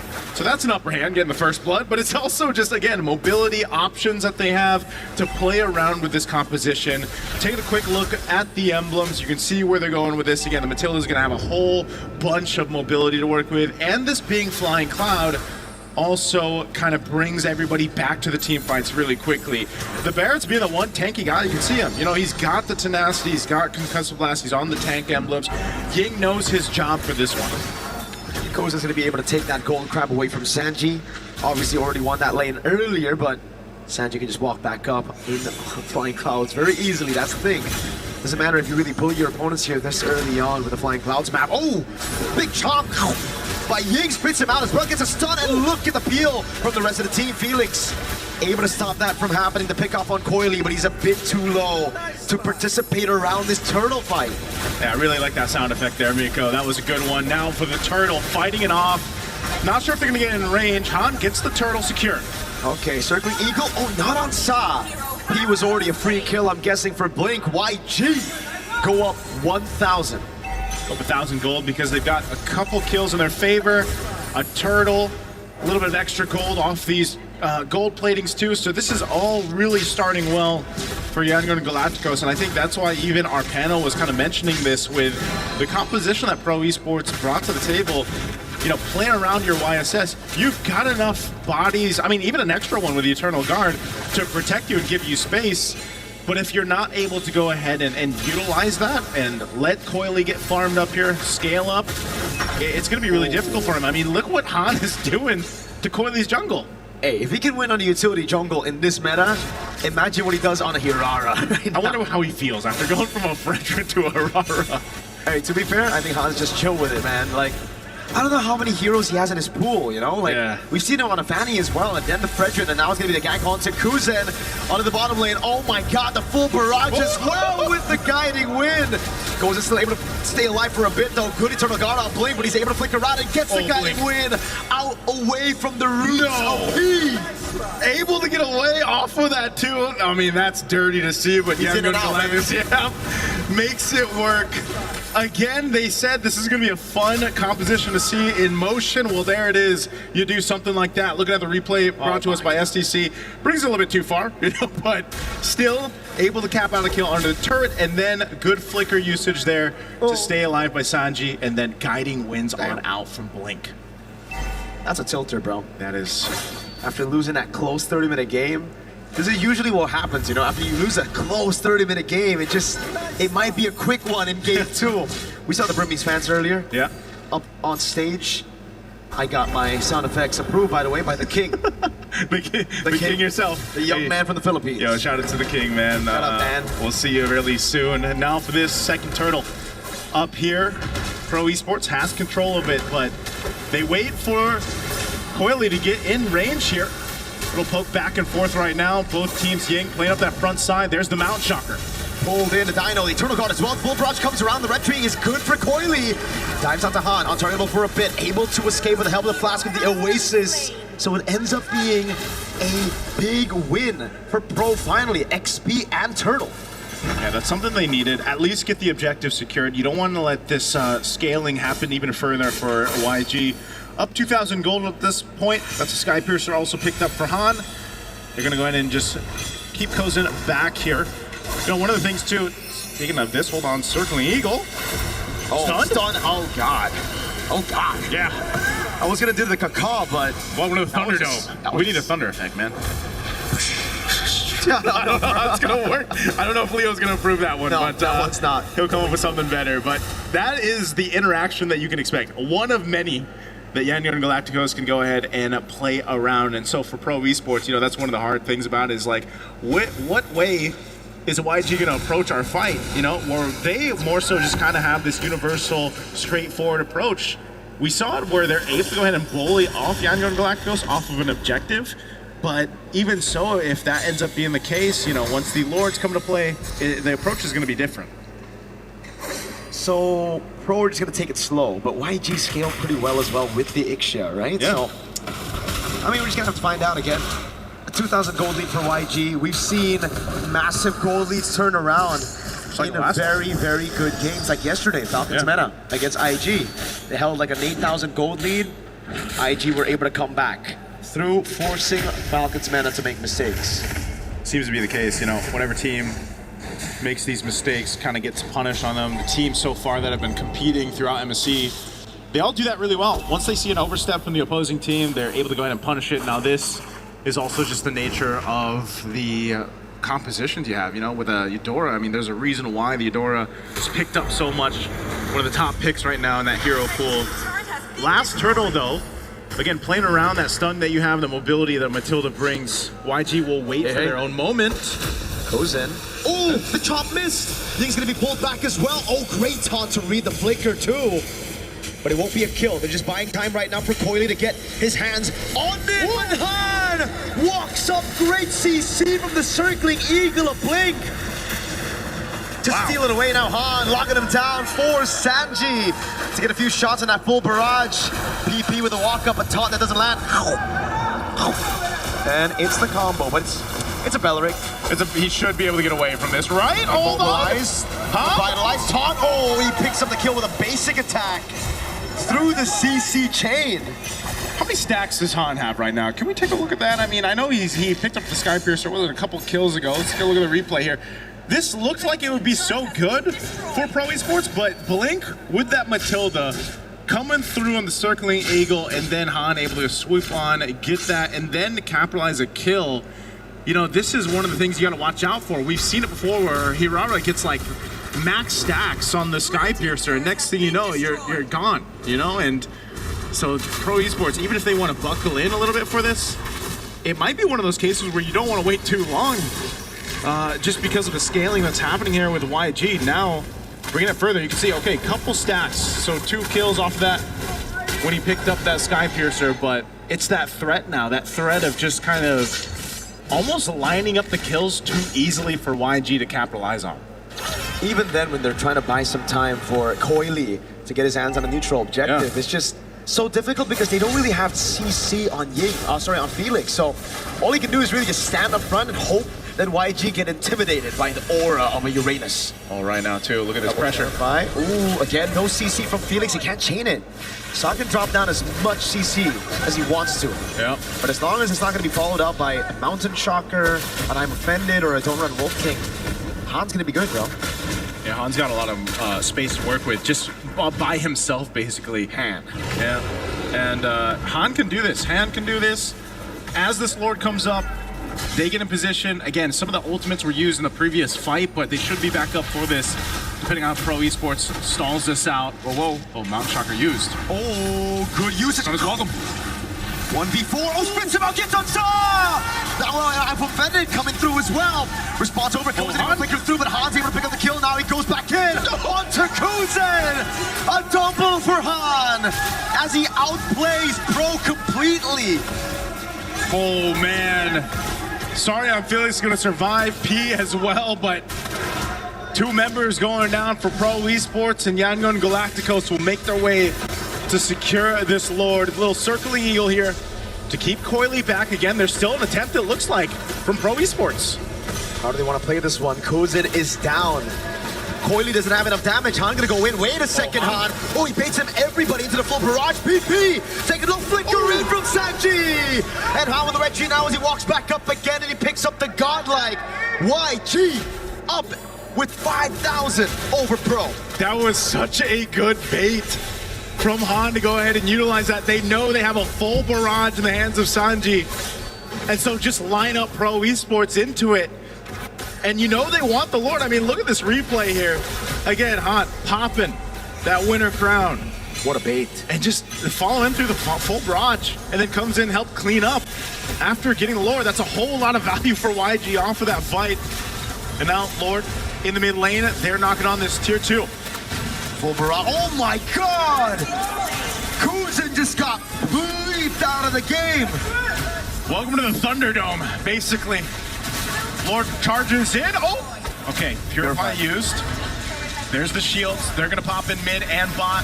Asanji is still down there. Right now, down Kozin for 10 seconds. Pro Esports just has to let these turrets get whittled down here. Han's walking in that wave up top. They're trying to hold on to this one holy defense shield. This is such a problem, man. I mean, even alone, if you go too far forward, if you're Pro Esports, you're going to get stunned. Or you're going to get Circling Eagled, or you're going to get Daytona's Welcome. Like, this is what I'm talking about. There was so many options that YG can play around with, and that's what's gotten themselves almost this 9,000 gold lead. And it just seems like the Yi Sun Shin might not be it in the meta, bro. Yeah. Like, he's done... No, it's not Coily's fault. It's a pick. He's done nothing in this game, right? Farming up. Oh, whoa. Ow. Finds him, as we were talking about, throws him back to 3! Yay, what a play on the barrage! And now it's Han on Kozin, trying to find the kill, the stun lands, and it's a basic attack that gives Han a double. Now on Felix, can he get it? His hands on the 80 stacks of the Sky Piercer! Han with a triple to send Yangon Galacticos to the knockout stage of MSC at EWC 2026. What a dominant game 2 for Yangon Galacticos after an endurance test in game 1. They just came in to this one with a different game plan, and my oh my, did they execute it well. Talk about draft diff for this one, and just execution. Again, Yangon Galacticos, familiar names across the board for the most of us here that have watched international MLBB, and they are a team that...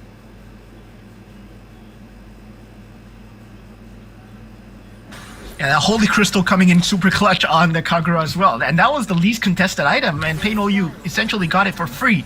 So PayNow, at this point, well, it's all about the final Gogo card. Can he secure a shield or also maybe a Flowing Rivers, for himself just to secure some HP? No, he does not get the healing fountain. Instead, he has to go for Purest Power. So yeah, maybe that wasn't an option available. Meanwhile, feels like Mozzie going way ahead with that economy game. Does get that glittering jewels. Moshi getting lucky as well, getting the healing fountain, so he would be able to start topping himself back up slowly but surely. As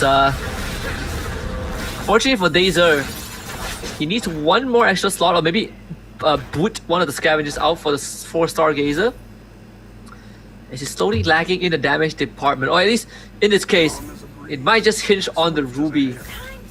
See that Farsa, yep, it's gonna take that and gets a 2-star Lunox.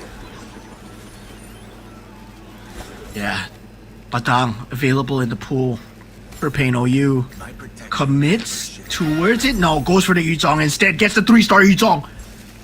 Pain OU, 3-star Yuzong to work with. On the way towards that 3-star Kagura as well with the Batang in the shop. He can choose to lock it if he wishes to. This is perfect. Perfect circumstances for Pain OU. This could help him start the comeback, but it's not gonna be easy, right? As he's sitting literally in 7th spot. Let's see, this 3-star Yuzong should be no problem against Rage. Even though Rage, I believe, has to face Walter.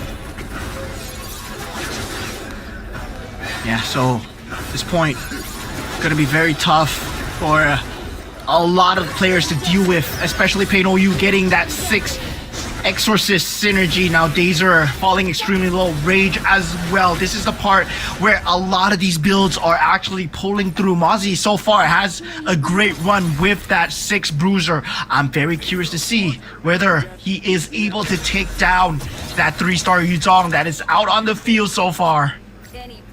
Yeah, he himself was able to get 2-star Yuzong, but I don't think there's enough Yuzong in the pool for 2 3-star Yuzong, unfortunately for him. So we had to set up for the 2-star.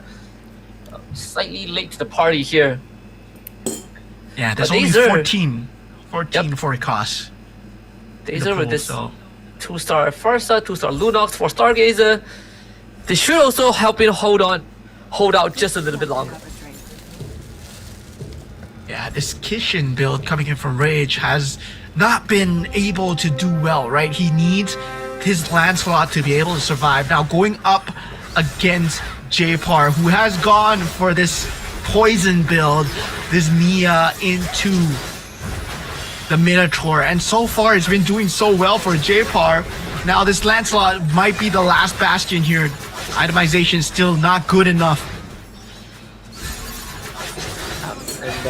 And really trying to hang on against J-Par, but this Lancelot doesn't have the required output. Can't even get through the front line, sadly.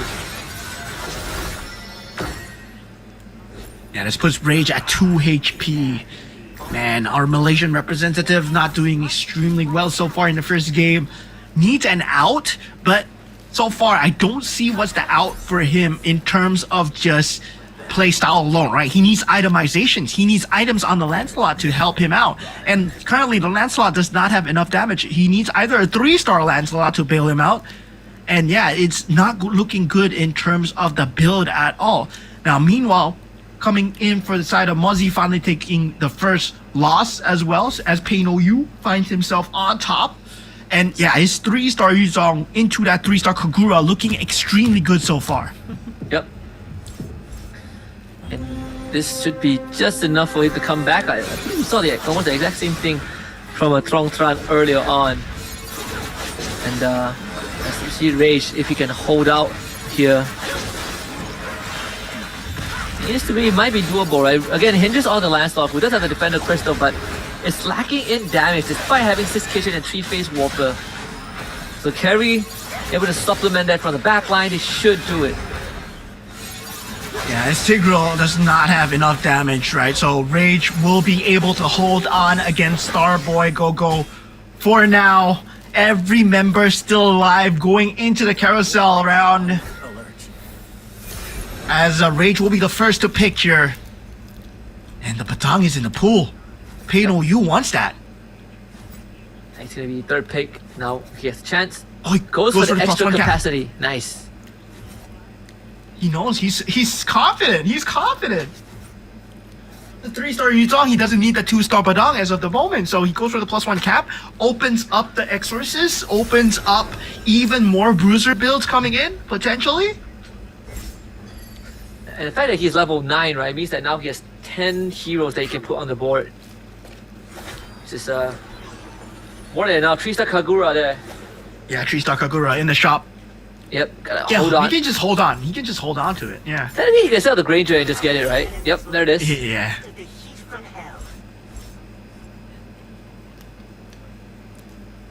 And potentially go for 4 Bruiser, 6 Exorcist as well if he wants to do it. He still keeps the Scavenger synergy, surprisingly, right? I mean, Peng OU, he's just that far ahead.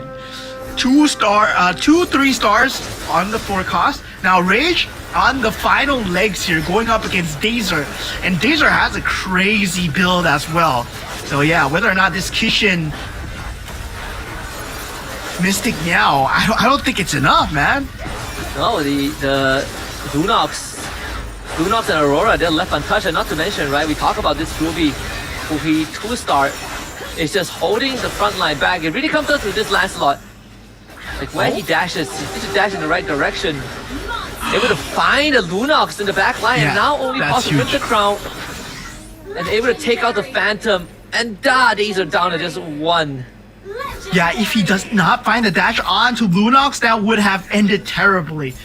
And yeah, that was total RNG coming out from the side of Rage just to hold on for now. This brings him to another 2-star Lunox. This puts Starboy Gogo out of the match here, as he is going to be that bottom 8 in that first round. But of course, anything can happen, right? Game 1 to game 5, still you don't want a bad start, especially if you're going up against the top few, the very best of the best here.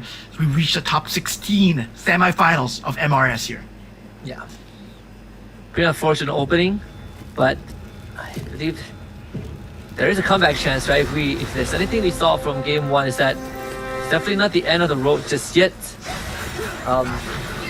Good attempt though overall, and now it's gonna be a tight lobby. Oh, the Badang almost erased the Aurora, but did just enough to do so. As Mochi can he survive this? The Flash with better airstrike, the Gushin, Laytrona as well. 2-star Link doing majority of the work, and yep, just enough for the knockout. There goes Dazer. Yeah.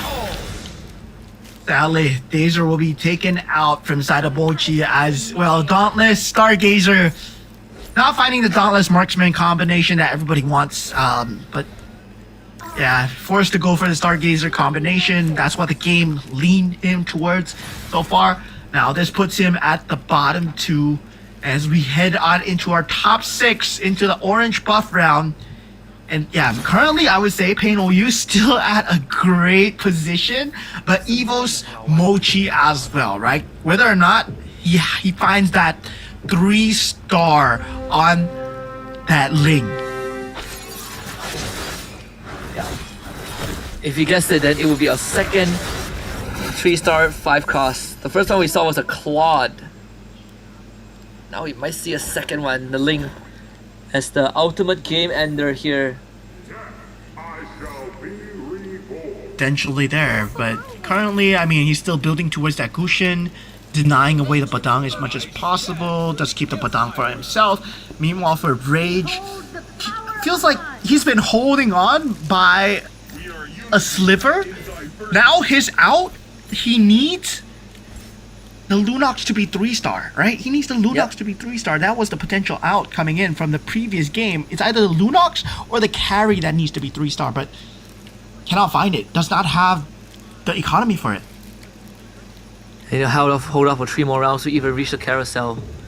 He does have a Bane that he can gamble for the 2-star, but it's gonna be tough with no economy to work with. It's gonna be up against Mochi. And Mochi already has a 2-star Bane, and yeah, that's gonna wipe out entire front line.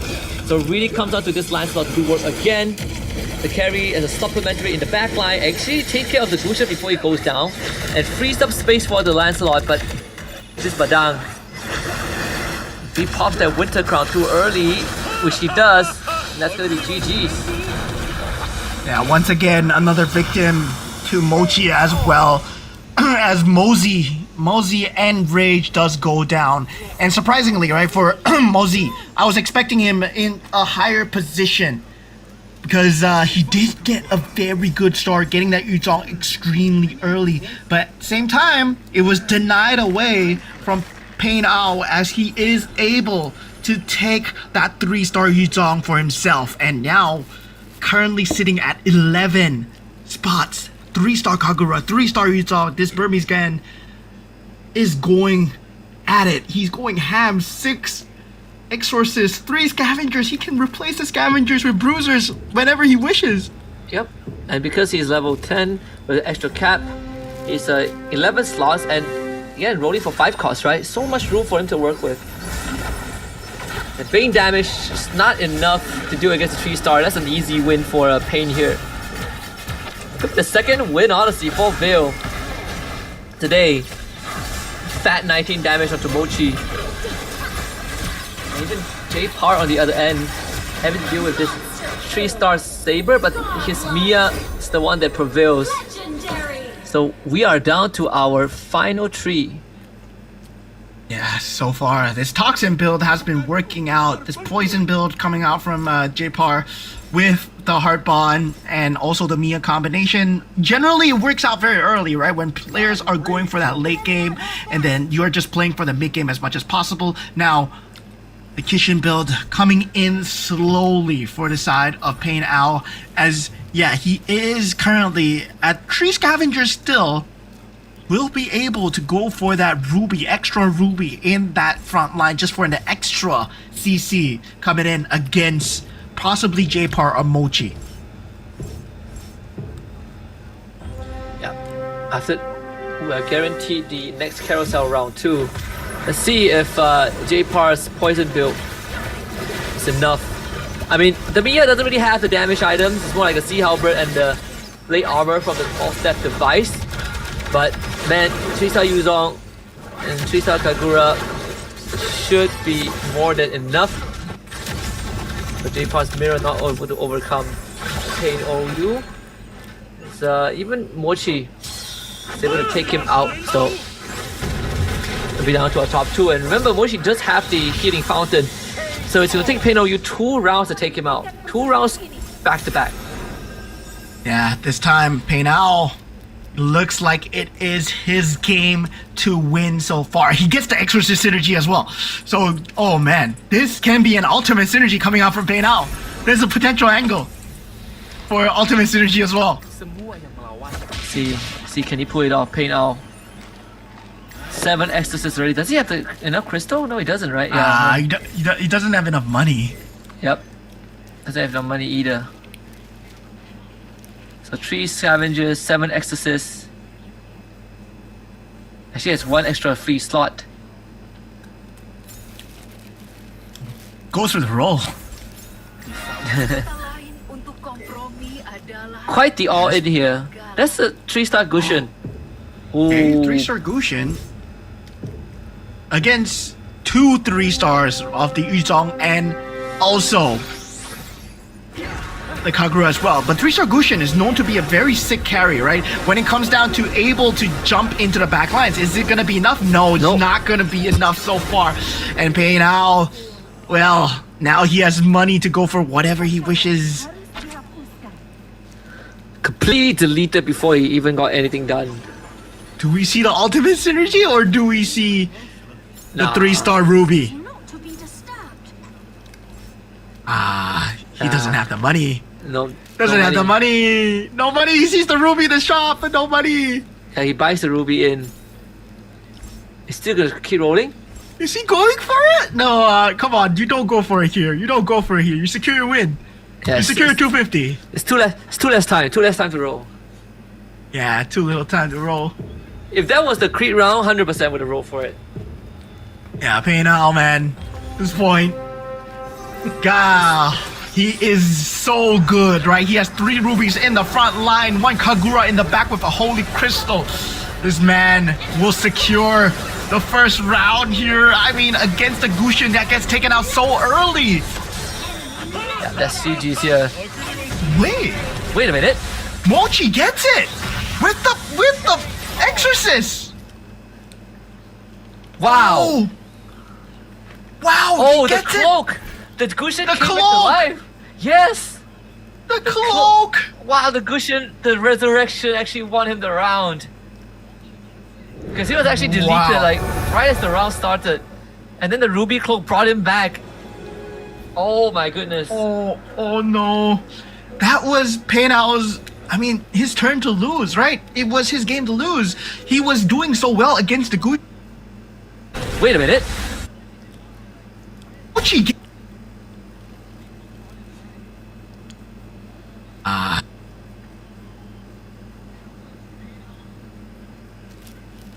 Oh no. That was Paynao's, I mean, his turn to lose, right? It was his game to lose. He was doing so well against the Gushin and he wanted to roll for that 3-star Ruby that cost him in the end where his basic setup wasn't there. Yeah, yes. So Gushin, 6 Blade Raging Cloak Gushin with a with a Dom Eyes, but most importantly, it's Astral Power. This one was the Astral Overlord. Was that 6 Astral Power? Yeah, so Yeah, it's 6 Astral Power. Too. But it's the resurrection, it's the Cloak Revive that saved him, that won him the round. That was unfortunate. Paynao almost gave Veil a second win. Oh man, that 30% HP was not enough. That was just enough for coming in for Mochi, I mean. Yeah, and for Paynao, I mean, that would have been an extremely sad ending, right? Because he did have the pieces for a very good board. Let's say he just chose to give up the Scavenger. He went for a Bruiser instead, right? He chose to keep the Scavenger and, well, all he needed to do was pivot and stick to the board, but he wanted to go for the 3-star Ruby no matter what. And I love it, man. I love that he stuck to his guns all the way. Yeah, gambled a little bit, lost out in the end, but still finishing second, right? Still kept getting 7 points. Not too shabby, but did unfortunately miss out on a $250 after round 1.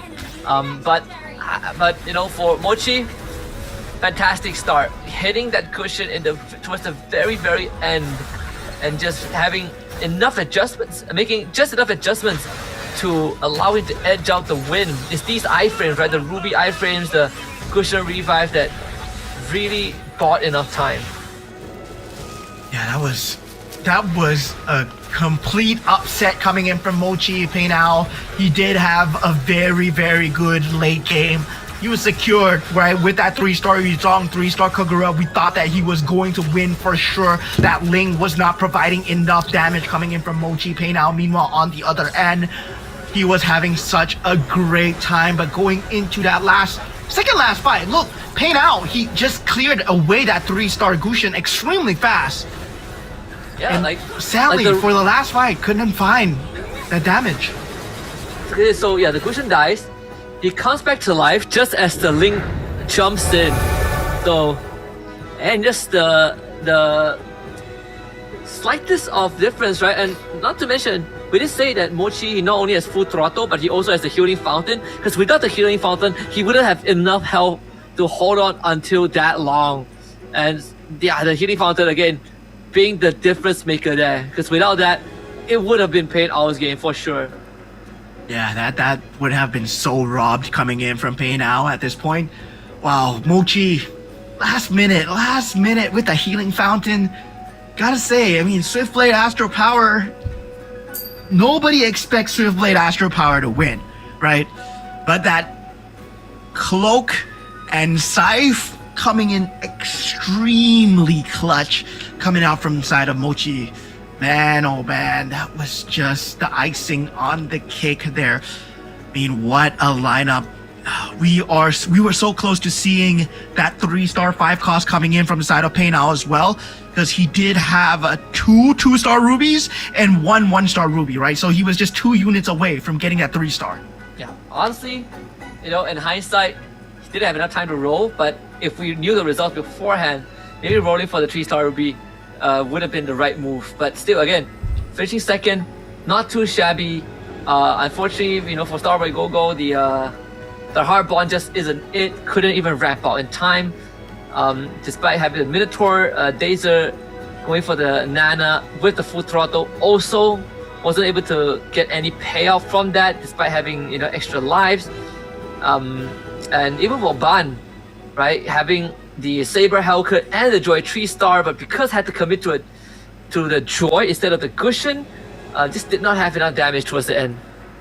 Yeah, there was a slight bit of contention for the pool as well because J-Par and Starboy Gogo, they were trying to play towards that same build, right? Where they were both trying to play the poison build of that Kufra and also that Minotaur into the Mia, where J-Par eventually won out in the end, where he managed to secure that 3-star Mirror much more earlier. And looking at Mochi as well, he secures that first $250 in what a fashion, man. That cloak coming in just at the end even trolled the casters. I mean, we thought that Pay Now, he was secured that win.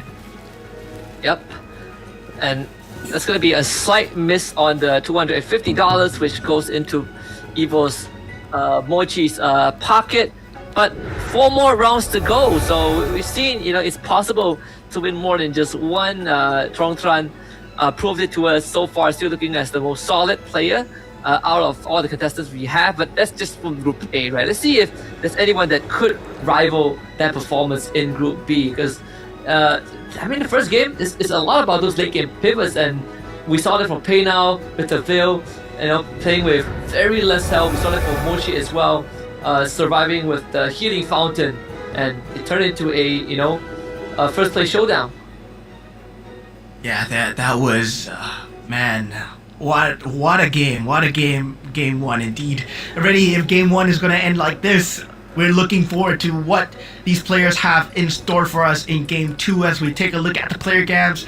J-Par, Rage as well, not doing too well in that first game as well. So, yeah, Indonesian win coming out for game 1. A bit sad for Team Myanmar at this point, but Starboy Gogo, only representative of Team Cambodia, needs to show up in the remaining games as well. And of course, our winners, our ex-champions teammate here, AOT, Ban here, does secure that top 4 spot. Let's see what he has in store. And finally, our second seeded Pay Now. Man, he must have been feeling so robbed. Yep, it really came down to a fraction of a second, right? The difference made by the Ruby. Laser still in high spirits despite an unfortunate game 1 loss. And let's see how this draft is going to pan out, right? Because Mochi finished first, he's going to pick last, and we are going to go in reverse in terms of the pick order. So Starboy gets to go first, gets Freya. Yeah. Okay, so we are going into that match pickup. So once we go into the match pickup as well, so yeah, definitely for the commanders wise, I don't think we're gonna see anything too out of the ordinary. I don't think we're gonna see a Veil again, right? Definitely, I don't think so. But we might see, yeah, we're gonna see a Nana for sure. We're gonna see an Angela for sure. We're gonna see a Kagura most likely, as it is still one of the best defensive heroes that are available. So yeah. Meanwhile, for the side of Mosey, does pick up the Cho as well. So that will be one of the picks. And Pay Now actually going for the Alice himself. Yep. And let's see what Mochi has. Mochi has for his final pick. Goes for the P and K. So quite the different approach here. Right? At first going for some extra eco with the Cho, but now with the Popo and Koopa,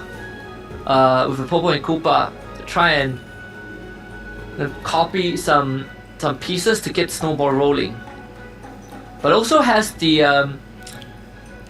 bit of economical advantage depending on whether he copies the hero or not. Either way, he will get that small incremental goal. Yeah, that would have been crazy coming in from the side of the PNK game the last round if he was able to get the pieces that he needed. But sadly for them, right, a lot of people don't know how to play against the PNK perfectly. The positioning is always on point. Now, meanwhile, for the side of both all these players right now going into game number 2, right? It's all about securing the momentum, securing that $250 as well, as we see Mochi with a very good start of getting that 2 scavenger already, as if to add insult to injury. 2 scavengers and 2 exorcists, so some extra econ, but also survivability and damage output. A scavenger started rolling in. Panao and Starboy also getting the scavenger. The Commander Gogo cards, everyone's sticking to their default. Yep, nothing out of the ordinary. Paying out with the Alice. So it's a good chance that we see the Hellcurt Saber build again. Let's see, Paying Out tries to rush for that 3 cost. Yeah, generally that is the Alice build that most players favor as well. I mean, at this point there is no Shadow Cell available, so that Astral Power will be the way to go according with the Swiftblade as well. Now, meanwhile, for the side of economy, right, more players are going to start to pick up the Scavenger. If they see Neobeast, they're going to pick up the Neobeast as well, while keeping their economy up, while keeping their interest up at the same time. Now, going into that early game as well, a lot of these players, well, in the exception of J-Par, right? J-Par is going to be playing that Toxin build for sure. That Poison build, that Mia, Kufra is going to be coming out of that Mia for sure. Yeah, 100%. So you get to establish that early. That should give you a good win streak going on. Let's have the 2-star Brody for now. For Mozzie, fortunately, he doesn't have a good front line to work with. So up against the Angela, it should be an easy win for Dazer here. But Mozzie is the show, so he's gonna get some extra money regardless. And get that max interest with that 20 gold. Yeah, max interest indeed. Well, so far, right? It's all about trading your HP, and as of right now, I would feel that a lot of them are at an HP level that they're comfortable with. They are able to just play with the interest as much as they please. It's now going for that third, either Neobeast chest, or is going for that third Scavenger. So going into that first round, it feels like Paying Out, well, still unable to find that 3 cost as expected. You're still level 5, and yeah, unable to find it so far. Hopefully he gets it in the next round. Yep, slightly delayed for now. And pretty unfortunate for a tempo play if you as an Alice, but for J-Par, the double marksman is working out, especially that Brody in the early game. With enough items, he can tear through the front lines before your bigger carries come online. But Payne as expected is going to take another L here. Doesn't really have much to stand on with this current comp. Yeah, so we start to see things slow down just slightly, a little bit, right, from all these players as they're unable to find the casts, unable to find the pieces that they wish. But that is an Irithel on the board. So yeah, if, let's say, anyone wants to go for it early, well, they might be baited, right? This might be the biggest bait here. A lot of them choosing to go for the item, contrary to the previous game where a lot of players were going for that 4-cost piece, right? Only one of them opting, Dazer, opting to go for that 4-cost piece. Meanwhile, the rest of them all going for itemizations. Dazer getting a Leomord too. He does have the Angela and the Weapon Master, right? So the Leomord could play into his favor, and the Leomord this time casts the Enchanted Tail Blessing.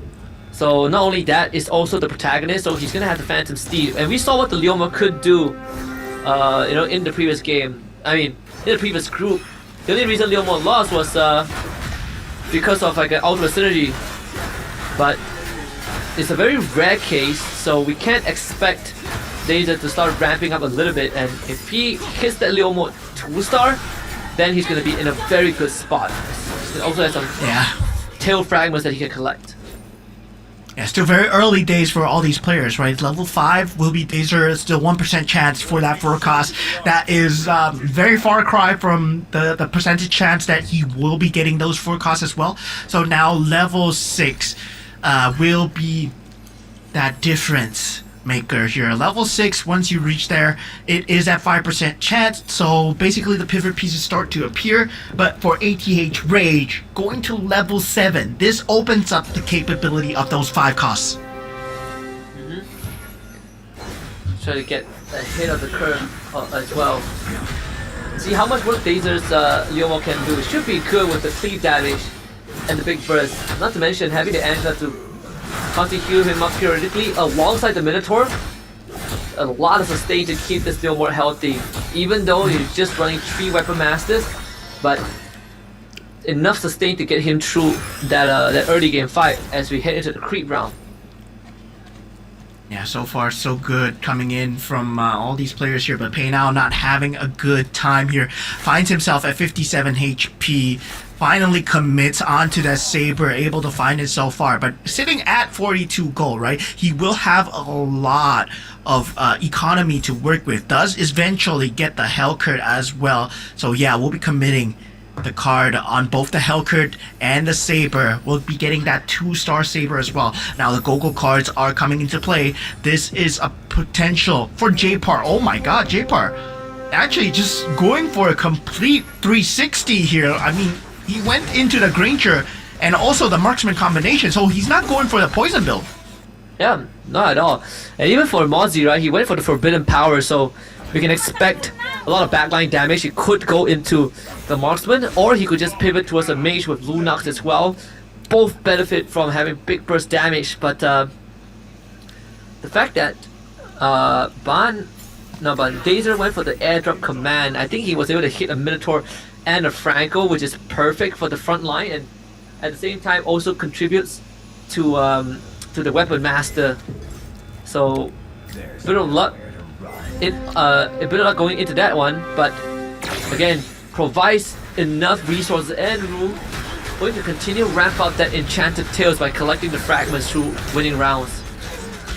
Yeah, so far so good coming in from the side of Mr. Leomord here, but now taking a look at Starboy Gogo, who is piloting the Freya, right? He does have the capability to go for that Bruiser, and he already gets that Yuzong extremely early, so he will have that going. But as we said, once you get a good early game, somewhat, you know, they always mess up in the late game somehow, where even we see players like Trong, they fall behind, players like Q-Snake, they fall behind as well. Yep. That's the first loss for Dazer also, as a Mozzie with 7 synergies activated alongside the Mystic Mail. Does have the, what was it again? Yeah, the Forbidden Power that we talked about. So having the Mystic Mail adds on to that big power spike. Rage on the other hand still has the 4 Neobees. Neobees, I mean, the chest still at 181 so far, and a lot of them seem to be playing for economy here, so he does have ample space, but sadly for him, he's going up against Dazer, who is on that Leomord tear through so far, right? And Dazer is very secured in that early game because he did get that Leomord extremely early, especially with the Enchanted Tails already at that 9 stack, so he has an 18% damage increase. Whether or not he wants to commit to it, that's another thing. If he finds a better piece, generally if you get a Kishin piece that you want to go for in that later game, sometimes you do want to commit into that pivot as well. But looking at Ban as well, Ban has critical decisions to make. Does he go for the Exorcist? I mean, for now, I believe he is going to stay on the Scavenger and keep ramping up the Exorcist. Yeah, there's also a window where if Dazer gets lucky and he finds like a Weapon Master Crystal, or even just a Kitchen Crystal, right? He could put it onto the Leomord, especially the Kitchen Crystal, so that the Leomord gets an extra Kitchen item, then he can pivot, then he can run 6 Weapon Master and maybe 4 Kitchen, and to completely, you know, ignore the Heart Bond by removing the Kufra and committing into more Kitchen heroes. But again, for now, his best bet is finding the 2-star Leomord, he still has not gotten, so he will lose out the round to Starboy as J-Pa, who gets smothered by Mochi with the I believe the Mystic Mail. Yeah, now we go into the auction round, and if you didn't know what Ban was doing, oh my god, Ban is just being a complete roadblock towards Paynow at the moment, right? Because Ban, meanwhile, Paynow wants to go for the Saber and Hellcurt as much as possible. Meanwhile, Ban is like, oh yeah, this Saber fulfills my Exorcist lineup, so I'm gonna keep all the Sabers in my pool. So he has, I believe, 7 Sabers currently in his pool right now. So Paynow is unable to level up his Saber. So he's completely blocking out Paynow's gameplay. Yeah, both of them wanted to go for the same build, and man, he's 1 Saber away from 3-star. Ban even rolls. He has 5 gold and he rolls because he just wants the Saber. Yeah, he gets it. And he got it. He gets it. And that completely locks Pei Now away. There's like 2 more sabers in the pool, but he will not hit that 4-star unless Ban gets knocked out, and I don't see that happening anytime soon. And as expected, Dazer did go for the Magic Crystal, and yes, he finds the Ember Law instead of the Kishin. Slightly unlucky because the Kishin would have been perfect. Yeah, that's crazy coming in from the side of Ban just to stall out Pei Nao's progression alone, right? Now, going into this game here, Pei Now will have to kind of secure much more on the Hellcurt, maybe hoping for that 4-star Hellcurt so far. Now, going into that next Go-Go card, it is a potential flip as we are going into that orange Go-Go card, that gold Go-Go card, where it has a high cap of just trying to turn things into economy as much as possible. But ATH Rage on the Nana, already at 13 HP. Neo Beast Energy at 319 will be forced to pop it after this creep round here. Take it over. Yeah, I'm not finding much synergies to work with here. That's at 45 gold, so can definitely hang on for one more round. He does have the 2-star lead with the Thunder Bell, the Purify, and the BOD, so there's some considerable damage there. If you can find a 2-star carry, then that would basically add on to his power spike, so that he don't have to just completely rely on the Link. But it's like it's working out, you know, good so far, right? So only he could take out that Mia. This Link should be able to do the job, but the fact that it's a hard bond, yeah, makes it tough. Very, very close. But he didn't lose that the extra life, so he still hangs on with 2 HP, which is the bonus on top. He didn't he locked the shop? Maybe he has the Link with him. Yeah, he has a Link in the shop. I mean, if he wants to go for it, I mean, this is a potential chance, but he already has a 2-star Link, so might not be committing for the 3-star Link as early on in this stage as of yet, right? Even though he has 56 gold in the pool so far. Now, going into the final Go-Go cards available, not a lot of 2 game-changing things except Mosey, right? Who does go for the Breath of Berserk. Especially, is very good in that Dauntless / Defender, but he's unable to secure that Bruiser build that he needs as well. That Breath of Berserk is really good, especially if you're able to stall out into that later stages where you're able to just get the percentage HP healing through. Now, Kishin Blessing on Mochi as well. And Rage actually went for the 4 Dragon Caller and the Fortify, so he gets those big tank items which he cannot transfer onto the Charizla, which he just 2-starred. Dazer with Thickened Blood, which is great for the Leomord, but again, Leomord needs to be 2-star and he hasn't found the 2-star yet. But he's pivoting over to the Ember Lord because that's the crystal that he got. So now we're looking for the 6 Weapon Master, which means that Dazer needs to level up first. But down 2-star for Rage.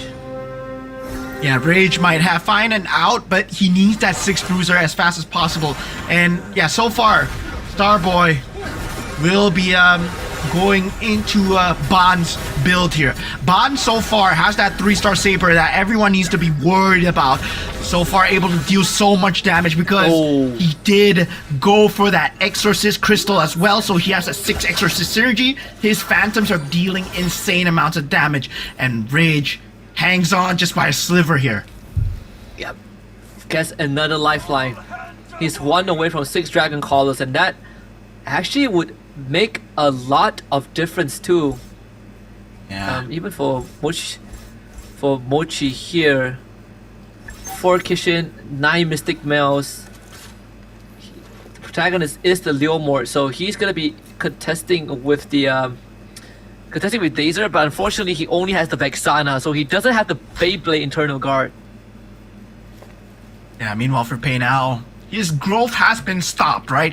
So far he has to just rely on the Hellcurt and the Gushin, and the Saber is not going to be enough because, well, the Saber 3-star already in the hands of Ban so far. Now Rage will be going up against Ban, but now Pei Now going up against Dazer as well. So far, let's see what can this Hellcurt do, and yeah, it's dealing so much damage to the back line. Dazer will be taking a lot of damage here at Pei Now, despite the fact that not having the Saber, still a very strong build coming in from him.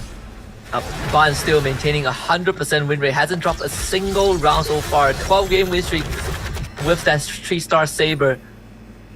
Finally takes out the extra life of Rage, and now Rage is gonna cash out. Let's see. I mean, if he can make the best out of this. Doesn't seem like he got a 6 Dragon Caller though. Yeah, it's not gonna get it. He doesn't have enough gold. It's just selling pieces to find it. He is missing. His best bet is the Clint 2-star Bane. That's gonna be the case. 2-star Bane, and probably just fill in the Martis to make up for the slot. Dazer does not get the 6 Dragon Caller. Dazer needs level 8 for the 4 Ember Lord, and he needs a 2-star Leomord, which he's not getting at all. Yeah.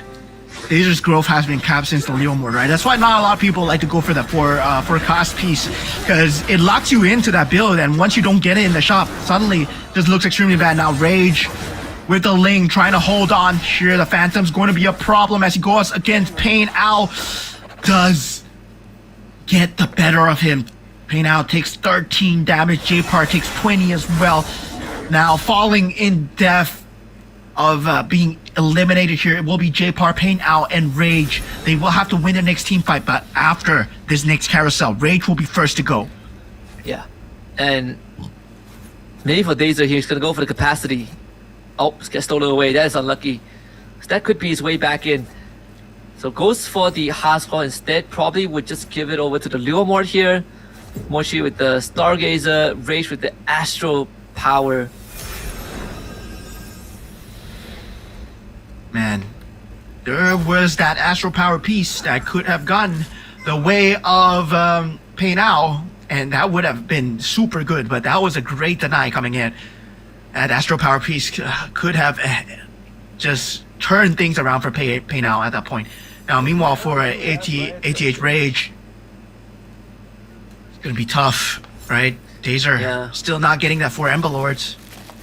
Unfortunately, Rage just couldn't hit his 6 Dragon Caller. Couldn't find the right piece. And yeah, same as Dazer. Just a 3-star Fredrin. Now commits everything onto a Fredrin. So the Leomord is no longer the main character. He's going to rely on this Fredrin to get him through first until he can secure that Leomord for himself. This Fredrin doing enough. It's a Fredrin against the world. Weapon Master. Fredrin against the world. Looking good. Looking really good, in fact. The Angela Q. Nice. That's another life of Rage removed. Yeah, so far Rage now at 1 HP. Yep. Puts Both him of in his death's lives door. are gone. Tough straights here.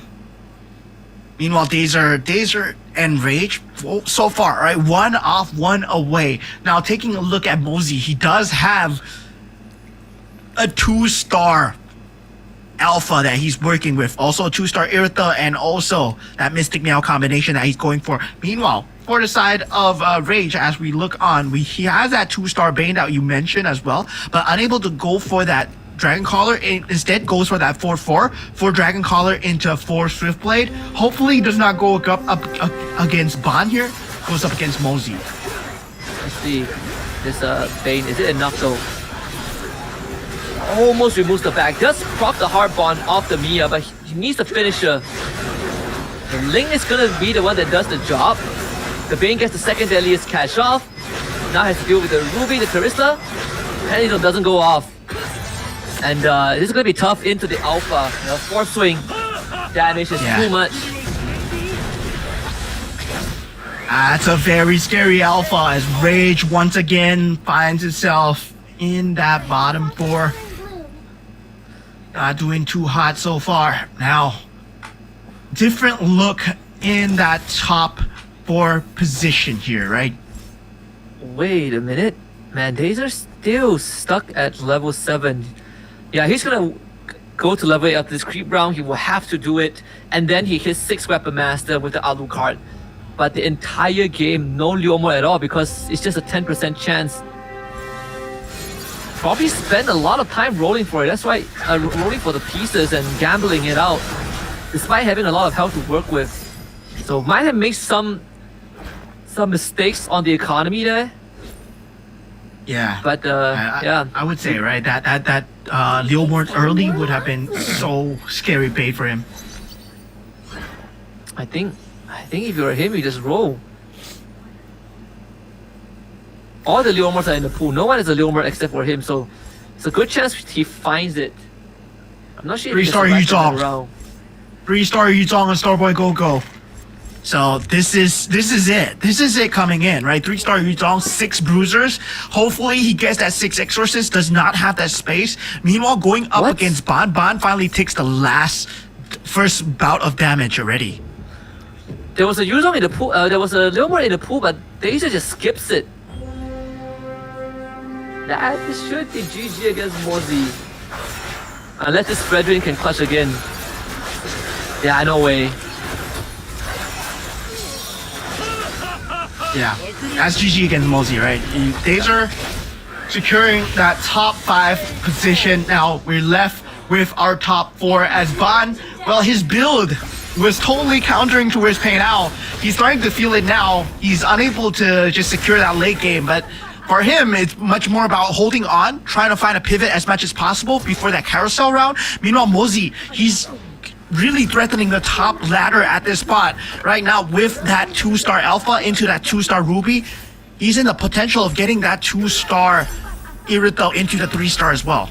Not only that, he also has the Oracle, right? So his front line is incredibly strong with Hybrid Lifesteal, and his back line are empowered by the Forbidden Power. So Wait yeah, a minute. There's an HP, but so much damage from the carry. Mochi just hits the 3-star Lunox and the 3-star Vexana. So, yes, currently, Starboy is at 3-star Yuzong as well. If they go up against each other, this could mean death for each other as well. Ban has played this so well, he's secured top 3 at this point. Oh yes, Starboy versus Mochi! Oh. And yeah. And he has the 21 stacks in Enchanted Tilt Fragment, so there's so much damage on the Vexana. It should be enough. Starboy down to 2. Yeah, Starboy. Well, Starboy, at this point, he needs to go for that 6 Exorcist, right? He cannot find it so far. Currently only on 4 Exorcists. And still on Scavengers, but economy not enough. Goes for the roll down. Mozi as well. He knows that it's not enough to win against a 3-star Lunox. Starboy does find the 2-star Ruby. But I don't think it's enough at this point.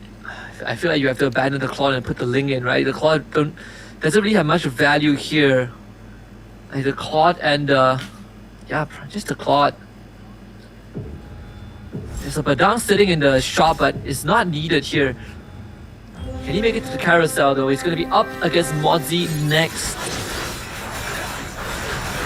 Mozi's a tough opponent as well. 2-star Irithel in the back, but he does have the 3-star Yuzong with the help of the Exorcist. So the carry? He's able to power through the carry, yes. But the Leslie, oh no! It's gonna be just enough. The Phantom will be spawning as well. Okay, does get the hit on the Leslie. Starboy holds on for now. Makes it to carousel. Just enough. The Yuzong. And this also comes at a time where there is the Forbidden Power, right? So Mozi's backline have lesser HP, and that's why they went down slightly faster.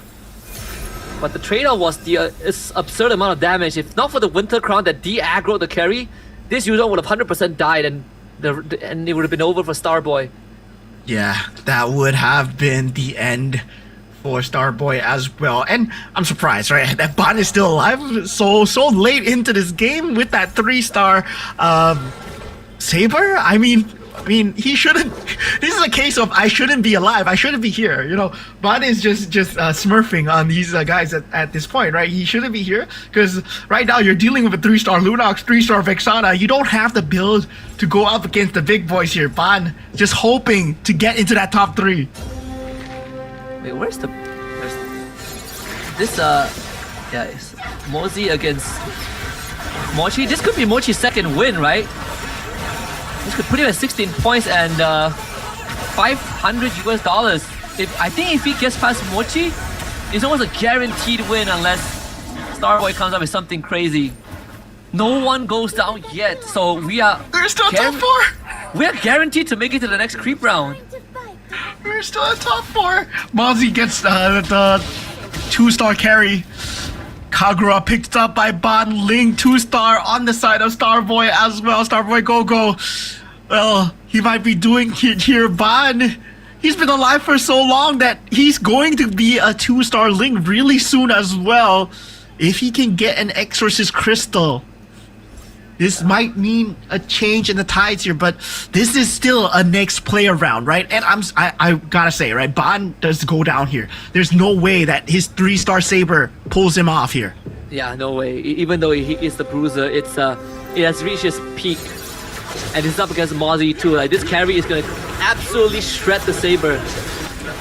He does get the Kagura shield at the start, but the Saber has so much to work through, and yeah, he can't even touch the backline. Yeah, meanwhile, on the side of Mochi versus Starboy Go, that 3-star Vexana with that 3-star Lunox going up against that 2-star Ling. Well, that Lunox might be too much to handle with the correct timing there. Finally, Starboy and Ban goes down. Mochi and Mozzie will go into the creep round here. 2-star Esmeralda coming in from Mozzie. He has one more roll to that 3-star carry as well. Indonesians are killing it, man. They are in top 2. And Starboy definitely reporting his 2-star Ling after that one. Actually just griefing him by ignoring a last hit Vexana. Not sure if it made any difference, but wait a minute. Whoa, he got it! Oh my goodness! Mochi, once again! That's GG. What? That's 10 ultimate synergy Kishin. Only in MRS 6 you're gonna get 2 back-to-back 10 ultimate synergies. Yeah, we get how I thought once was rare enough. Twice with a 3-star Lunox and a 3-star Vex. This was with, like, again, the Go-Go cards, right? Legacy of Valor. That gives him the Kishin's blessing, and then he grabs it off the carousel. Because I think the auction went to Dazer, who like put in like 12 gold just to boot Mochi off the pedestal. Yeah, but that's GG. That's a second win for Mochi. He is locked in $500 just like that. Look at Mozzie's board melt. Look at Mozzie's board melt instantly. Oh man, this is what? Disgusting coming through. Once again, it's the 10 Kishin synergy. Oh my god, I can't believe we saw it in semifinals A. Now we see it in semifinals B as well. And congratulations to Mochi, $500. $500. And almost a guaranteed grand final slot, right? Like, if he does this one more time, he's in grand finals. There's just no way anyone boots him off of that slot. Crazy stuff. Man. Indonesia having a field day here in Round 2. I mean, even for Mozzie, right? Like, he committed to the Forbidden Power and actually pulled through. Oh, this is like seeing 2 Exodias back to back, man. I mean, what is this? This is 2 ultimate synergies happening in one day. Hopefully in the grand finals we're gonna see more ultimate synergies, but already in game 2 so far, Mochi back to back grand round winning, right? Where he's getting $250 each time. Mochi in the first game as well. That was just pure chance where Pain Owl, I would say Pain Owl kind of lost the game by just going a bit too ham with the rerolls. But now for this time, Mochi with that Lunox into that Vexana, nobody expected a Kishin 10 synergy because, well, you're playing a Lunox and Vexana. I mean, where's the Kishin coming from? Right? And it came from the Magic Crystals, apparently. So I think even in game 1, right? Like, if Pain Owl, if you wanted to go for the 3-star Ruby, I think selling a board, right? Like, selling the board and just YOLO'd it may have been the play, but still, for Mochi, 2 back-to-back wins. That's 16 points already. And if this was the grand finals, he is 1 game away from getting to the 18-point threshold, and that's how insane it has been. And both the times we saw the ultimate synergy, it was the same one. It was the Kishin. Yeah, that ultra synergy just coming in at the end, that was just pure disgusting. I mean, I can't believe that Bond survived so long into that top 3. Right? Yeah, where Bond, he was just denying Pei Nao. His whole aim of the game was to make sure Alice did not have a good time, and somehow with that strategy, he's able to just survive into that top 3 as well. And it just goes to show, right? Bond has much more tricks up his sleeve. And yeah, definitely for all these players as well, J-Par, I would say just falling extremely early, not able to find that poison build in time. And for Rage as well, he was one off, unable to find that Leomord is Dazer as well. They were all one off. Yeah, I think Dazer probably messed with the economy a bit too much because he was stuck at level 7 for the longest of time, where I could have sworn that he should have been level 8, and it eventually ended up, putting everything into the Fredrin basket, and that just was not it. Leomord was the centerpiece of the comp, and he didn't put enough focus, into it. Very, very unfortunate. But I feel like maybe for Ban, this second game it's not about winning and getting the 8 points. It's about making the life of Pei Nao impossible, which was exactly what he did. But yeah, this Ultra Kishin is the second time that we've seen it today, man. Oh man, when you see the sword coming through from that Kishin. They've been good. They've been kind of like Creed.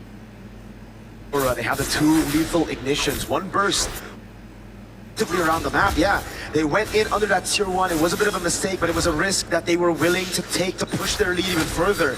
They didn't lose too much. You gotta remember right now that even if Tianzi dies, Lunar, or even Siggy Boom, they're not gonna give out any bounties. It's all about Rosa. He needs to stay alive, but the others can die. They can pull out these gambles.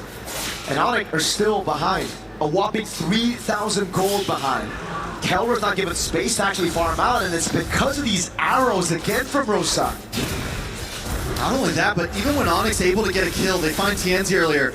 Aurora's movement on the map has been so crucial. They find both offlane towers. They're consistently hunting for this mid lane tower. They aren't only evening out or winning the skirmishes, they're winning on map play. Just truly have become a whole new into this MSC. It's all about defending the mid lane right now. Veronic, damage control, trying to get space for Kelra to farm out. House Claws built up by Kai. Flask with the Oasis as well. The Orange Buff secured by Kai, his own, but he's still falling behind a whole level down of Tianzi. Onyx gonna look for a big set, but even then it's gonna be very, very tough for them because Aurora have ways to deal with it. You get a stun on Sigibu, Rosa, Tianzi. Then you're gonna get AoE by Pagu. There's the healing as well that just keeps them alive. Kind of want to see the items on where Kyrie is in terms of gold compared to TNZ. Just 700 gold behind. Not too far behind. Definitely still capable. Lupi as well, holding his own, actually ahead of Lunar right now. That could be the big play. Keyboy sets something up, and those two can output the damage. Not to mention, Kelra has been free farming, hasn't taken any deaths. It's definitely not GG's for Onyx just yet. Nope.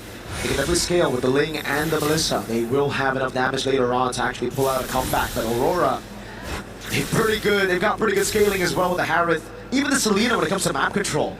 If they continue to pushing these turrets, take away these tier 1s, Onyx will be choked down even more. They're going to be forced to suffocate inside of their own base. And that's what Aurora are trying to do right now with a massive lead on Rosa and Sigibuma concealed to the mid lane.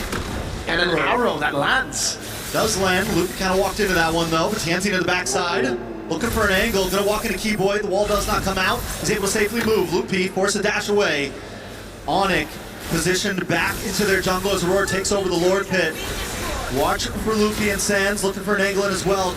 Kyrie forced up to the top side to try to defend the tower. This could be the play for Aurora to burst down this Lord. Tansy will get caught by the fist crack. A lot of damage. Everyone piles on top of him. Ooh, but he's still able to get away. Onyx now in a little bit of trouble. Sauce to the backside, taken out by Sigiboom. Zwan's forces dropped, and now Lupi will be shredded down as well. Rosa finding that kill for himself as Kelra tries to pop off. Doesn't have to go away. Caught in the midst. Kyrie will find Sigiboom. Tansy finds Kelra.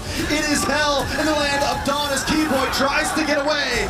But Aurora comes out on top once again. Tianzi goes back to base, and the Lord is still up. They're just too good in this meta. Oh my god. The healing coming in from Pagu with the Minotaur and TNZ with the cleanest cables to get away from Kai, who was hunting him down with the Finch Poise, even with a purple buff. And you can see that delay from TNZ got Kyrie into such an awkward spot because he already used so much of his energy to use the Finch Poise to try to chase TNZ down. Then Aurora through that skirmish, really just utilizing it as a stay now. Oh, these guys. Live game, thought we were still in the replay person. These fights have been phenomenal. Great steal by Kai though. We're seeing the glimpses of that M3 Ling Kyrie that really shocked the world with his crazy pattern. Again, reacting to the moves around. Shout out to Seer there, shout outs to him. Biggest Aurora fan in the building. I like to see it. Both junglers right now, TNZ, able to get out of that fight earlier, getting hit by the fist crack. No purple buff, this is true. Maybe we get the anime battle right here. Kyrie, TNZ does not have vision on him. He's gonna go back to safety. Kyrie's not gonna force it, he's just, I mean, they know. They know. Either one to probably, oh wait, no, TNZ's like, let's do it. Back in the mid side, a little bit of damage, they're able to take the tower. An intense game of MLBB with the Lord still up top. Aurora taking things slow. Abyssal Arrow lands onto Kelra. Not gonna bait out any of those battle spells just yet. Kyrie sent into the bottom lane again. 2 holy shields. Oh, it's down right at the 12th minute. Very well done. Lupi takes a lot of damage, forces dash back. Pagu comes in with a big Noah's Fury. Able to get the pop off. TNZ finds Lupi into the backside. Kelra and Keyboy also taking a lot of damage as Siggy Boom drops in. More damage on to Kyrie now. Kyrie looking for an angle and as Kelra gets free shots from the backside. The Lord has broken through. Aurora decides to back off. Lunar still keeping vision as the rest of the team moves back, waiting for the next wave. There's no mid side. They're waiting for that minion to drop. Onyx has lost an inhibitor as another wave comes crashing down the mid. These arrows are landing like it's a point-click stun. Sans! TNZ takes him out. Kelra forced to dash back. They've broken through. Still 2 towers on the bat side, but Aurora doesn't want to let up just yet. Lunar backs off. Rosa keeping an angle, waiting for those arrows to come through. And this is what I was talking about, man. Aurora, they have the scaling when it comes to map control, especially if they get these turrets. Another arrow lands on Kelra. Mans has no damage on minions right now. Evil played an amazing game up against the gold standard. TNZ, even after taking deaths early on, was able.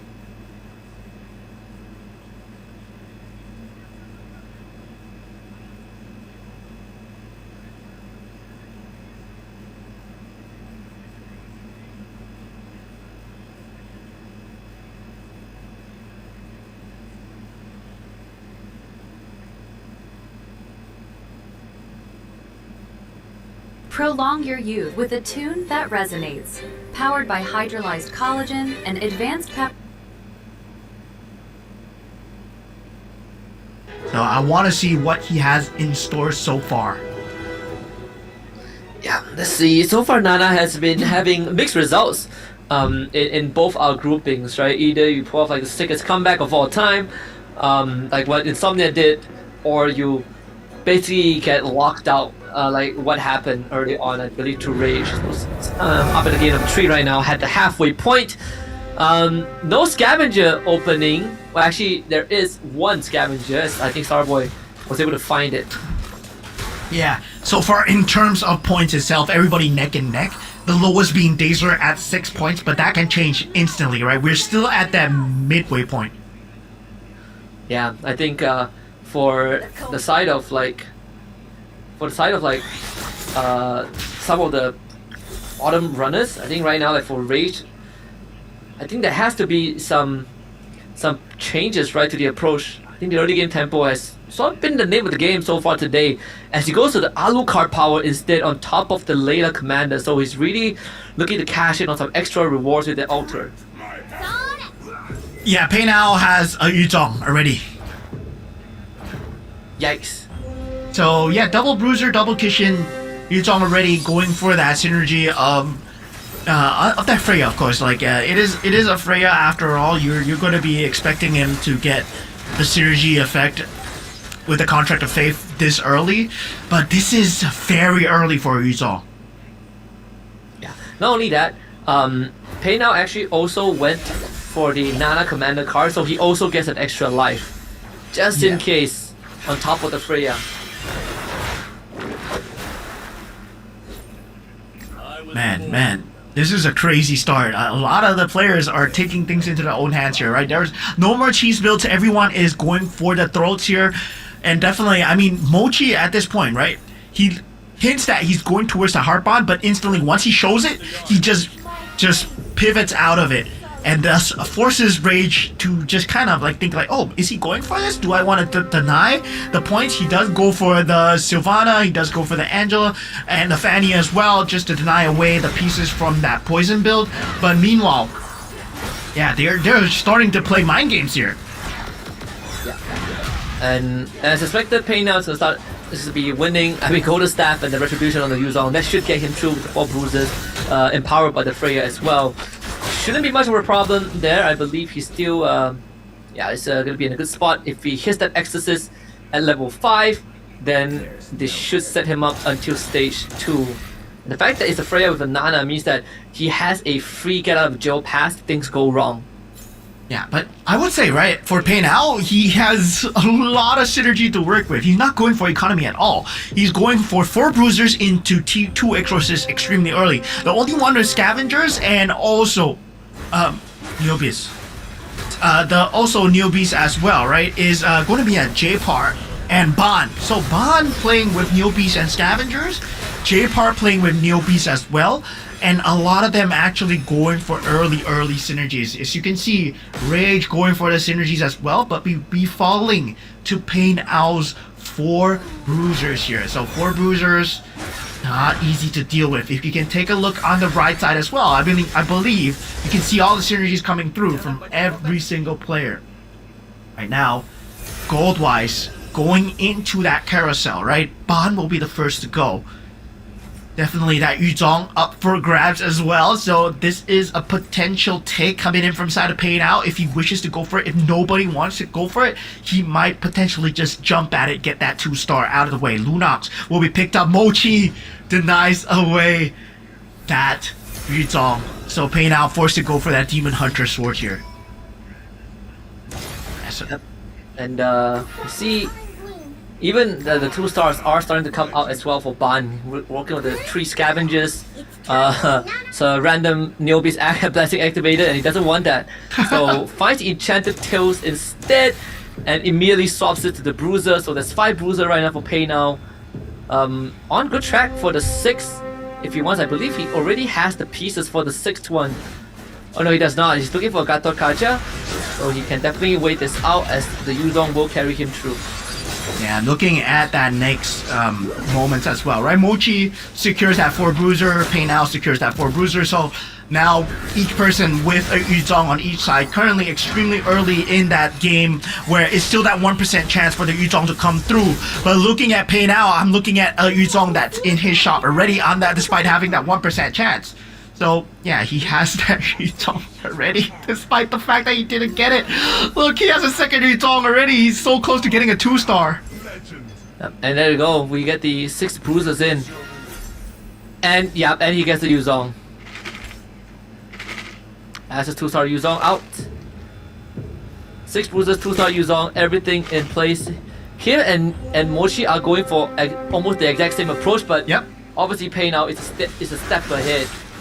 And he could lock Mochi out and force him to pivot. Yeah, Pei Now looking like he is going to have a great start as he puts Ban in 54 HP here. Oh my god, Mochi and Ao, they are just accelerating the game extremely hard. J-Par now at 63 HP going into the next Go-Go card round. It is a purple Go-Go card round, so that means there's not a lot of HP options available when we go for that Go-Go card, right? We have that availability of that also. No, only in the blue and the gold there is much HP and shields. Meanwhile, for purple, it's much more of whether you want to boost the game with items or you want to boost the game with economy. And a lot of them going for the trust fund here. Glittering jewels from the side of Rage. Yep. And So Dazer is have the Guinevere, tries to go for like 3 heroes, but unfortunately it's not guaranteed, right? It's 24% after the auto refresh. The Go-Go card will give them another 13 rounds to do so, but he's also running Neobeast and Scavenger, so he's really going full econ, which is going to put him in a precarious position if he's not able to hit his pieces. Unlike Ban, who does have a way out with the Nana, 2 ways out in fact. Yeah, he does get a free Sylvana and Minotaur at the shop. Yeah, he is still trying to roll for as much as he can. In terms of the economy, the Neobeast is there, but 84 at 57 HP. It's not a good ratio, right? It's not a good ratio. Technically, you want to have possibly maybe 200 to 50 HP. So, yeah, that's not going to be a good ratio going in for that Neobeast power at all. Meanwhile, for Pei Now and Mochi, is going to be, well, they're just going to have a good time with this Bruiser build at the start. Yeah, Mochi's gonna rip through Starboy, and nothing much the Starboy can do, unfortunately. Even with the Kishin and the True Star Fredrin, it's yeah, it's just not enough. Like the Angela, not able to get them through because they don't really have enough damage, and everything with Kagura, who does have the shield on the Yuzong. So this pain train is gonna continue for quite a while as Ban gets brought down to 39 after losing the Pain Now. Yeah, currently Ban at 39, level 7 already, but a lot of them are just pulling towards the economy, right? Going for that 5 cost into trying to save them the game, but they will have that same percentage chance. And currently I'm looking at the shops for every single one of them. They're not looking at any 5 cost that's available in the shop so far. Actually, Pei Now has the opportunity to go for the Enchanted Tail as well with the Vexana as a protagonist, so you get the Beyblade Eternal Guard, but goes for the Angela instead for the Kishin and the Scavenger, so you get extra econ, but at the same time, you get to give the Kishin equipment to the Gyro. Some extra healing from the backline. And the Evil's Mochi doing the exact same thing, but instead of going for 6 bruises, he is at 3 Exorcists and 2 Defenders. So there is an angle for him to go 4 Exorcists to empower this Yuzong.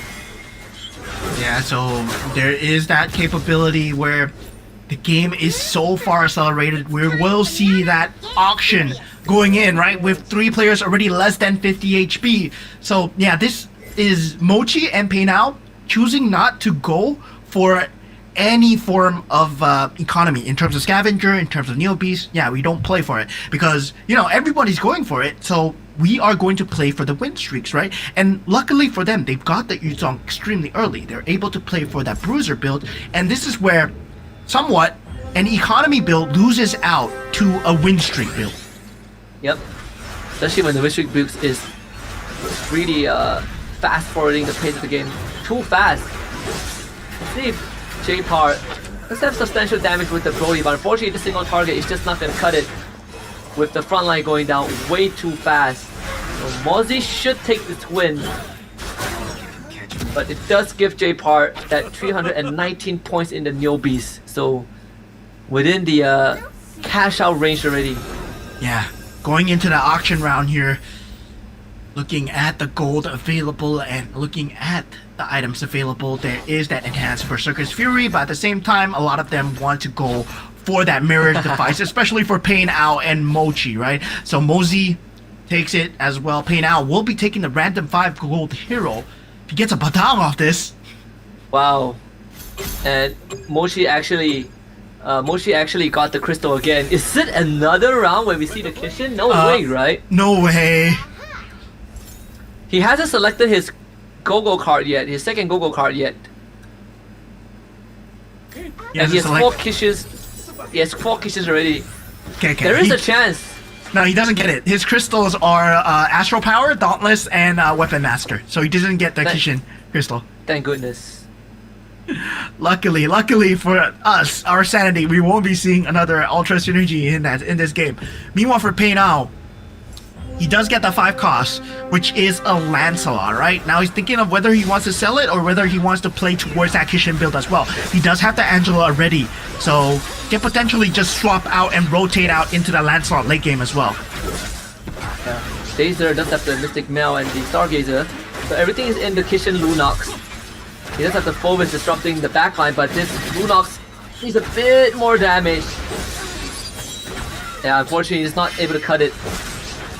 It's slightly lacking in the numbers here.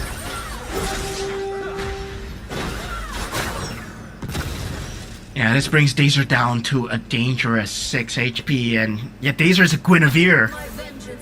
Been rolling, he's been playing with the economy for days. 219 Neo Beast synergy, has to pop it, he has to go all in here. Finds the carry, finds the Kagura. Is he going for the Mystic Meow build here? He only has 8 board spaces with the Lancelot and the Lunox Vexana build. Is it gonna be enough here?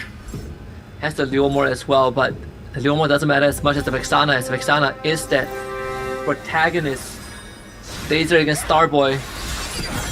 Steve, this is gonna be enough. Like, left side is going to break open, so you will lose the Aurora instantly. And unfortunately, he needs one more Eternal God drop, doesn't get it. Is this it? I think Starboy just knocks him out here. Yeah, he still has the Lancelot, but I don't think the 1-star Lancelot is gonna be enough here. Yeah, the threat clears him. Yeah, these are out for the count here. Still had 28 gold left. Fingers weren't fast enough to go for that complete reset there. Was hoping for this creep round potentially, but yeah, with that, it means that, well, Dazer will be finding himself only at 7 points in 3 rounds here. Yep. High chance that he's not making grand finals unless a miracle happens in the next 2 rounds. Contrary to Group A, where by the end of round 3 everyone is at double digits, this one is a bit more lopsided, a bit more top heavy. Yeah, so far, right? Paynao and Mochi has been going at it, but Paynao, he has come out ahead in terms of just winning that win streak battle so far. Only losing once, and that was to Mosey, who does have that Ling available already. Now, Mochi will be going towards that Claude as well. That Harpon Scavenger build eventually being picked up. This will push him up in terms of economy and in terms of just trying to get that build through for the Yuzong. Still cannot find the 2-star though. Yep, and there's actually room for 6 Dragon Callers for Mozzie. 3-star Fredrin for Starboy already. 3-star Fredrin, 3-star Kufra as well. And that's it, 6 Dragon Callers, 2 Northern Veil, 4 Swift Blades. So everything's gonna be, this Gushin is gonna be the main damage dealer, but he also has the Call Death device on the Badang. So a 2-star Badang is going to, again, further accelerate his pace, but for now it's gonna be the Gushin and the Ling that takes care of the back line. Mosey has a 2-star Lancelot already. Is that Mosey? No, it's Mochi. Mochi has a 2-star Lancelot already. So yeah, Mochi going with the pivot. He sells away the Yuzong. I was thinking, what is he doing? Then afterwards, he gets that 2-star Lancelot. Now, Ban, last sliver of HP here, right? Last chance for Vietnam. Holy cow. The Harbon carry actually pulled through. Coming in clutch there for Ban. Still, he needs a very big out. Still has an extra life, which is good. But yeah, this Harbon carry doing just enough to bail his team out from that situation. Every time I see the Kishin over 6, I get a bit of PTSD, and I was like, is it going to happen? But we're looking at ATH Rage, and yeah, currently I don't think he has any crystals to work with. He only has the blessing, so yeah, that's why it's at 7. Would have been nice to have 4 hard bonds, but doesn't seem like yeah, it doesn't seem like there's any room for the 4th hard bond, sadly for Ban. How about this Mochi here, who, yeah, there's no way Mochi wins this one. The carry is just ripping through the Lancelot. Yeah, meanwhile for Rage versus Starboy, Rage will be going down as Starboy has a very strong lineup. Wait a minute. This is doable. 3-star Leomord. 3-star Leomord. Wow, the Lancelot actually just straight up solo carried that game. So that goes the first life, I believe, of Ban. Or is it his second? Big pieces being hit right now. 2-star Leslie for J Par. Pain Ao is looking for 3-star Yuzong. I think he is almost there. And he still has that extra life from the earlier Go-Go card. And he hasn't chosen his third one yet. Yeah. So far, Starboy with a 3-star Fredrin, 3-star Kufra. Looking at Bond's build as well. He has that carry with the Heart Bond that we were talking about, right? That would have been shredding a lot of these players. Now, with that 2-star Ruby, what can he do, right? On the side of J-Par as well. So now Pain Ao actually going up against Bond here. Can Ban do it? Can the carry once more carry the game? It seems impossible, honestly, at the end of it, right? This carry doing just enough to survive another round. Yeah, that's 6 marksmen together with the Heart Bond actually coming through. Now taking a look at Mochi, who gets taken out by J-Par so far. 20 HP down, 41. Mochi has been having such a great time in that mid game, in that game 1, game number 2. Now going into the carousel, Bond will be the first to go here. Does have that plus cap, but goes for the Heart Bond synergy. Now he has the 4 Heart Bond synergy together with the carry. I mean, it's time for an all-in here. Bond is cooking something here. Yep, very, very much needed. Pei now getting his Badang, Mozi with the Bruiser. What is Mochi's choice? Actually goes for the Claude. It's the path less taken. Let's see, what does the Claude fit into it? Hard Bond Scavenger. I mean, he already has 2 Hard Bond, so it's just gonna sell it for Econ. But for Ban, surely guess it's for Hard Bond, right? Puts it on the Leslie. Yep. So both his backliners now with Hard Bond. Puts it on the Leslie and the Ruby instead. So this carry no longer is going to be the primary concern. Now it's in the Leslie. Yeah, the problem for Rage, the problem for Ban as well, right? Where he went for that Heart Bond synergy, he knows that he needs to go for the all-in because the carry is not available for him to buy. He does not have the economy to buy as well. Rage is playing the carry. Pain Ao is denying the carry as well. And Mochi is also denying the carry. So yeah, there's no possibility of him getting a 3-star carry right now. Could work out in his favor because it allows the Leslie to not only have a second chance, but this Ruby is holding on very, very well in the front. Especially with the extra hybrid attack and HP available. And I think he ran the Aegis, so damage taken by the hero reduced by 2%. Which means this Ruby is almost close to unkillable. Yeah, meanwhile Mochi, with the Lancelot, is able to survive and takes out the HP of Starboy Go-Go. Still, we have 7 players left in the battlefield. Days are being extremely early out for the count here. Now, this is a very accelerated battlefield. Everyone is at low HP because of Pain Ao's and also Mochi shenanigans at the start. Now we go into the late game where the Bruiser is unable to carry into that later stages, right? Unless you get a 3-star Yuzong, unless you get a 3-star Exorcist build, there is not the possibility of that going to happen. Meanwhile, these 3-star hero libraries, they're gonna start to add up. Whether or not you get the 2-star 5 golds, like the Ruby, like the Leslie, that Bond has right now. Yeah. It's a strong spot for Pain Out. This 6 Bruiser, 3 Scavengers, he's still holding on to the economy because he has that rock shield that he finally cashed in, and again the extra life from the Nana Go-Go card, so he can afford to do this a bit longer. But you can see that his power spike is running out as the shield gets popped. Mochi also starting to struggle a little bit. The Lancelot not able to hold up against J-Par, and Mochi also down to critical health. Yes, Lancelot doing crazy amount of work coming out for Mochi so far. Now going into that potentially last creep round here, right? We're definitely gonna see the Lord here because 7 players are still up. I mean, unless we start to see players go down in the next 3 fights before the next carousel, which is most likely gonna happen. Pain Ao, Rage, and Ban are extremely low. Meanwhile, for Pain Ao though, he does have that secondary life that we talked about with the Nana Go-Go card.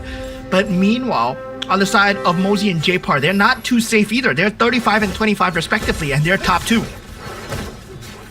And most importantly right now is that between Ban and J-Par, whoever goes down, it's going to free up all of the hero pool for the other, right? Because they are both going for almost the exact same build. So the only way to hit more of those pieces is for the other to get taken out. Obviously J-Par has slightly more health to work with, but Mozzie is hitting some big pieces here. Pay now with his 3-star Yuzong. Yeah, 3-star Yuzong. Just in time here, right? And Ban is totally denied for going for that Heart Bond combo as well, because, I mean, at this point, it's more towards that Leslie, more towards that, hopefully he has... Wait a minute, he sold away his Leslie and Ruby. Yeah. No, he still has it, Yeah, he still has it. Just no 3-star, I think, yeah. No more 3-star. I mean, Carrie is out of the pool, Leslie is also almost emptied out, so no 3-star for both of them. Again, it's between him and J-Par. But until then, this Leslie and Ruby is gonna carry him through. Like Starboy Go, no chance with this 3-star Fred and Kufra. Oh, Pay Now takes 16 damage. That's gonna be the last hurrah here, his last HP. Starboy Go finds himself at 1 HP. Oh my god, and a sliver of health going up against AOT Ban here. And yeah, just this last fight here, Rage wins it out against J-Par. Still 7 players in the pool. Mosey actually recovering HP. This is great news. At least for one of them, right? For either J-Par or Ban. I mean, Rage has the shield, but it's not enough. It's just 5 shield plus the 7 health.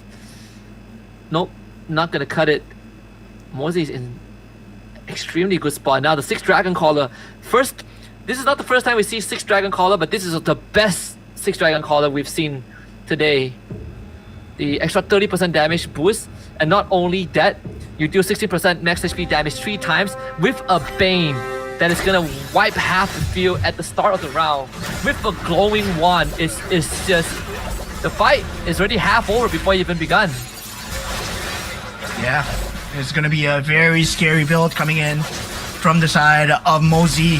But there is that possibility, right? We see the possibility coming in from the side of Ban so far. Pay Now being the first to get taken out here, and J-Par will follow suit as well as Rage. Nice. So now we bring ourselves into that top 4 as 3 members instantly in one seating get taken out. And yeah, it will be Pay Now, J-Par followed by Rage respectively. So this opens up once again the Kishin board. Once again, the Exorcist board for Mosey as well. If, let's say, they're wanting to go for that extreme synergy build, well, suddenly if they have the money to do it, they can do it. Yep, Ban is still holding on to the economy. I assume he still has 1 extra life left from the Wilderness Blessing. So, if that's the case, then he can hold out for this, because no one else is going for the same pieces as him. Maybe for Mochi. But there's a very good chance. Build. It was Winter Crown earlier for Siggyboom. He sells it, gets the win in nature, knows just how much there is of a threat from Onyx when it comes to the physical damage. Kelra scaled up completely. Kyrie on the Hirara, a menace. Shut down, but still a menace. Not as many stacks on the Sky Piercer, but that survivability of his. Now Aurora, the key boy. Do they read it out? Do they do housekeeping properly, right? Pagu's done it. But it's already on Rosa. He's already looking for the kick. Rosa flickers, stops him. Big boy makes the win, but it's an SOD from Kelra. Able to still find it in the back. But wait, Kelra's in trouble. Oh my God. Able to wind of nature, very clean. He backs up, he sidesteps, but he's still pushed against the wall, and he finally goes down. That's not worth it. Kelra for Rosa is not worth it. In trouble. Lunar, maybe in the bat spot as well. Kyrie able to pick him up. It's 2 members down inside of Aurora. Pagu, Siggyboom, trying to defend. Sans moves on. Pagu goes down. A double kill for Kyrie. TNZ, where are you? They need you. You gotta get back to base. Up top, Siggyboom coming out the wave. Final baser of the game gonna be falling. Keyboy, a lot of damage. He will go down. Keyboy finally gets the kick. And it's Siggyboom. 6 seconds on the clock for Rosa. Siggyboom may not be able to do this alone. He doesn't have the blazing duet. He doesn't have the damage. He's trying to defend. The base is low. Rosa's back. and Kyrie's down! No way! Aurora still holds on! The iframe's up there, but Onyx wants to end it. Can Rosa do it on his own? And Luna's back up! The base not down yet, but finally, Kyrie and Onyx tie the game! What a game! What a series to the end of that push! Rosa keeps everybody on the edge of their seats. Onyx still though, holding on, utilizing the leads and pushing through with the iframes to touch from those stuns. Ultimate snipe up from Leslie.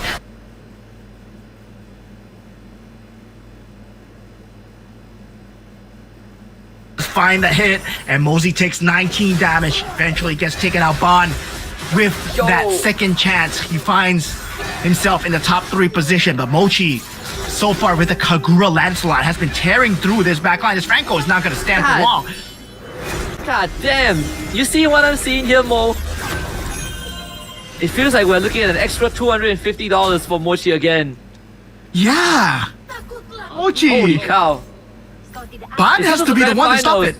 Bond has to be If this is the stopping. grand finals, he's gonna win this. Like, he has a good chance of just winning the finals. Thank God we're not there yet. Can we? Dude, I think you roll, right? Bond? Bond has to roll it down. Get the carry. Get the 3-star Roll it. carry. You can't Yeah, win roll this. You don't have any more health, no? Does he have one extra life? No, he lost both of them, Yeah, right? he lost both of them. Just roll, buddy. Just roll. Wait, does he still have 1 extra life? He's playing like he has 1 extra life. Right? Either we lost count or he lost count, but I felt like he does not have it anymore. All right, let's just watch this final potential match unfold here. Mochi on the cusp of 750 so far with that 2-star Lancelot with the Kagura shield, just doing so much. The Kagura umbrella has been doing so much, right? But it all boils down to the RNG of who Leslie snipes. So far, so good. Coming in for Bond. Yes, Bond holding on, but that Lancelot rears its ugly head. That snipe finding its way through in the back line. The heart Bond. Bond holds on, takes out Mochi. Bond wins the 250. What? Yo, that was Bond. great. The Weapon Master Gary actually paid off. But not just that, they cleared all of the pieces just in time for the ultimate snipe to come on and instantly target the Lancelot. I cannot believe it. Another 1 HP comeback. Bro, what was that? Bond with the Heart Bond, Leslie, Heart Bond, Ruby as well. This was a combination that is totally off the meta, right? We are going into like late game, like cooking, right? Where, yeah, this could work, but this is never in a scenario where you put the Heart Bond on the Ruby. This is never in a scenario where you put the Heart Bond on the Leslie. But for Bond, it's just MCGG is like second nature to him. Okay, this could work because I'm going against a Lancelot. He's going my back lines, and if I have a secondary life on my Leslie, it means 1 more ultimate snipe. And yeah, it secured him the game. No, but tonight the 750 for Mochi, but still Mochi second place finish, right? Another solid round for him. Really the strongest contender that we have seen today. Him and Trong Tran. That's the only 2 like solid strong contender. But Mochi is on fire, man. Yeah, Bond still cooking, man. Oh my god.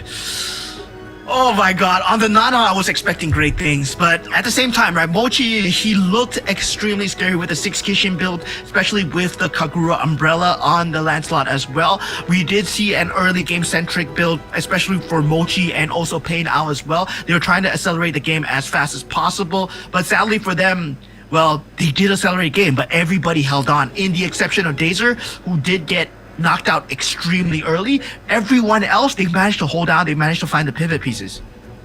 Yeah, they are again just not able to find the right openers, right? Just fell behind way too fast. He went for the Guinevere, went for full eco, 3 scavengers, 4 newbies, but then there's no way back from that once you start falling behind, which is quite the shame.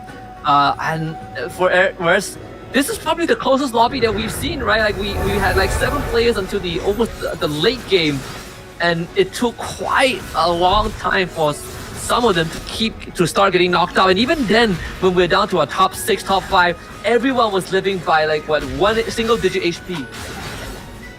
Yeah, I mean, this is pretty crazy coming in from a lot of these players here, right? We did see a great start coming in from the side of Painal and also Mochi as well. They were trying to just secure that early game as much as possible, that bruiser strategy that Yuzong extremely early. This accelerated the game into this state where the Phase Warpers, the Kishins, they had to come out, and that Lancelot coming in clutch for the side of Mochi as well for that rotate. Meanwhile, Ban, he was always hanging on at Sliver at 1 HP. He found the Leslie, he found the Heart Bond combination, and yeah, this was starting to become his comeback here. Yep, and yeah, really came down to be quite close because even for Starboy, right, like he had some pretty good moments, like the 6 Weapon Master was working out, like Wazzy as well.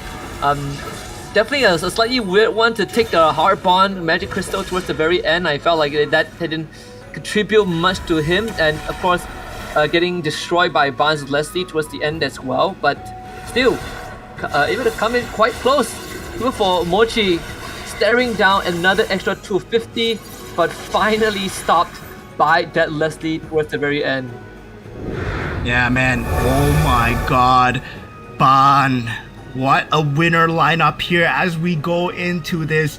This does not describe the full lineup that he has. The Heart Bond Crystal on the Leslie, the Heart Bond Crystal on the Ruby as well, just to make sure that the Heart Bond synergy is there for that secondary life. Initially, it was on the carry, then he gave up that carry 3-star, right? Goes for that Heart Bond synergy on the Leslie to make sure that the ultimate snipes will come through. And yeah, this is the Mystic Meow that, well, people were expecting Mystic Meow to be the end game, but he supplemented it with the Heart Bond extremely well with the Dauntless synergy just to get that additional bit of life, especially in that late game fights, especially against the Lancelot as well. Yeah.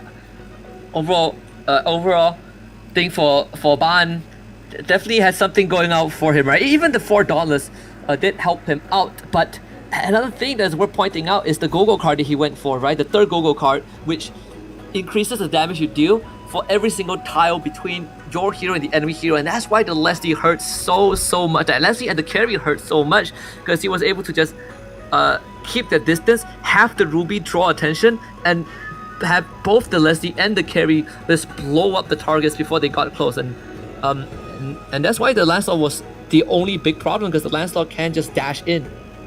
Yeah, the Go-Go cards as well, right?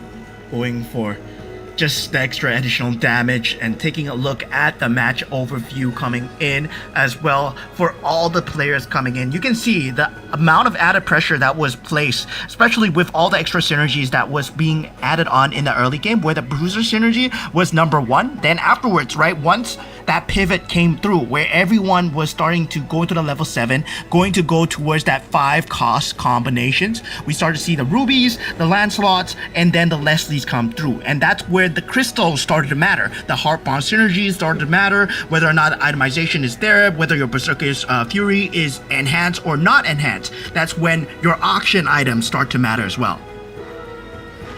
Yeah, and we see some big contests, especially for those Magic Crystal, right? We saw the emphasis from Mochi, who is always gunning for the Magic Crystal whenever he has a chance, and that's why we saw he got the Weapon Master that he eventually put on the Lancelot that carried him for majority of the game.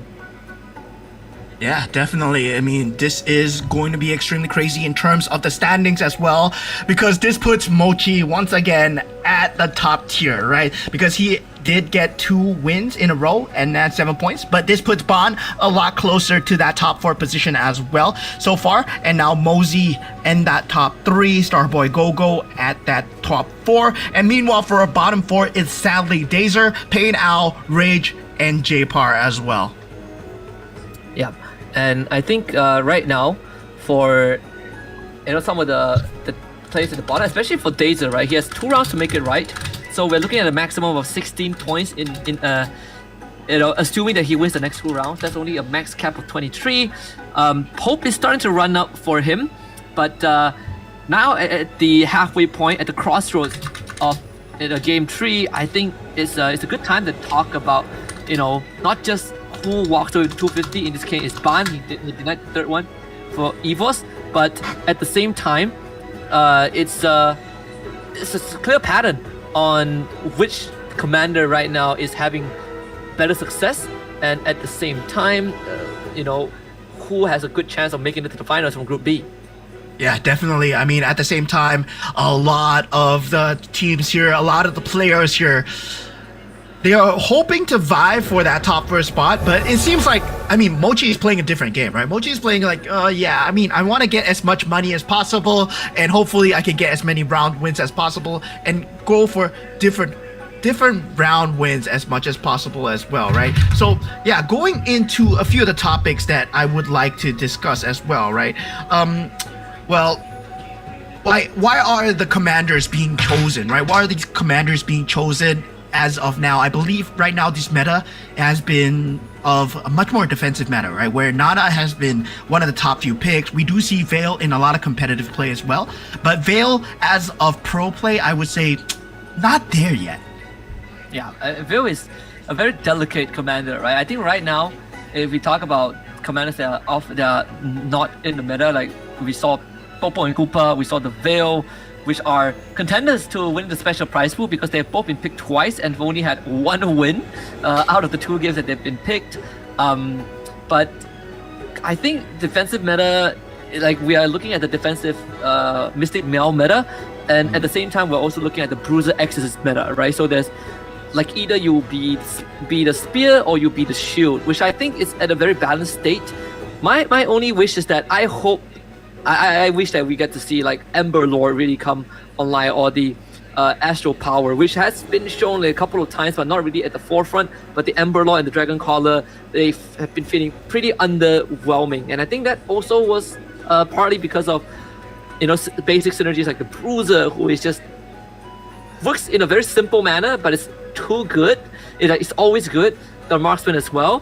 Hopefully in the near future they are going to either rework or remove it so that there's room for other synergies to sort of like expand the meta. Yeah, and I mean, going into that next grand finals as well, right? Going into the grand finals, I would like to make some predictions here, right? I'd like to make some predictions where, who do you think is going to be top 3 coming out from Group B so far? I mean, it has to be Mochi, right? It has to be Mochi. That's first place, I think. I think Mochi first place. Probably second would be either Mozi. Indo as Mochi, well? Mozi, Ban. Yeah, Mochi, Mozi, Ban. I feel like the Indonesians are going to make it through. And the third place is up for grabs, right? Maybe Ban is going to do it. I think Dazer probably has ran out of chances unless a miracle happens. Even for the Malaysians, I'm not really sure, pretty shaky. So yeah, Mochi, Mozi, Ban. Okay, I'm gonna go against the grain here. I'm gonna go with what I'm feeling, right? What I'm feeling. Right, Mochi, number 1 for sure. Mochi is gonna be number 1 for sure. Ban is definitely up there, but I'm gonna put I'm not gonna put Ban up there because Ban has been playing to deny, and I don't like the game style where you play to deny. So I want to go for people that want to win. So it will be most likely, I feel, Pain Owl. And hopefully, right, I want to see a Malaysian representative go in. So it's either Rage or J-Bar into that grand finals. Yeah, hopefully. I mean, they are pretty close to it. It's just we need a bit more like consistency, right? It's a bit more of a push towards the end. So again, right now we also need to look at like which commander might win the special prize pool. For me, I mean, it's clear as day as of right now. It's either Popo and Koopa or Vale, right? They've both been picked twice and have only won once. The Guinevere was picked once but hasn't found a win just yet, so can't be included, sadly. Yeah, sadly, Guinevere not included. Vale was almost there at that 100% as well, Paynal, with a crazy Vale game in the first game. But now Dazer will have to perform, right? He did not find a good standing at all in the previous game, but now going into game number 3 was where things start to heat up. We did see a tiebreaker coming out from German and Q-Snake in that first game where these placements will actually matter. Now going into the draft placements, I mean, what are the heroes that will be picked here for commanders as we see a Cho first pick coming in from the Dazer? Yeah. And off the bat, it's just going to be the Cho, the Nana being picked up by Pain Ao, Freya for J-Par, Rage going for the Ruby. So both the Malaysians looking to accelerate the game, to play a faster tempo in the early game. Yeah. So we do see a lot of different picks coming through, right? The Yuzong coming in from Mosey as well. So yeah, as we said, Yuzong is one of the heroes that is accelerating go-go cards available. So there is that chance where the go-go card is good, where the go-go card is bad. And now we do see the 1-1 pick coming out from the side of Mochi as well. So this is going to be a very different pick coming through, right? Where players are going to be more towards, you know, less economy, more fighting, more gambling chances. Yeah. And even the Yuzong for Bozzy is again it's the first Yuzong appearance, the 1-1 for Mochi. That one's gonna be fun. Yeah. So I don't think I've seen 1-1 for a very, very long time.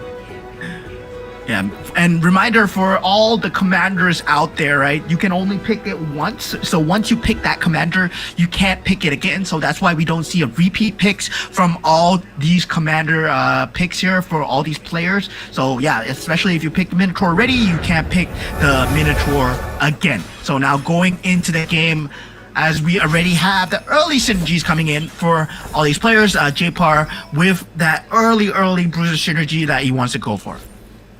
Yeah, and I think overall it's just for at least for the side of Mochi, if you can make 1-1 work, which has been quite the classic, quite the, I would say, staple snowballing, commander, then he's gonna be one to watch out for, right? Because most of our players have been going for more of a meta picks, but then every now and then we see some anomalies, and this is one of it. Yeah, definitely. Now we do see the go-go cards picks coming through from every single one of them. There's nothing too out of the ordinary. They are picking their own commander go-go cards. In the exception of Yuzong, we will have a separate go-go card where he is picking up the Angela's power. I'm not too sure what kind of enhancement did he get. Did he get the gold? Did he get item? I'm not too sure. But for now, we do know that he's going with the Angela go-go card. The scavengers for Rage and Mochi. Actually, Mochi getting astral power as well. So some early power spikes there. J-Power with the 4 bruises. Very standard opening, but again, should get the snowball going. Yeah, definitely. At this point, it's more about securing that bruiser build coming in as the Freya, right? As a Freya, you want to get that synergy as much as possible, already that force synergy coming out. Unable to secure that Yuzong early on for the side of J-Par, but you can see from J-Par, he wants to go for a faster paced game this time. Should be able to achieve that. Again, with the 4 bruisers that's empowered by Freya, this early game is pretty much in the bag. It even has a golden staff, Dharmice, and a 2-star Gyro. So you can expect him to get a hit, get the levels, play the econ, and then start looking for that Yuzong. Yeah, definitely. At this point, that bruiser build coming in extremely strong. Now, it's all about who wants to go for the economy here. Who dares to go for the economy here, right? Pei Now on the Nana, he can't afford to go for it. Meanwhile, on Ban as well, right? Going into the Angela, he will have that early game synergy, but he will not go for that eco synergy. Instead, chooses to go for the Kishin Face Warper extremely early.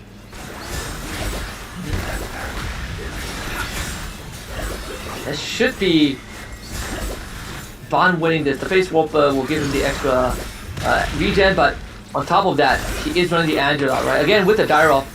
So, highly contested early game bruiser there, because it's very tanky and does big AoE damage. But 3 players with Scavenger, Starboy being one of them, has the early Hilda as well with the actual power available. So, we can expect Starboy Gogo to also have some decent early game tempo. Yeah.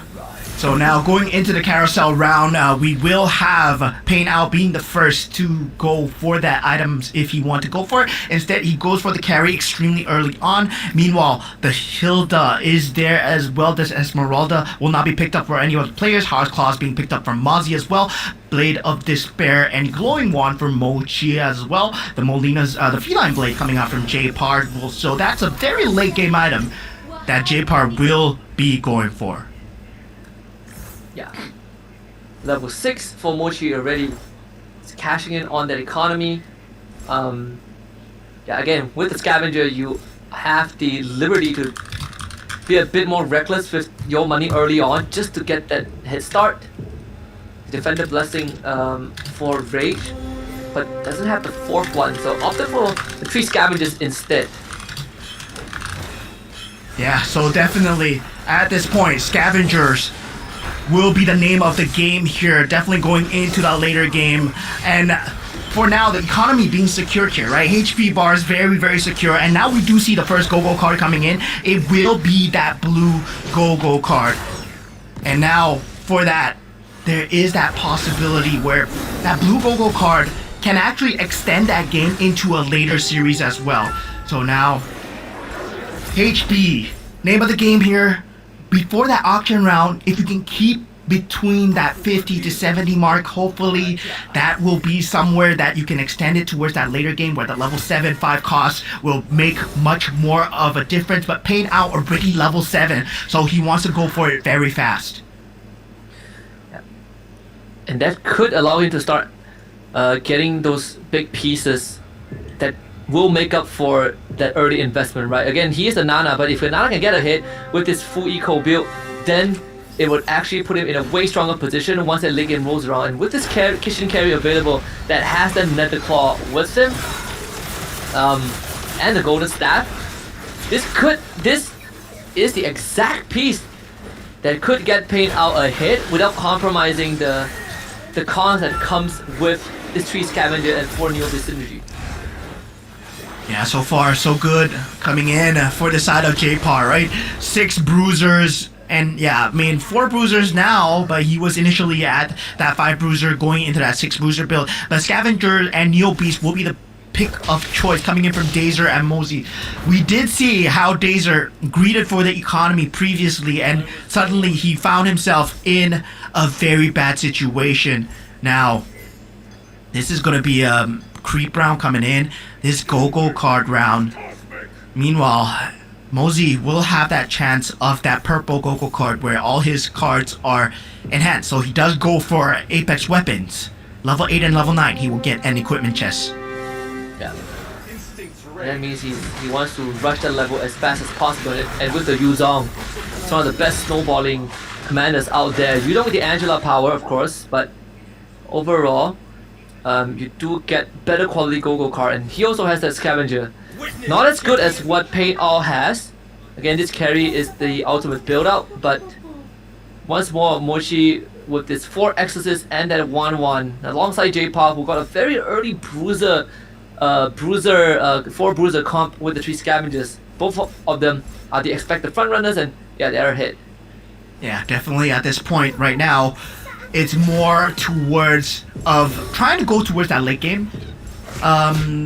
They are ahead for now. That 1-1 needs to be ahead, I would say. 1-1 and Freya at this point, if you're not ahead, you're doing something wrong. Meanwhile, for Nana and Cho, I mean, they're going to be playing from the bottom, right? And meanwhile, for Pain Out, I'm curious to see whether is he able to get that early 7, make use of that early 7 as fast as possible. And it seems to me, right, he goes for that carry extremely early on, unable to find more pieces for that carry, unable to find a 5 cost so far.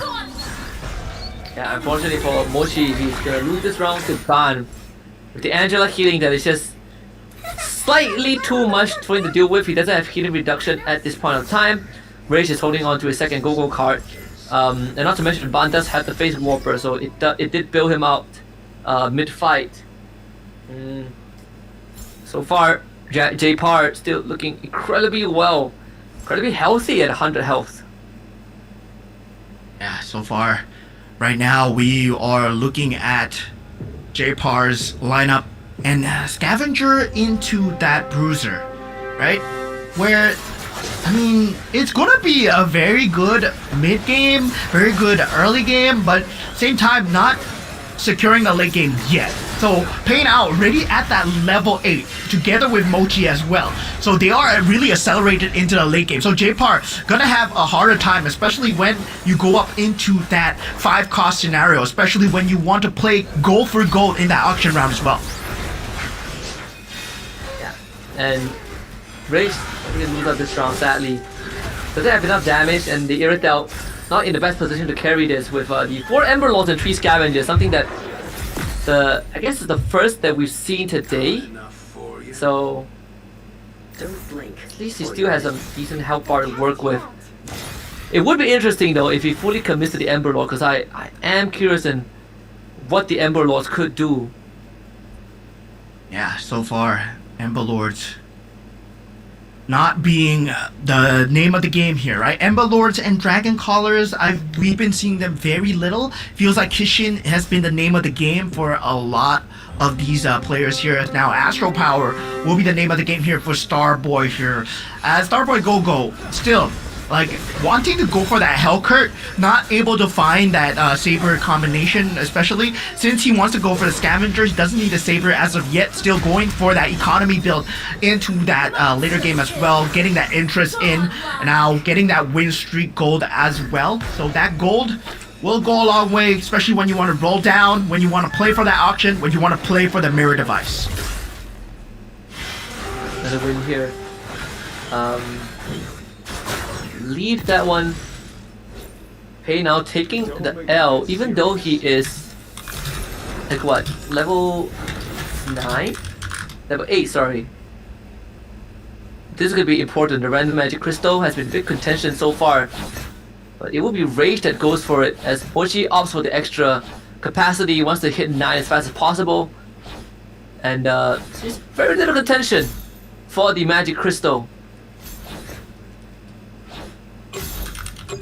Yeah, so far, very little contention. The +1 cap has been picked up from the side of Mochi as well.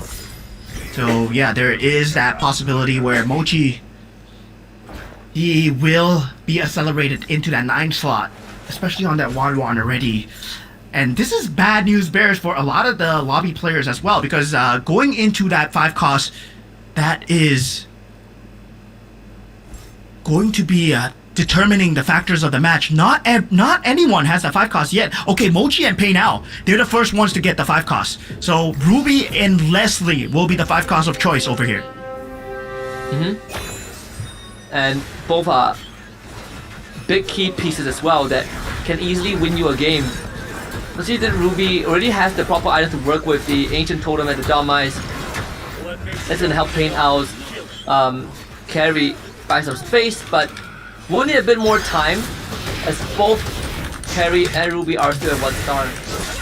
Laser, on the other hand, is finally winning some rounds with the 5 hard bond. He's gonna be looking for the 6 hard bond, which will come in the form of the Claude. But since Claude is not a marksman anymore, he doesn't get to fulfill the 4 marksman, which is gonna be a bit of a headache unless he finds a marksman magic crystal. Yeah, definitely. Marksman crystal needed here, but now that Swiftblade crystal already 5 out of 6, right? 5 out of 6 synergies coming in for the side of Mosey so far, but Mosey going for that Yuzong, going for that Apex equipment as well. He needs to get that level 9, but does not have the economy, especially since he is going for the Ling, and also, wow, he's forced to go for the Ember Lords here. Yep. The 4 Ember Lords and 5 Swiftblades.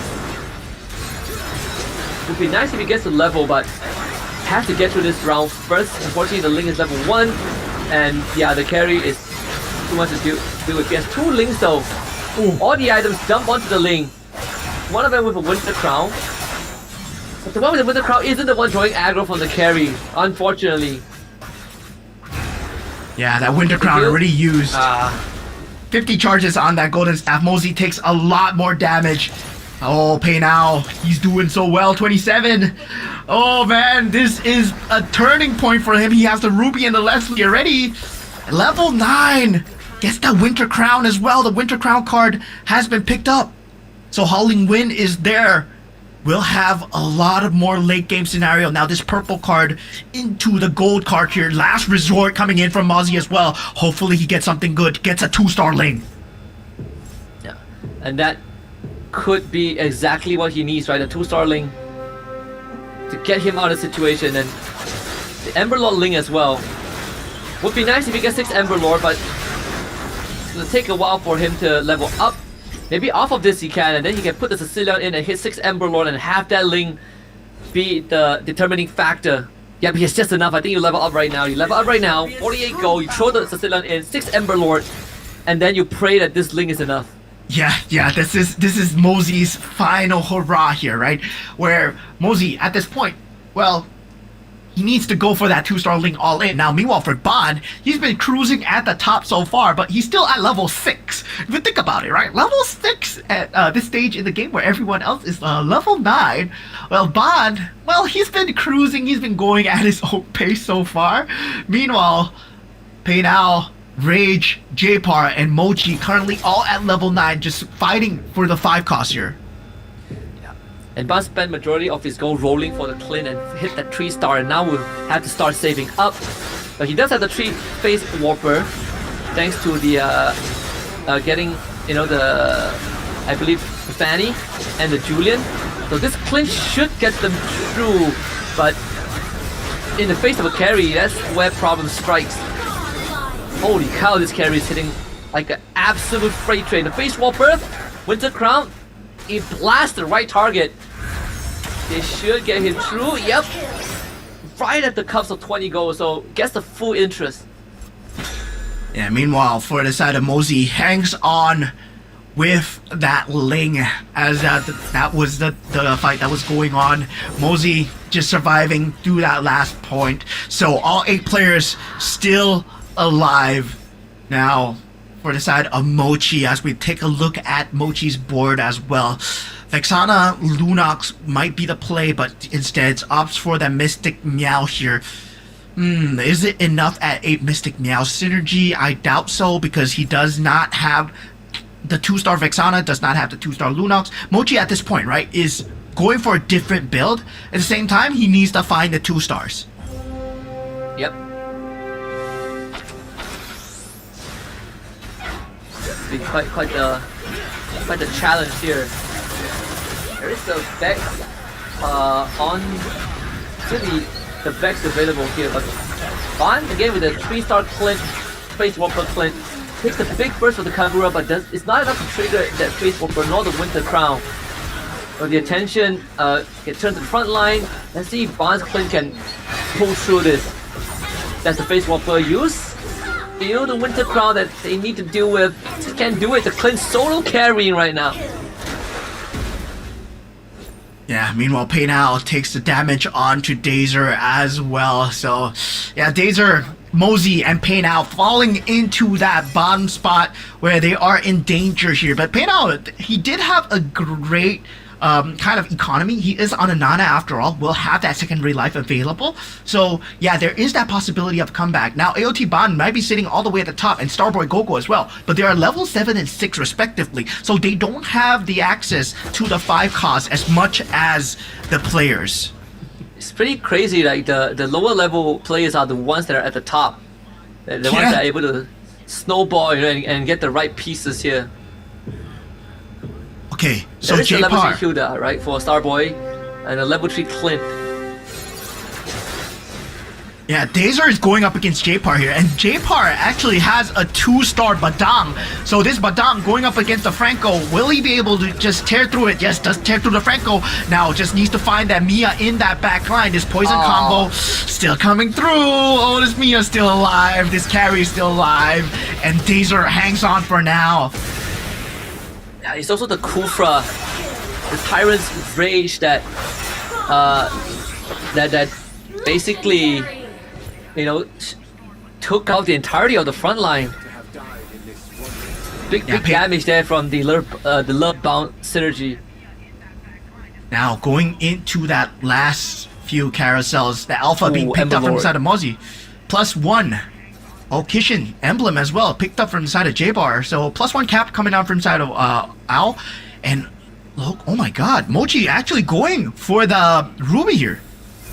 Yeah, Mochi finding himself a Ruby. It could be his way back as he is now. He has the Mystic Mail, 10 capacity as he has the +1 cap. Lands himself the Aurora, throws in the Bellerate. That's gonna be nice synergies, but needs level 10 to find the 11th. So unfortunately, I think he took the Ruby for the 2-star. He did that for Econ, but he does have a 2-star Ruby on the board. But Mozzie is the one having the best time. 2-star Alpha that he just picked up from the carousel at the 2-star Emberlord Ling. Yeah, this is 6 marksmen available, right? Similar to what Ban was playing just now, but he does not have the Heartborn synergy on the Ruby and does not have the Heartborn synergy on the Leslie. But the thing is, he does have that 6 marksman synergy. So this Leslie with that Winter Crown, we're gonna have to see what he can do in the backline here, and is he gonna be able to be accessed?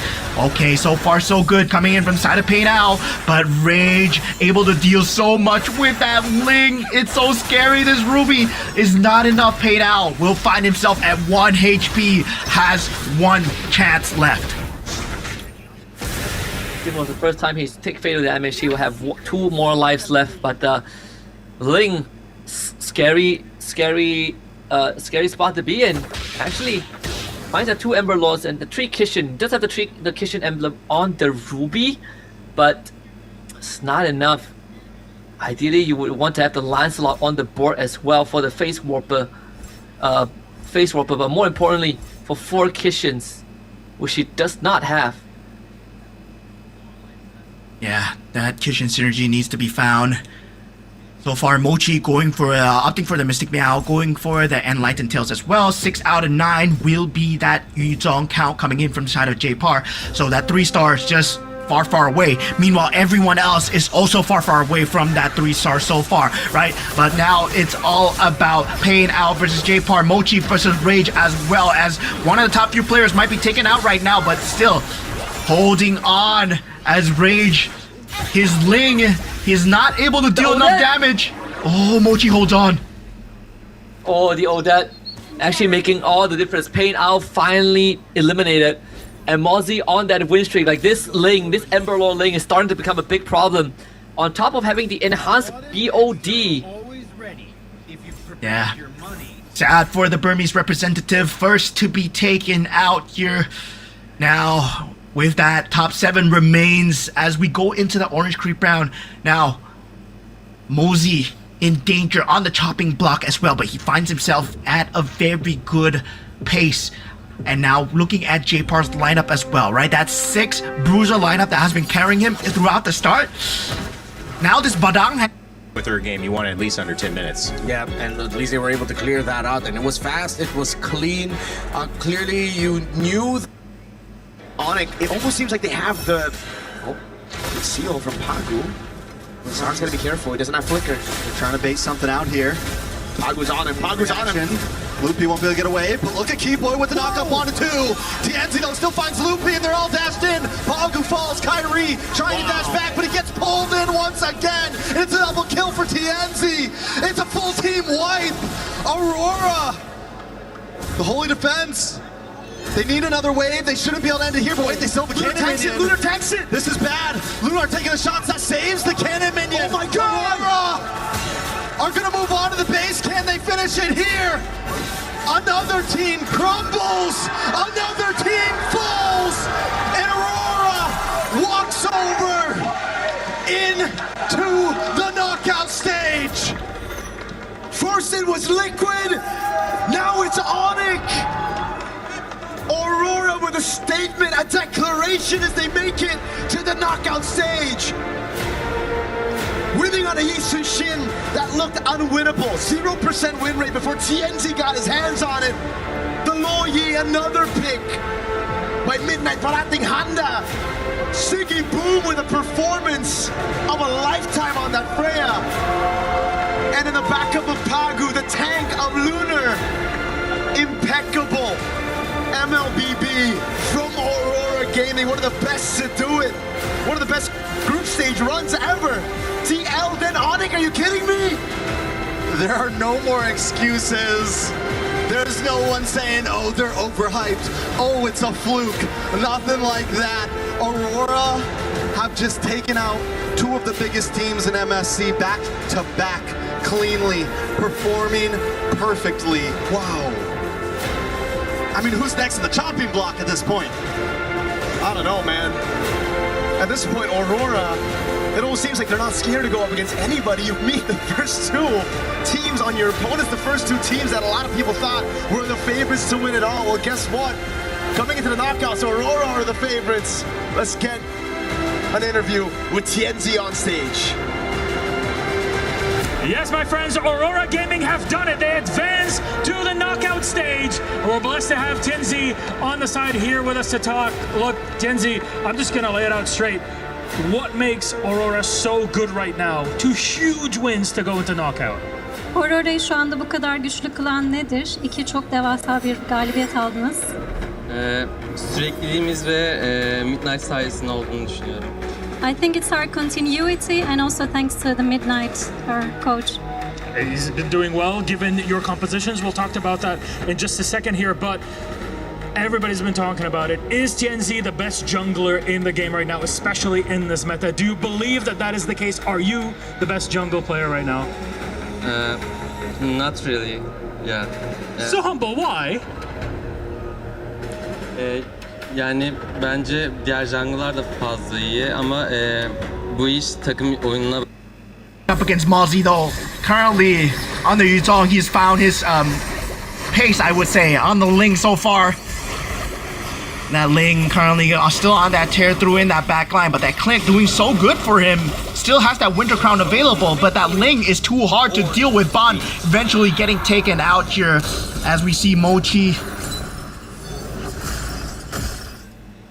as well being taken out. Getting removed by Rage. So the Malaysian finally in top 2. Opponent spot, a chance for $250 in the bank, but he also has 6 Dragon Caller strategy. Now he's gonna go for the 7th. Probably free up 1 space for himself. Does not have enough to go for 10? No, that doesn't have enough for 10. But this could free up a space on the board. Does allow me to go for 3 Northern Veil. Northern Veil will be up, and meanwhile the Ember Lord strategies putting the Ember Lord on that Ling as well, right? Ember Lord Ling, we were talking about this before.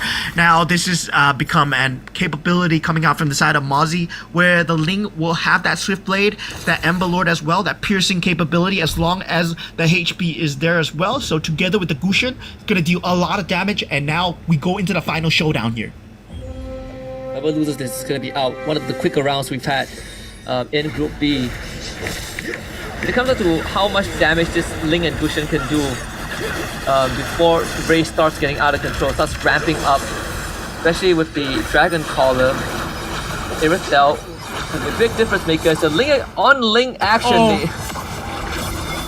But yeah, Mozzie's Ling slightly stronger with the Ember Lord.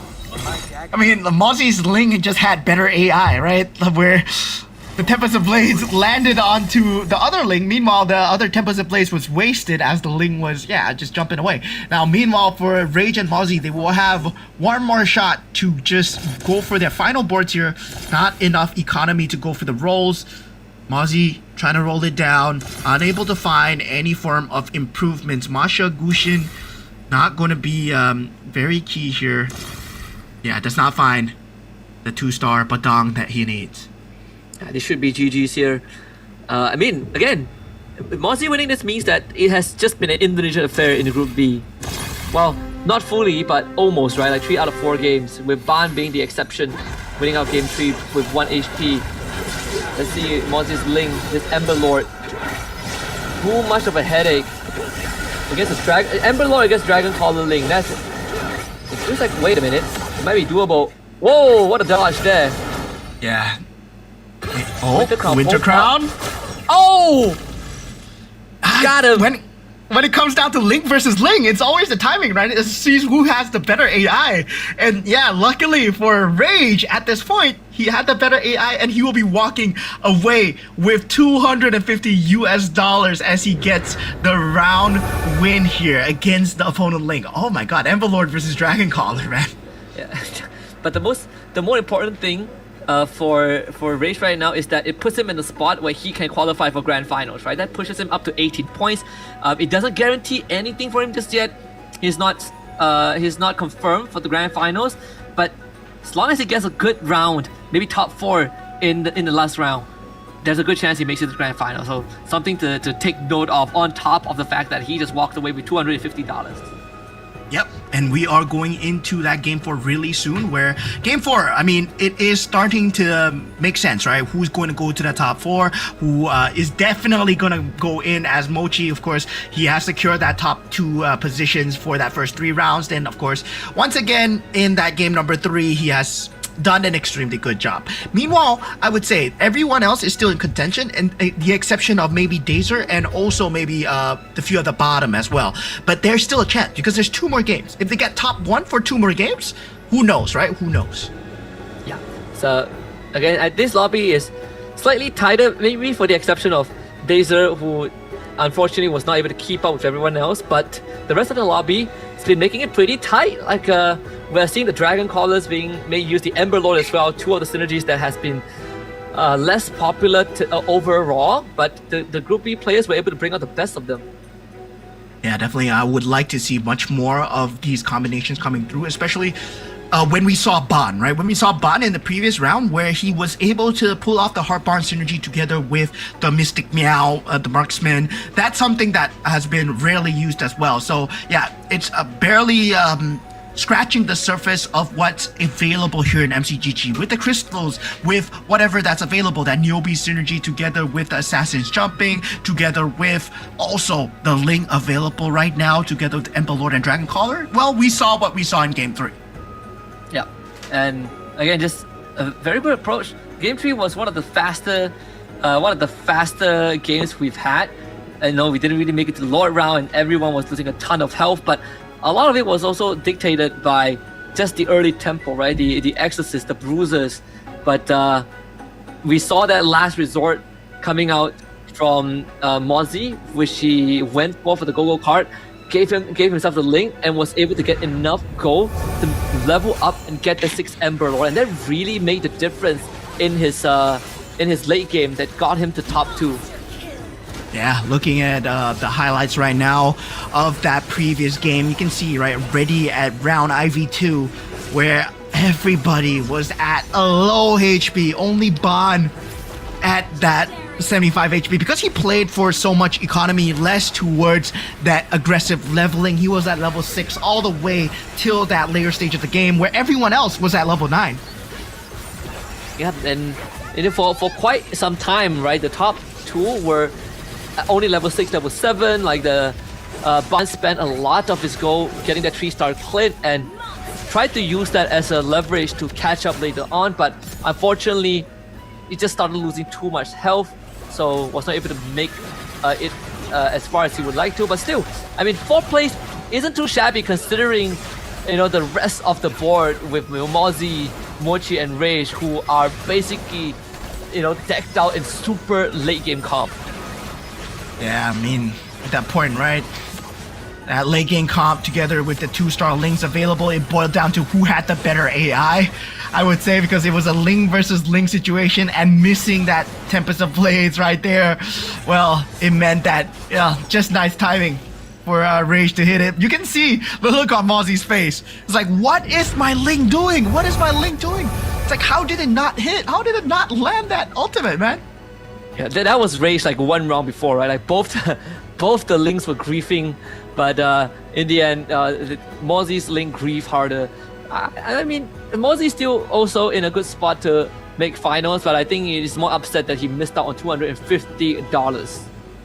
Yeah, $250 is not a small amount, man. Not a small amount, especially for a round win, right? And so far, if you take a look at the winner lineups, if you take a look at what ATH Rage was playing, it was a very similar lineup. It was a very reliant on the Ling to do well, right? He held on with that shield card in that mid-round, mid-go-go card as well.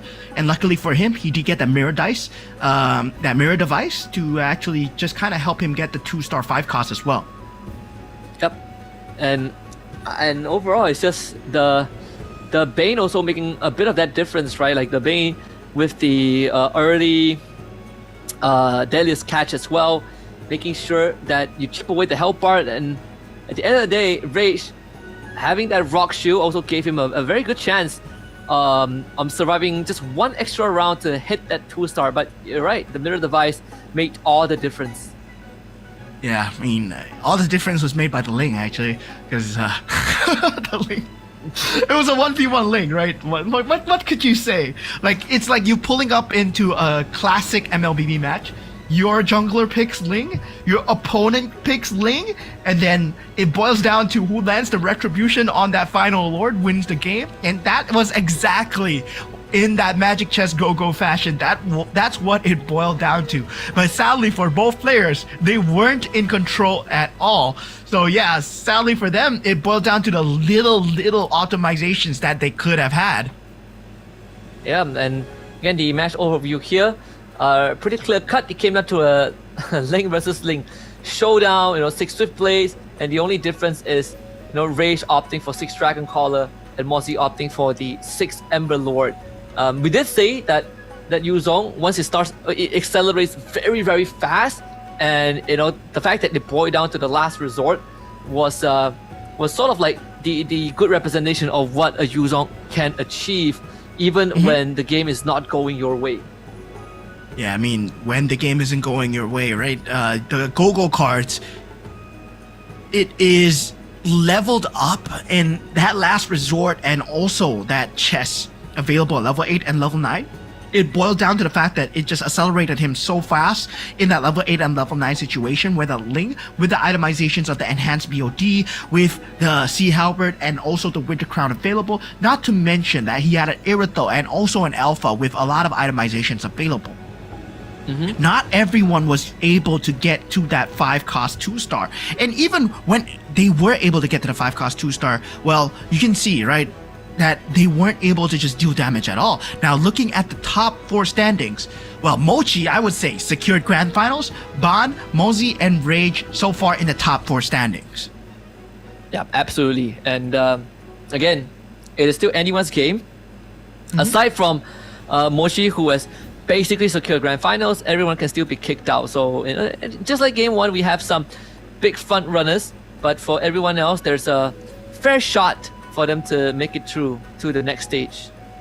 Yeah, I would say, right, Dazer and Pain O, I mean, have no more chance, right? Even if they get 8 points each, they are in the contention of Rage's point level, because Rage did win that previous round as well, and Pain Ao so far has yet to win a round as well. So for match winners, right, you can see Rage round 4 got that $250, Bond $250, and Evo's Mochi, man, sitting good with $500. Yeah, Evo's Mochi is eating good for sure, $500. And even in the rounds that he didn't win, he still finished top 2, right? Still finished top 2, top 3. So at the end of the day, he is, one of the big contenders that everyone else should watch out for. But for Ban and Rage, they at least have gotten something going for them. Yeah, so far, Evo's Mochi, Ban, Rage, top few contenders going so far, but Mozzie, right? Mozzie pulling in extremely close, and J-Part and Starboy Go-Go, they will have to pull off the upset here. Pain Ao and Dazer, they might be out, but then technically they can still play spoiler here, especially because they're not out of this yet. They will be trying to play for as much as they can here, right? $250, even though you don't qualify, that's a lot of added money.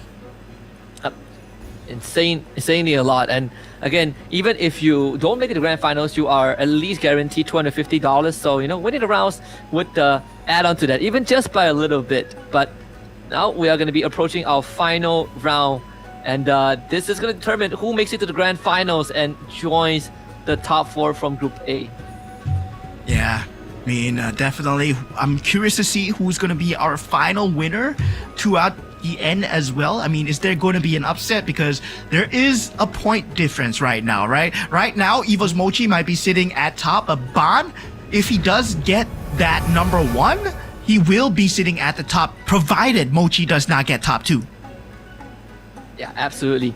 And for Rage, He just needs to get a solid finisher to this round, and he will also have a good chance of making it to the grand final. So at least we will have a Malaysia representation there, because this entire Group B has been all about the Indonesians, who are basically just, out-tempoing everyone. Mochi did slow down a little bit, but not by too much, right? He still is able to maintain a top 4 finish the whole way, which in of itself is very impressive. Yeah, definitely. For both players, for all these teams, all these players coming in, sitting at the comfort of their own homes, well, competing in some prime MCGG. They're the cream of the crop of the region, right? The top 16 competing against each other so far. Hopefully, we get to see them in the grand finals tomorrow, but even if we don't, we'll get to see them once again, right, in MCGG here, as, this game, well, it's gone such a long way from the first time I've ever seen MCGG. Well, right now, it just looks so amazing. Yeah, back then, the more bare bone meta where everything is just, if you go for Bruiser Northernville, you're just going to win every single game. Right now, Bruiser still sort of wins most of the games, but there's definitely a lot more diversity in how the game is played, which in of itself is a big step up. But PNK now brought out by J-Par for the third time today. The Amon for Pain Out. Okay, that's the first pick of the first Amon pick. Yeah, once again, if he can go for the prize pool, right? He can go for 3,200 prize pool. If he wins this, well, Amon, technically commander that not a lot of people play as well. So now we do see the Minotaur coming in, the Mia coming in, the Nana, PNK. Once again, I believe that's a Guinevere coming out from the side of Mochi. Yep. So second Guinevere pick. So wow, that's quite the interesting one, right? Coming out with the I'm most interested in the Amon, and Minotaur, absent for the past few games, finally brought back out again in the final game of the Group B. Yeah, very interesting pick coming out from the side of Pain Owl, especially going into the final game here, game number 5. This is for all the cookie points here. IoT Bond looking for an upset, and Evo's Mochi currently sitting at the top of the leaderboard. Mosey following close by with ATH Rage. Starboy Gogo and also J-Par, they can find themselves in the grand finals tomorrow, but only top 4 will make it. And unluckily for Dazer and Pain Owl, they are out of contention here. Yep, so it's down to the fight of the top 6, and a good time to talk about the max cap, right? J-Par caps out at 21 points, so even though he has a chance to make top 4, it has to come down to a lot of factors, right? Some of the front runners like Starboy Gogo or Rage losing out early on to open up the window. If not, then his chances of making it through is also pretty low, even if he ends up winning the whole thing.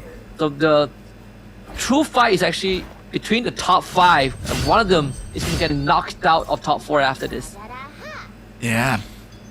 It's crazy, right? Now, it's more about that top 3, top 4 position more than anything. Top 1, top 2, I would say pretty much secure in terms of going into that slot. But now, going into that game number 5, there's not going to be any more cards being held. Fanny going for Guinevere's power. Guinevere going for Guinevere's power as well. So there will be 2 double rerolls available. And meanwhile, Mia going for Karina's power. So that Twin Blades is available for Dazer here. Wow, Dazer is really tossing things up. Yep. And for Pain Owl, it's very clear what he wants to achieve with the Amon, right? Full economy. So all those 2 stars, they are going to have a lot more value because it contributes to his gold, to his bank. And it's one of those Hail Mary, right? It either makes or breaks you. But for the PNK, it should be a comfortable cruise, comfortable cruise for J-Par, as you are gonna gain econ no matter what. Yeah, now going into that economy, where early game, yeah, you're not gonna see too much economy, but the scavenger builds still not coming through. Only J-Par with the Soul Scavenger. Meanwhile, the Neo Beast coming through from the side of Rage, Starboy Go-Go, and also Mochi as well. This will be the economy picks of their choice here. HP bar wise, well, it's all rock, paper, scissors, right? Whether or not you'd have that slight advantage, you don't know who you're going up against. Meanwhile, if you know that you're going up against a strong opponent, well, sometimes you can get the win, especially if you are somewhat like Fanny, who does have that extra slot available, but it's always rock, paper, scissors every single time. Then you have 2 stars coming online for Pain Out. Again, he is running the armor, so these 2 stars are going to give me extra goals, but the best way to do it is to get the 2 stars that you really want, so you can make use of the extra gold that is given to you instead of getting it and then re-rolling it. Yeah. Does find the Angela, right? So might be something that he wants to go for, the Angela Scavenger Kishin combo into that later stages of the game. So he might be just rolling it down for the Angela, and now he's secured that and he wants to go for that, but I don't see the vision so far. Meanwhile, for Ban, he's doing extremely well on the Minotaur, but as expected. Now, going into that carousel round, Mochi will be the first to move. That Lunox there, it's looking juicy as well, especially if you want to go for the Kishin build, but that Haas Claws will be the choice for coming in for Pain Out. J-Par going for the book there. Dazer, the Golden Staff. Berserker's Fury on Starboy Go-Go, and looks like Ban choosing the Magic Glaive instead of any units. Okay, so no one going for the Lunox, one of the harder ones to build around. Understandable. Yeah, I'm surprised, Ban and right? Rage, yeah, quite surprised. But compared to like Leomor or Vex or Yuzong, it's definitely hard to build into. Trip the full face warper for Ban, and Rage getting the Scavenger. Actually, just pulled off the Scavenger into Swift Blade, Astral Power, and Marksman, both still at 100% health. Yeah, Ban already choosing to enhance the Dom Ice and also the Anti-Cuirass, right, on the Minotaur. So this means that he has a secured front line. He could go for, the build where he's building the Heart Bond, the Defender, into the Face Warpers if he wants, but right now it's 3 Face Warpers and 2 Heart Bond coming in from Ban. Now, Mochi taking a lot of damage here on the Guinevere. And we have seen Guinevere's, right, just not doing too well. But he's, once again, going for Neo Beast Scavenger, similar to J-Par, right? Full economy build. Yep. Full econ, and last time we saw it didn't really work out well because it ended up being way too defensive, and there wasn't really a way to bail yourself out of the situation. Let's see if it's gonna be any different this time, right? Like, especially for Mochi, who has secured final, so technically this round doesn't matter as much, but there is still $250 on the line.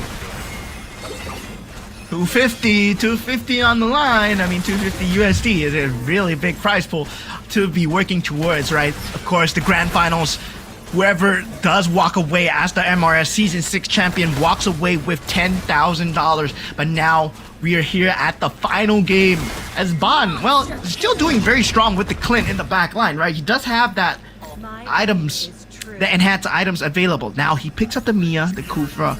He can go for that build. He can't go for that Heartbond Mia build, that forbidden tech that a lot of people don't like. But yeah, Ban, I mean, if he wants to secure an early top 4 spot, he can force this game into that ground. And yeah, he sells off the Clint. Yep, sells his entire board, almost his entire board, to go for the Heartbond build. So that would guarantee him a snowball moving forward. But I'm more interested about the pivot, right? What happens afterwards? Because it's gonna fall up at eventually. So it's more about the follow-up after that.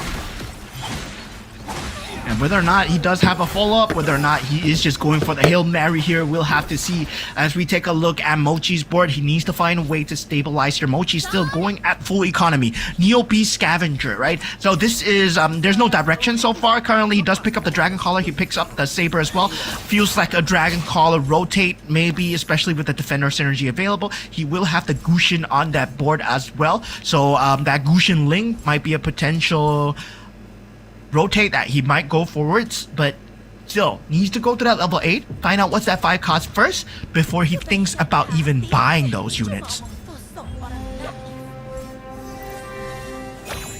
Yeah, see, Mochi should be anticipating another L. But he does have some good item that is using the heroes as placeholder, like Terisla is holding on to Cult Death Device. See if he can narrow down the front line. Doesn't seem possible. That's going to be another big chunk of damage coming his way. So down to 42. Yeah, and the thing is, right, Dazer is also playing that same Mia build. So, yeah, there is a lot of people that are playing the Mia build. So, Ban, Dazer, and I believe there's one more that's playing the Mia build as well. So, yeah, there is going to be a contest. Rage is also playing the Mia in the back line. But he's only playing it for now because he does have the Scavenger. He does have the Kishin swap away if he wants to go for it. And it's going to be a pivot angle. We see 2 Ember Lords for Ban, but it's between Dazer and Ban right now. So they're going to be contesting quite ferociously for the Mia. But for Mozzie, Pain Out, J-Par, I think Starboy and Mochi, all of them have, I think, 3 Scavengers, 2 Scavengers synergy. So this could be a setup for more of an ultra late game match. Everyone is just working on their economy first. Yeah, everyone just wanting to secure that economy in that early game. Meanwhile, for Ban and Dazer, they're playing a different game, right? For them, they want to secure that mid to late game where they're secure that top 4 spot, but it's on who gets that 3-star Mia first, who gets that 3-star Minotaur Tigreal into Kufra frontline first as well. So yeah, there's something that in the air right now. Mochi ready, falling into that 26 HP mark. He is a Guinevere. We'll have to start to roll it down as we take a look at his board. Right now, we'll be going for that Stargazer Farsa. Still choosing to lean towards that Neo Beast. Does not open the chest yet. Knows that there's the auction round. After the auction round, maybe. Yeah, it's trying to run out a bit of time right now. Unfortunately, he's not even at 300 yet, so that is going to sting a little bit. Only has 2 more rounds left in him. This one is most likely going to be a loss. Unfortunately, the Lunox just doesn't have the right item except for the glowing one. But yeah, that's just not enough. Mochi down to his last legs now. Yeah, finds himself at 15 HP. Not a good look coming in from Mochi. Our top contender so far, right? Now, we'll have that crystals available, but now going into the auction round. Well. Random magic crystal, mirror device. What do you want to go for here? J-Par goes for the +1 cap, Bond goes for the mirror device, and it's very heavily contested by all players. Plus 12 will be that gold cap. And meanwhile for Pay Now, jumping in for that mirror device as well. Yep. See, Mozzie will get the crystal. That's the winter crown that Starboy and J-Par are fighting over. It seems like J-Par, yeah, he's gonna give up on that. Especially for Mochi, right? Luckily he got the extra cap because he definitely does not want to use much of his gold to contest for these items. Rage boosts Ban off the Thunderbelt in the last second. Well, Ban is thinking about it, right? Do I want to go for the glaive? Do I want to go for the... Yeah, he gives the glaive. He gets the glaive, gives the Thunderbelt over the Rage. So yeah, now at this last point, a lot of people thinking about it, right? Mochi and Mozzie, right? They both went for the Guinevere card, but Mochi is at 15 HP right now. On his last legs. See, Mochi, yeah, he has cashed out. And he does He hasn't selected his second go-go card just yet, so that could be a rock shoe there to buy one more round for him. But he has completely pivoted off the 4 Neobees, and now he's working with 4 Kishins. And it's gonna be the Lunox and the carry that's gonna try and get him through this.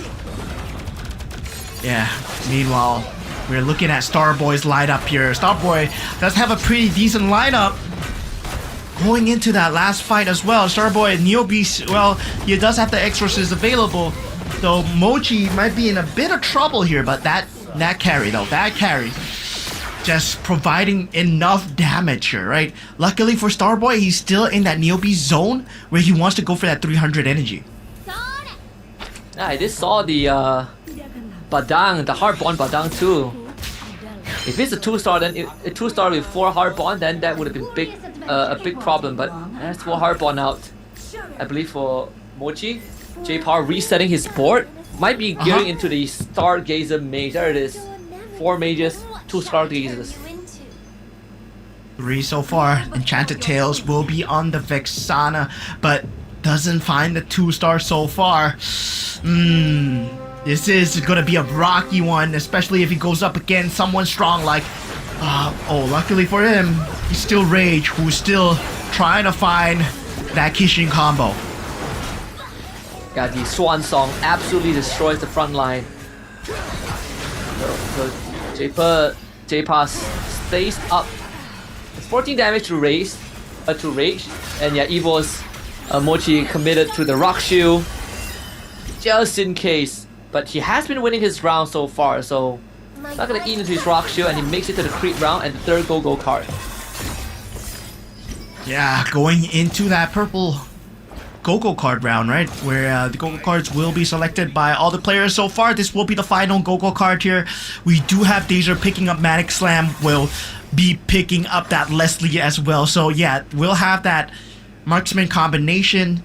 Meanwhile for AOT Bond, does he choose to stick with the Mia here?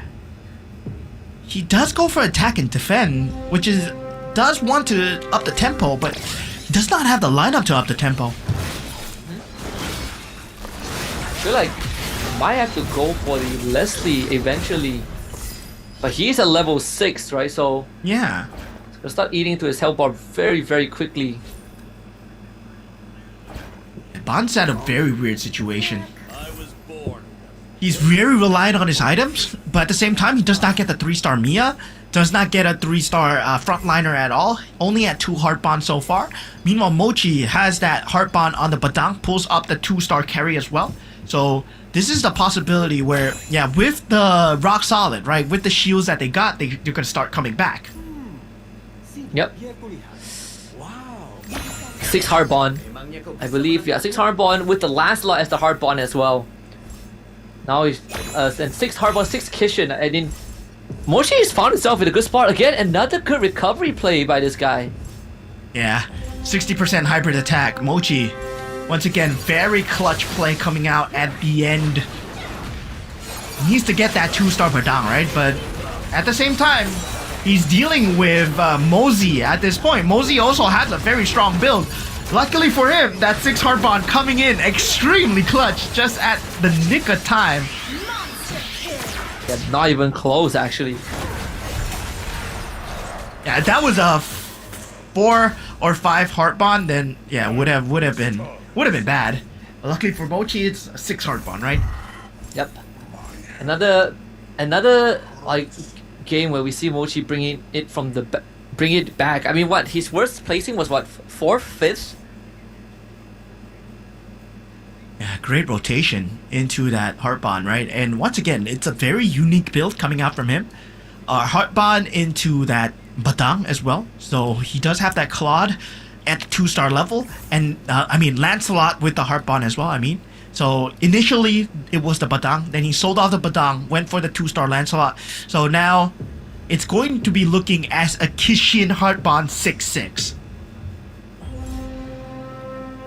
That could actually be enough for him to get into top 4 at least. Yeah, that is. That's a 6/6 with 2-star 5 costs. Yep.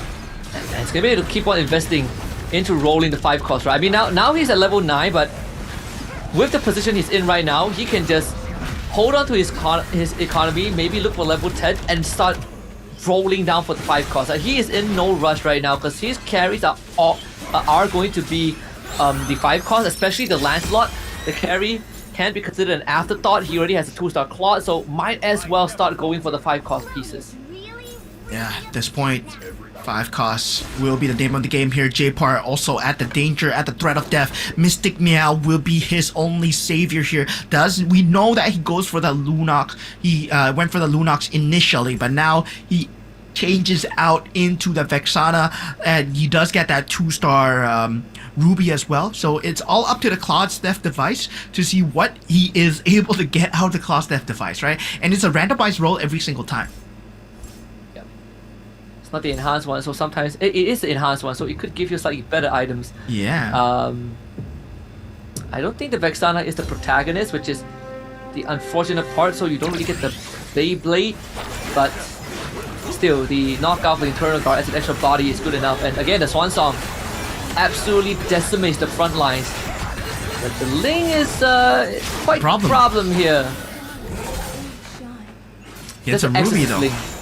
Yeah, it's an Exorcist Ling. That taunt not enough. This would mean J-Par out for the count here. Sadly for J-Par as well, right? This means that this ends his run here at the MRS Season 6 because he won't be making it into the Grand Finals no matter what. He will be ending it on 14 points. Great show by him, but sad to see him go. Not able to make it to the top 8 here. Now Paynao does go for the Alpha. Bond with the +1 cap. Starboy Gogo with the +1 cap as well. We go for the last carousel potentially. Yep, there's Dazer. What is it gonna go for? I mean, there is the Stargazer and the Stargazer and the what's it called again? I can't remember the name of the device. The Spellblade Talisman. Yes. Oh, okay. So he did go for the Talisman. I thought he would... Stargazer, both are decent choices overall. What? And he's... So there's 2 6 hard bond players, but obviously Mochi's one is a lot stronger because Dazer is only level 7. Bond's still stuck at level 6. Oh my god. Struggling to accelerate the game. Yeah, I think he's hit his cap. Yeah, Paynao just sold off his entire board. He knows that he's not gonna make it, right? He knows that he's not gonna make it to the Grand Finals. His only hope would have to be going for that 3-star Alpha. Does not get it in the end as well. So rolls it down, finds himself at 0 gold. Only a 2-star Alpha. Gets out of the game here. What a show. J-Par and Paynao end the streak here at 14 points. So not gonna make it into the top 8 as well. Yep. Go out in a blaze of glory. Yeah, it was a good attempt. It was a Hail Mary attempt. So that means that 3 of our players are almost guaranteed to not go through. So now the attention is going to be a Starboy Gogo, right? How far can he go? If Starboy Gogo can survive until the end, and he is the Nana, then he might be able to knock someone out, right? Like points, it's a cap out at 25. So it's Rage and Mozzie's tournament lives on the line. And he has 6 Dragon Callers already. Yes, gonna be tough. 6 Dragon Callers. But meanwhile, right, we talked about Mochi just pulling it back from the grave. 6 Harpon, 6 Kishin as well. He has a great economy. He's at full interest. Meanwhile, Starboy, 0 gold to work with so far. His last hurrah, Dazer just pulls off that 3-star Kufra at the last second as well. Now, we talked about Dazer and also Bond going for the same build, but Bond now no longer in contention. Bond being that bottom is not what I was expecting to see. Yeah, that's pretty hard. I mean, again, he capped himself out at level 6 with the Mia, with the poison build, so some limitation, but Dazer also take a big beating there from Mochi. I don't know how they are going to get through this Kishin Harbon Lancelot. It is disgustingly strong. Yeah, this actually puts Starboy Goku in contention here. So if Starboy Goku gets a perfect lineup, right? If he gets a win through, if he gets 7 points, he takes out ATH Rage with the points alone. Mozzie is the one in danger, right? Like even if he overtakes Rage, Rage is still gonna be placed 4th, but Mozzie will get knocked out from top 4. No, Mozzie will get points no matter what. Oh yeah, right. Yeah, he will knock out Rage instead. You're right. Yeah, he'll knock out Rage instead. So Mozzie still has points to gain. So Starboy Gogo puts Rage in danger. If he gets 6 points, well, that all boils down to just Rage getting that round win ahead of Starboy Gogo. I mean, Starboy Gogo needs to go out now, right? Then he will end with 5 points, then Rage will finish 4th. Yeah, But if if he gets Starboy 6 Gogo ends 2nd, Rage does not qualify into top 4. Yep, so it's either 5 or 6, then we'll force the tiebreaker. Then the tiebreaker is going to be very close between these two.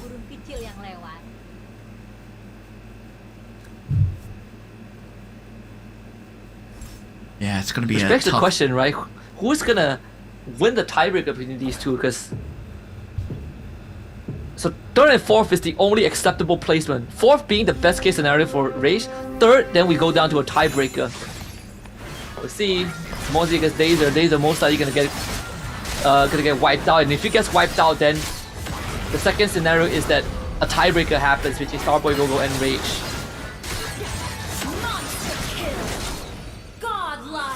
Yeah, even in a tiebreaker scenario though, unless Starboy Gogo wins this one over here, Rage with that round win, well, he's secured that top 4 spot, but Starboy Gogo needs a 2nd place finish and above.